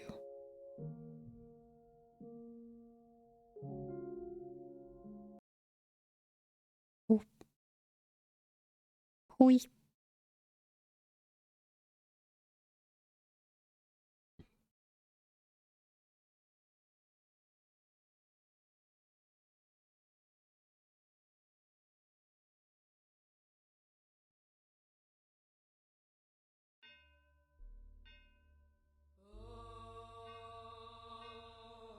On his way back from the washroom several days later, Michael heard muffled voices.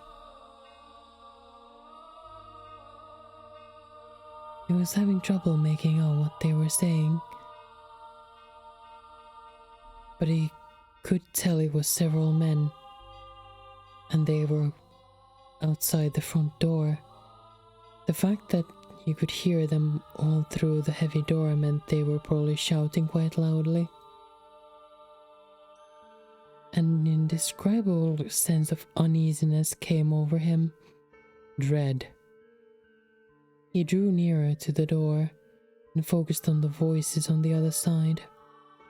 They grew clearer, enough for him to make out what the men were saying. Things in place. We're ready to kill this witch now. It's definitely the place. That half-dead bandit said she was in this mansion. Listen well. No matter what we find here, we kill it. Could be a child for all I care. That doesn't change anything. Thank you for the hitbats, Andreas. Very much appreciated.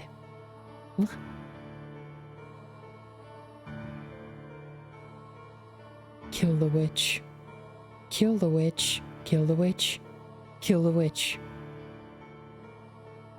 Kill the witch!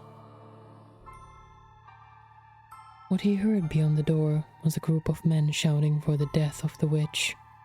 In that moment, Michael regretted his decision to let the bandit go free and not watch over him until the moment of his demise.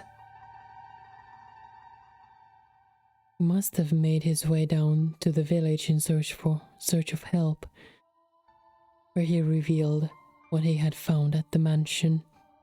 Damn it! But it was too late. Regret would solve nothing. He could neither stop the villagers from raiding the house, nor could he stop the white-haired girl from dying to the effect of his curse. He was helpless to do anything. The gears of his fate had locked him onto a path of tragedy and were turning mercilessly onward. The men had begun trying to break down the door with what sounded like a battering ram. While the first strike was not enough to breach the barrier, it was still quite powerful. He was certain it would not hold for long. Michael's mind raced. Was there anything he could do about this predicament? How could he escape from the corner he had been back into?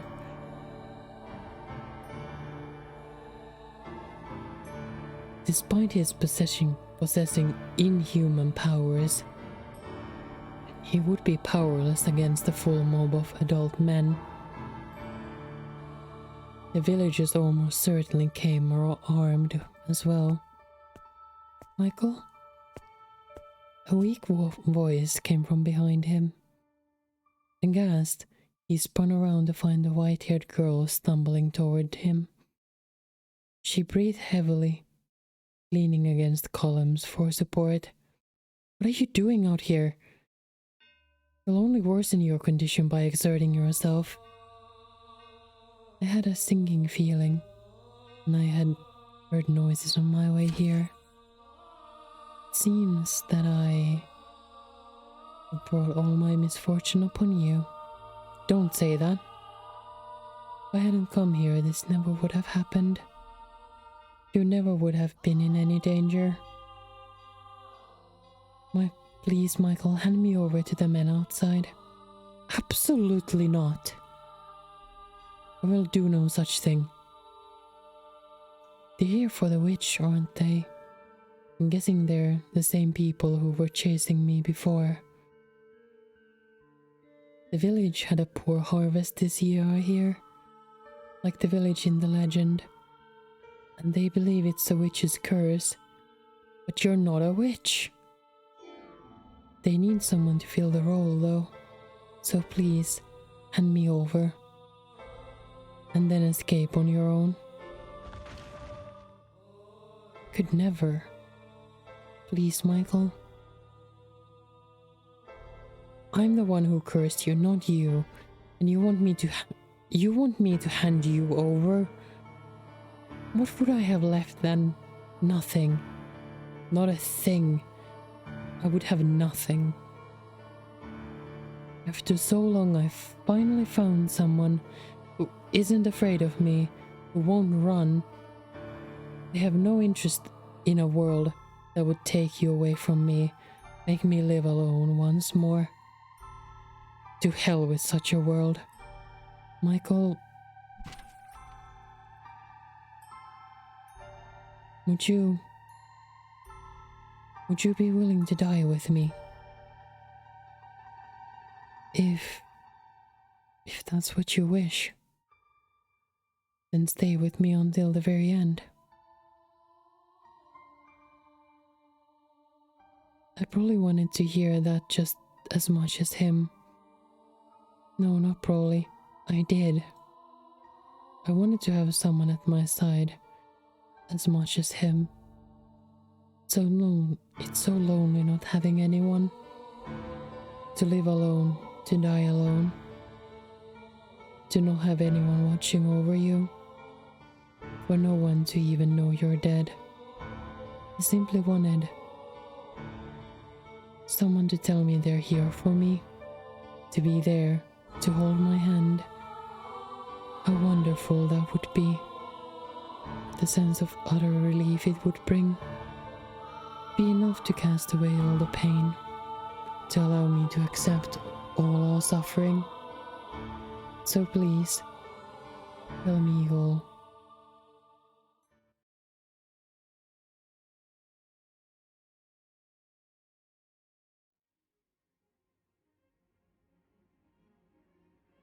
Michael and the white-haired girl chose to spend their final moments at the top of the observation tower. They could hear the crash of the battering ram against the door, the shouts of the men and their stomping feet.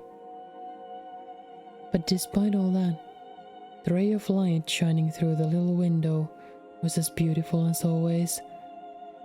The room's air of serenity remained unimpeached. After a long climb to the top, the white-haired girl was terribly out of breath. Michael considered several times offering her his hand, but the possibility that doing so might rob her of her last scraps of life, stayed his hand. Sounds like they broke down the door. I'm glad we made it up here when we did. I'm so sorry for asking this of you. Don't be. I would have chosen here for my final moments as well. This is the one place in this mansion with any sunlight. The one place I can get a good look at you. Thank you.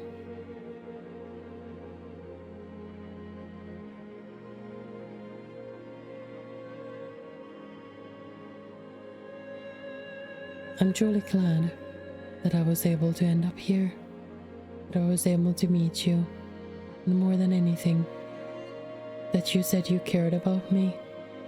Have I managed to become an essential part of your life?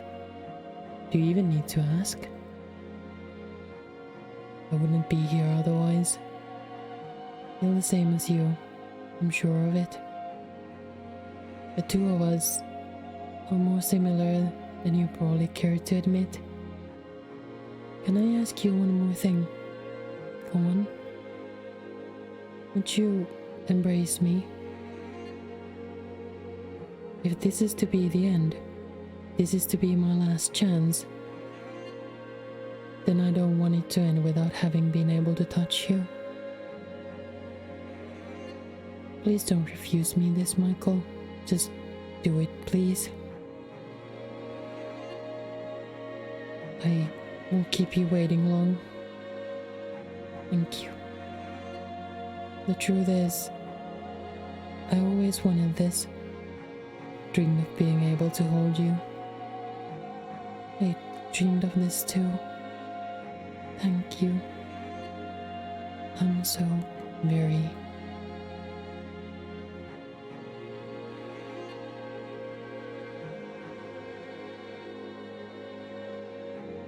She's still so beautiful. What a cruel joke. Would you not have given us some other miracle, one that would allow us both to survive? Where are you? Where'd you get off to? Can't find her, damn it. There's some stairs over here. They lead up. Beneath a single ray of light, the white-haired girl lay completely still. Not even a frail sigh escaped her closed lips. She remained as gorgeous as ever. It was as though she had simply fallen asleep in the sunlight. Looking down upon her, Michael determined to do one thing.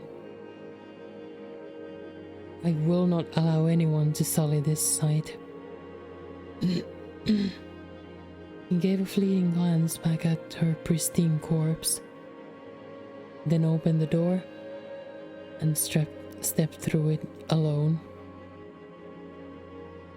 He would protect that room where she lay.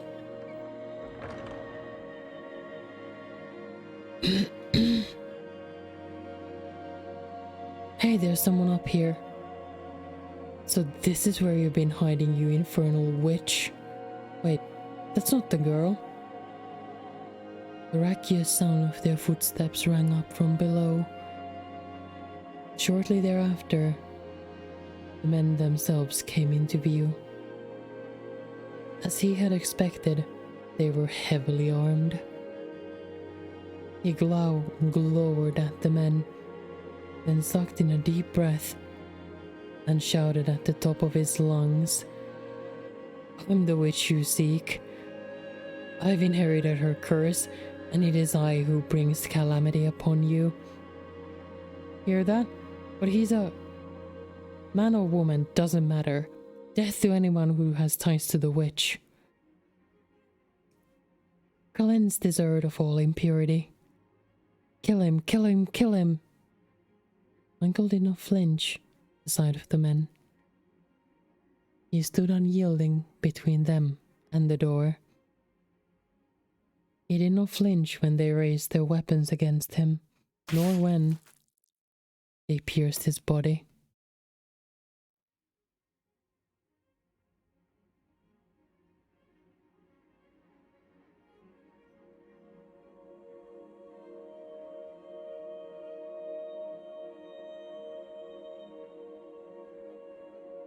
Die and take your curse with you.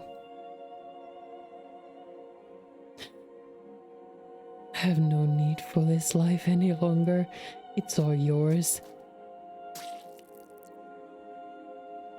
I am cursed to kill even that which I wish to protect, but at the very least can protect one thing before my life is done. Not even one of you will leave this place, wither and die by my curse. The blood spilling from his skewered body flowed down the stairs, down and down like a little river, soaking the feet of every single man who had stormed the mansion. This was the last thing he saw before the final grains of life slipped between his fingers, which brought a faint smile to his lips.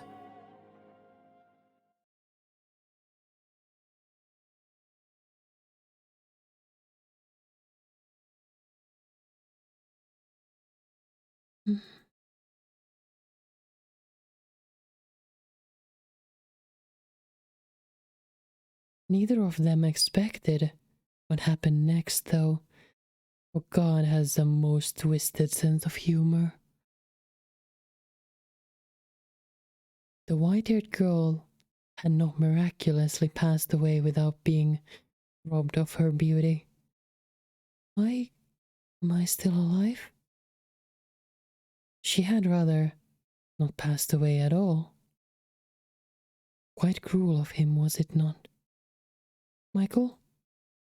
Where have you gone, Michael? Oh, I smell blood.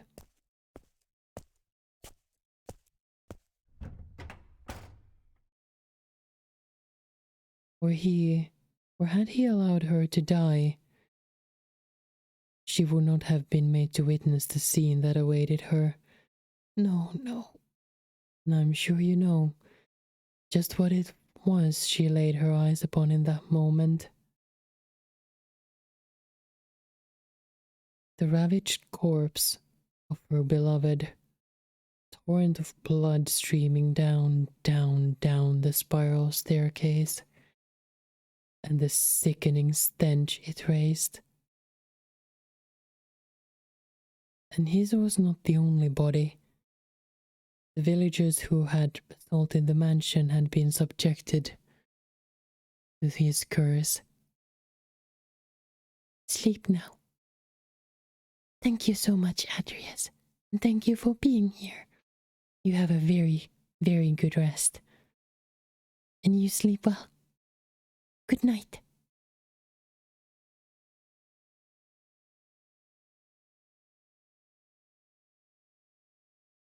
the life drained from their withered shells. Why did this? Michael, why? Why am I the only one still alive? That is a question I cannot answer either. Perhaps his curse did not affect those he loved.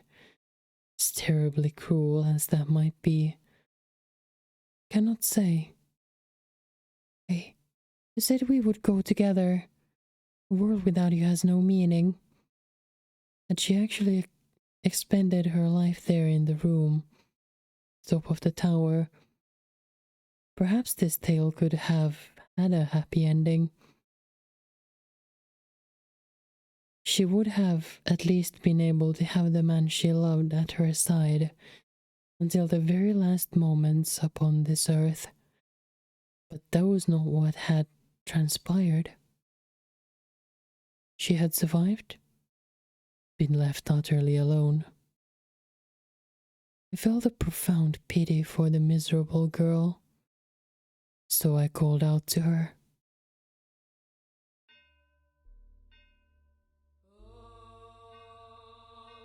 Would you like to see him once more? What?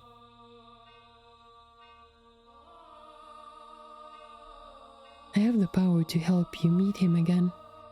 Who's there? Where are you? You know what they call this mansion. So who do you suppose remains on these grounds? No way. You're the legend. You actually exist. No. I asked you a simple question. Would you like to see him again? The witch grants people's wishes, but at a price. Said I wouldn't ask for assistance if I met her. Oh, cat. Give me a second. Just need to let the cat settle first. He came.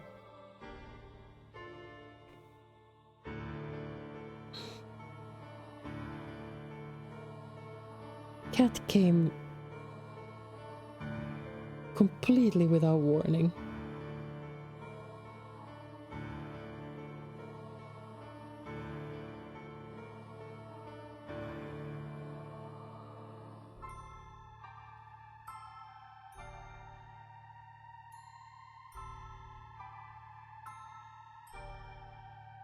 There we go. Cat settled. We can continue. Sorry. To adjust my mic a little bit.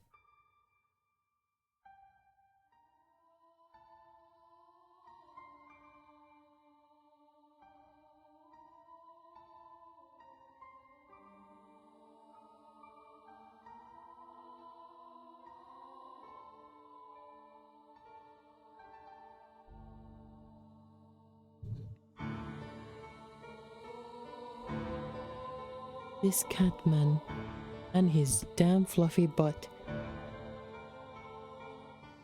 poking my mic.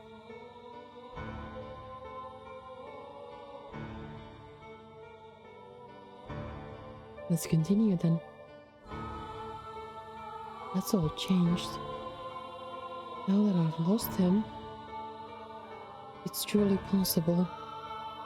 Then yes, I want to see him. Bring him back to life. Regrettably, I cannot directly meddle with forces of life and death. However, I can guarantee you this. Your reconstruction. Reconstruction? Correct. To ensure that you remain as yourself in future lives and are not reborn as someone else. Your body and mind shall be reconstructed. As shall his.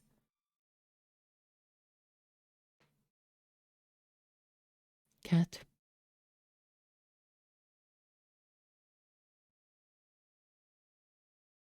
blocking my screen with his butt. And he has settled once again.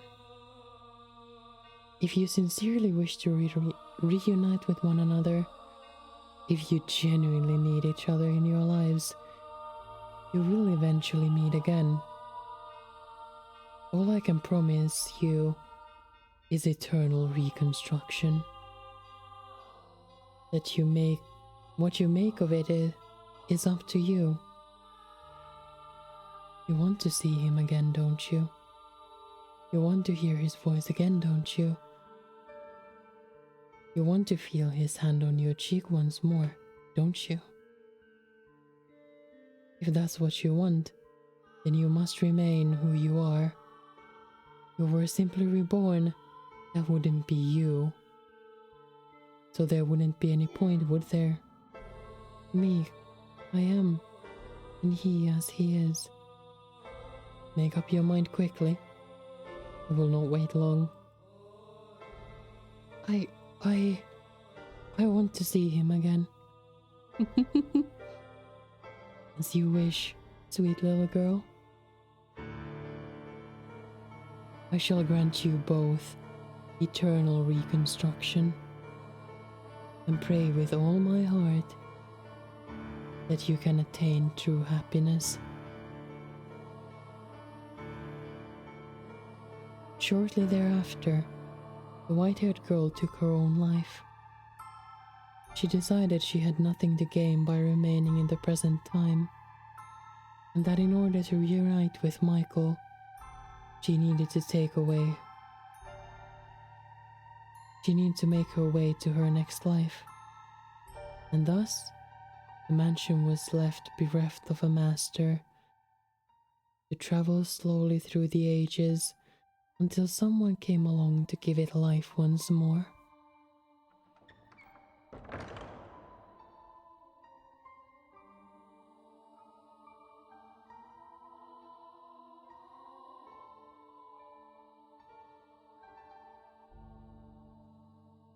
But an unfathomable amount of time had passed, and the two have still yet to reunite. Have they, master?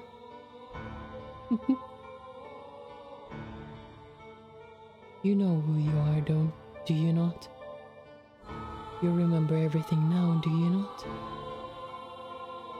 You were present in every single era. The reason for which is, as I described in the previous tale, because you yearn to be reunited with someone, and that person never showed up in any era. And poor, sweet you, having no memory of that, live those lives with other men. Is it any surprise misfortune befell those eras then? The door swung closed, but rather than outside, you and the maid were inside the dull, monochrome room at the top of the observation tower. The awe-inspiring ray of light shone not through the lone window high upon the stone wall. Wrapped in a curious, impenetrable darkness, you both stood alone in the room. The maid wore a gentle but bitterly cold smile. She looked straight at you. It is not your fault misfortune befell you. The only force to blame for that is fate. You were always so kind, so pure of heart. You had boundless trust for others and the goodness of people. You were the very image of all that is right. There is no greater misfortune than someone as pure and beautiful as you being mercilessly thrown into the grinding gears of tragedy again and again. I still pity you for everything you had to go through. You poor, poor soul.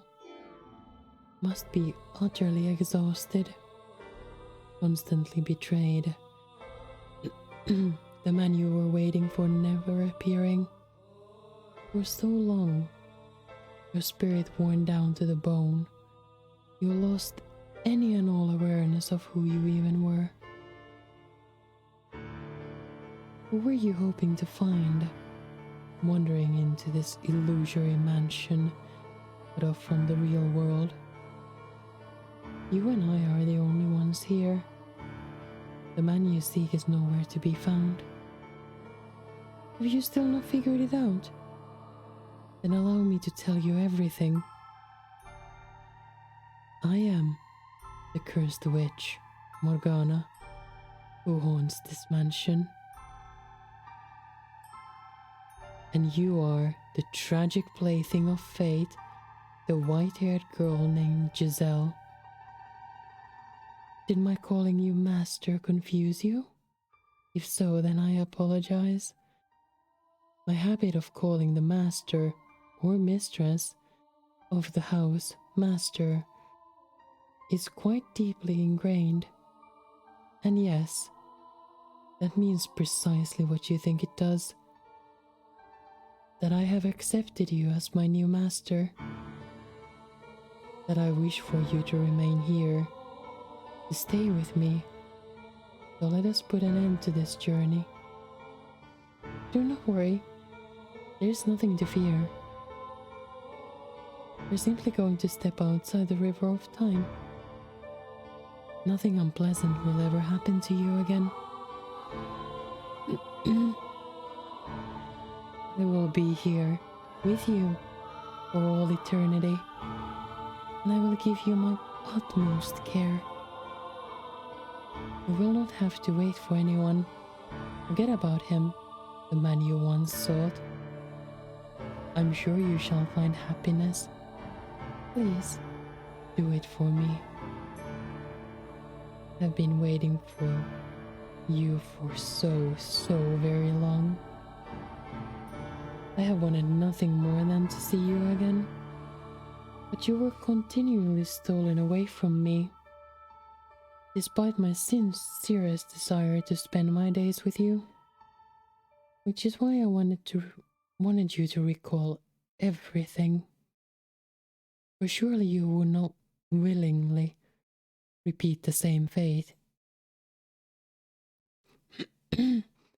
If you knew of all the pain it has caused you to suffer thus far, spend eternity with me in the gentle embrace of darkness. The maid extended her hand for you, her fingers brushing up against yours were as cold as ever, but her breath tickled your skin pleasantly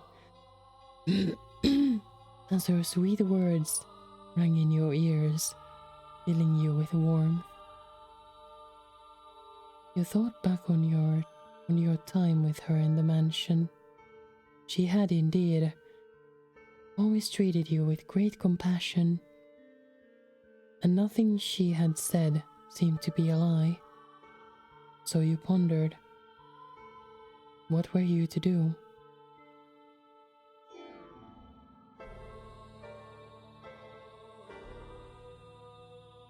Fuck. Posture check.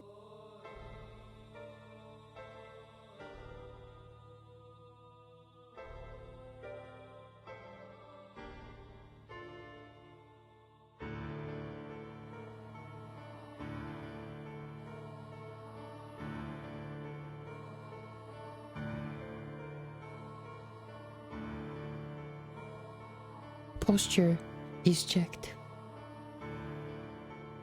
Honestly, a good reminder. Thank you so much, Salop.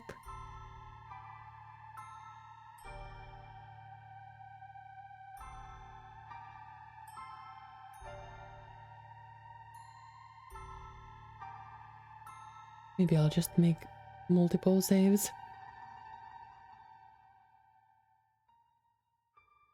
Just to be sure.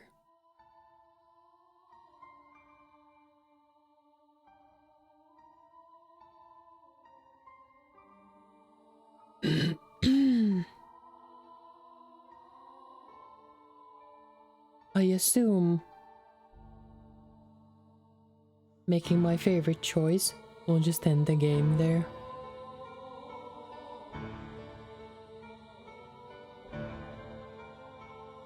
My favorite choice is obviously to, like, spend an eternity with a beautiful witch.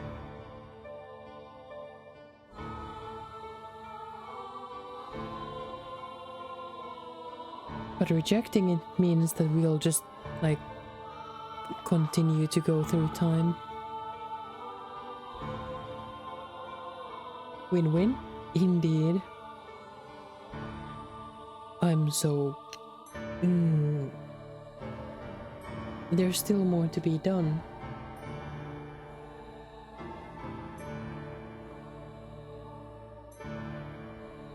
Give me just a second. We're no ending stream. However, I am going to check my Steam.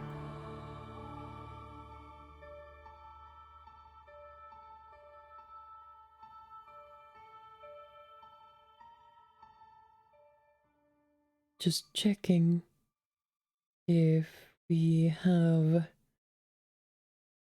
a... No, we don't have a DLC for this, so...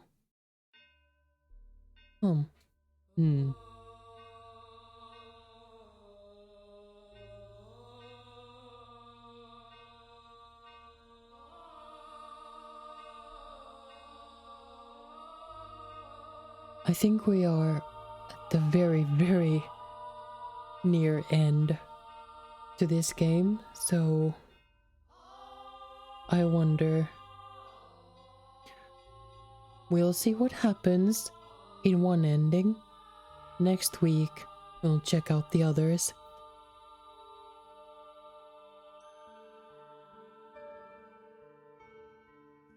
So I want to do my favorite one right now.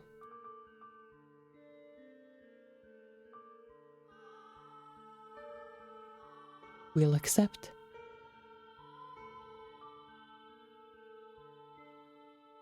I kind of wanna... We'll accept. She was absolutely right. You had seen an excess of tragedy. You had borne witness to far too much pain.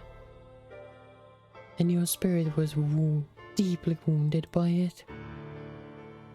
You could not possibly endure any further tragedy. And so, if she was offering you relief from all that, perhaps you should accept it. She had guided you this far, never letting go of your hand. And it was her presence that had allowed you to bear the bleak, disheartening, and wretched tale you saw.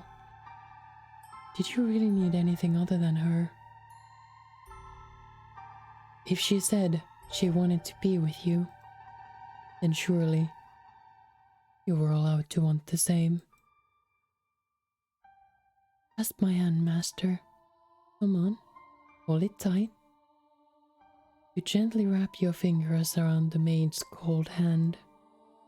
Never again to let go, never again to remember, never again to look back upon the past you might have had. The rare, treasured days of happiness, the bitter days filled with nothing but pain. Or the person you were supposed to find. But you were fine with that. There was no one to criticize you for averting your eyes from your pain and seizing the opportunity for happiness lying before you. You made the correct choice.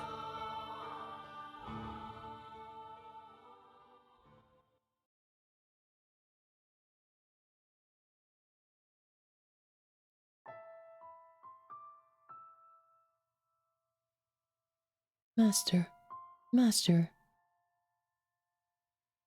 Oh, thank goodness you've awoken. I was getting worried there for a moment. What kind of herbal tea would you like to start your day with? Wait. We're at the very beginning.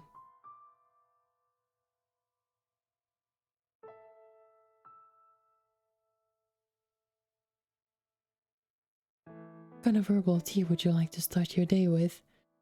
Have some wonderful chamomile leaves if you would like. Perhaps your tastes have changed since last we met. Tell me, master. I beg your pardon. I allowed myself to get too excited. But we get to be together forever after all. Free of the flow of time. Nothing to endanger us or our lives. Just peace and serenity for the two of us. I will serve you forever and ever. Does that not sound wonderful, master?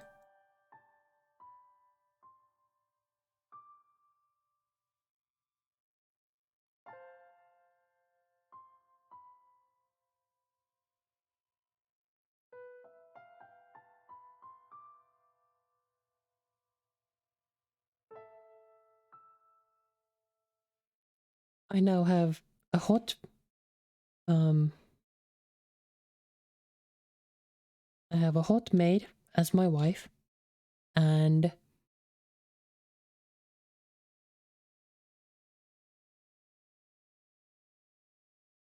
yeah.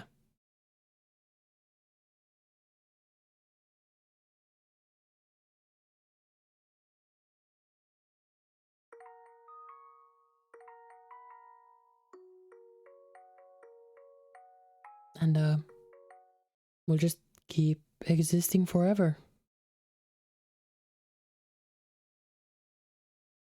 But at least we have a hot maid wife as depicted.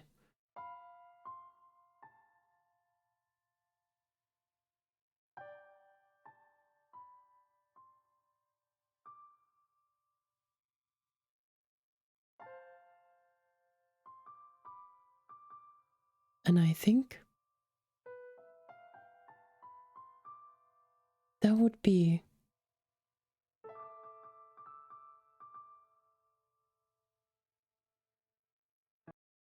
quite a good point to start ending stream. A little lo-fi to the mix.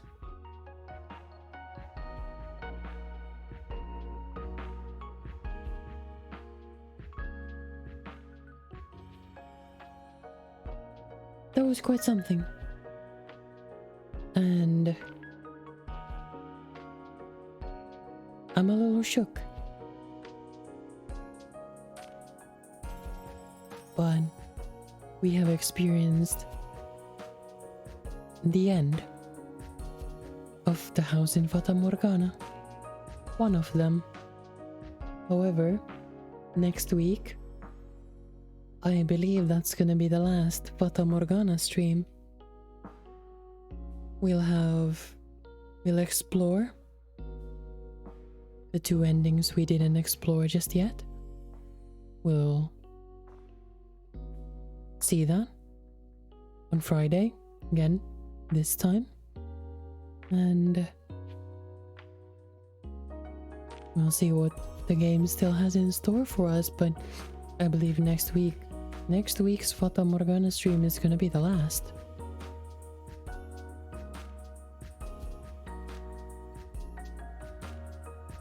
And I need to figure out what to do for a third weekly stream afterwards. The list is long.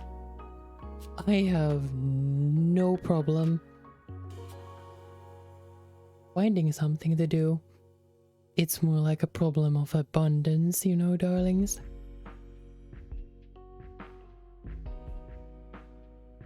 I'd rather have too many choices than too few.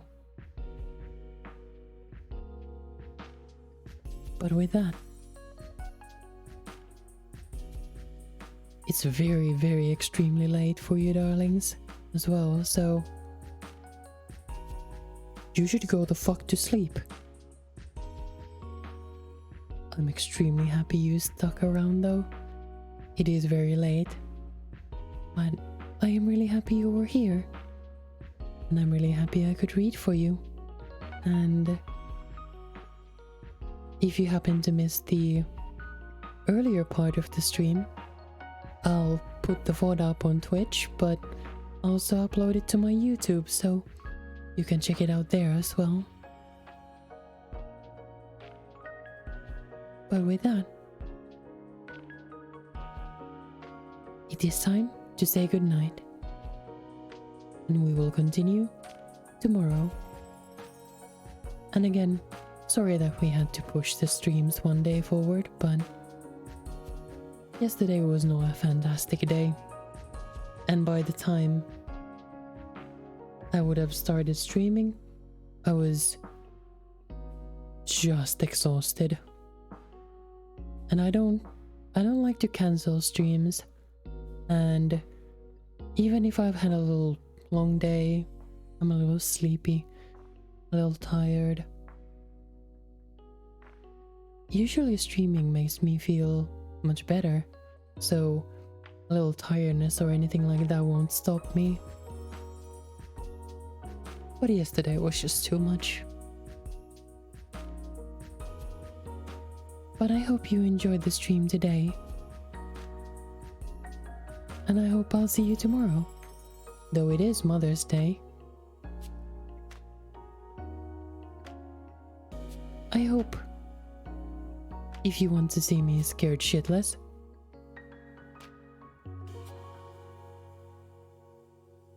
I'll be there, streaming Subnautica. We've already had our moments, and it's just only going to get more terrifying from here on. So I'm really looking forward to it. But with that, thank you so much for being here. Now you go the fuck to sleep because it's fucking late. And I want you to be healthy and take care. So good night and sleep well. I'll see you tomorrow. I love you all. Good night. Mwah. Actually check. I suppose no one's streaming at this hour anymore.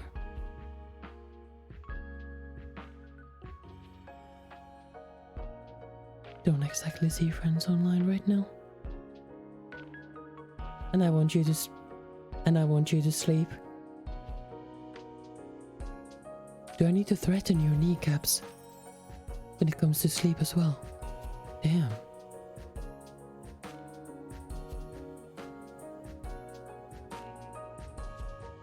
In any case, good night for now. And I'll see you darlings tomorrow, hopefully. Good night.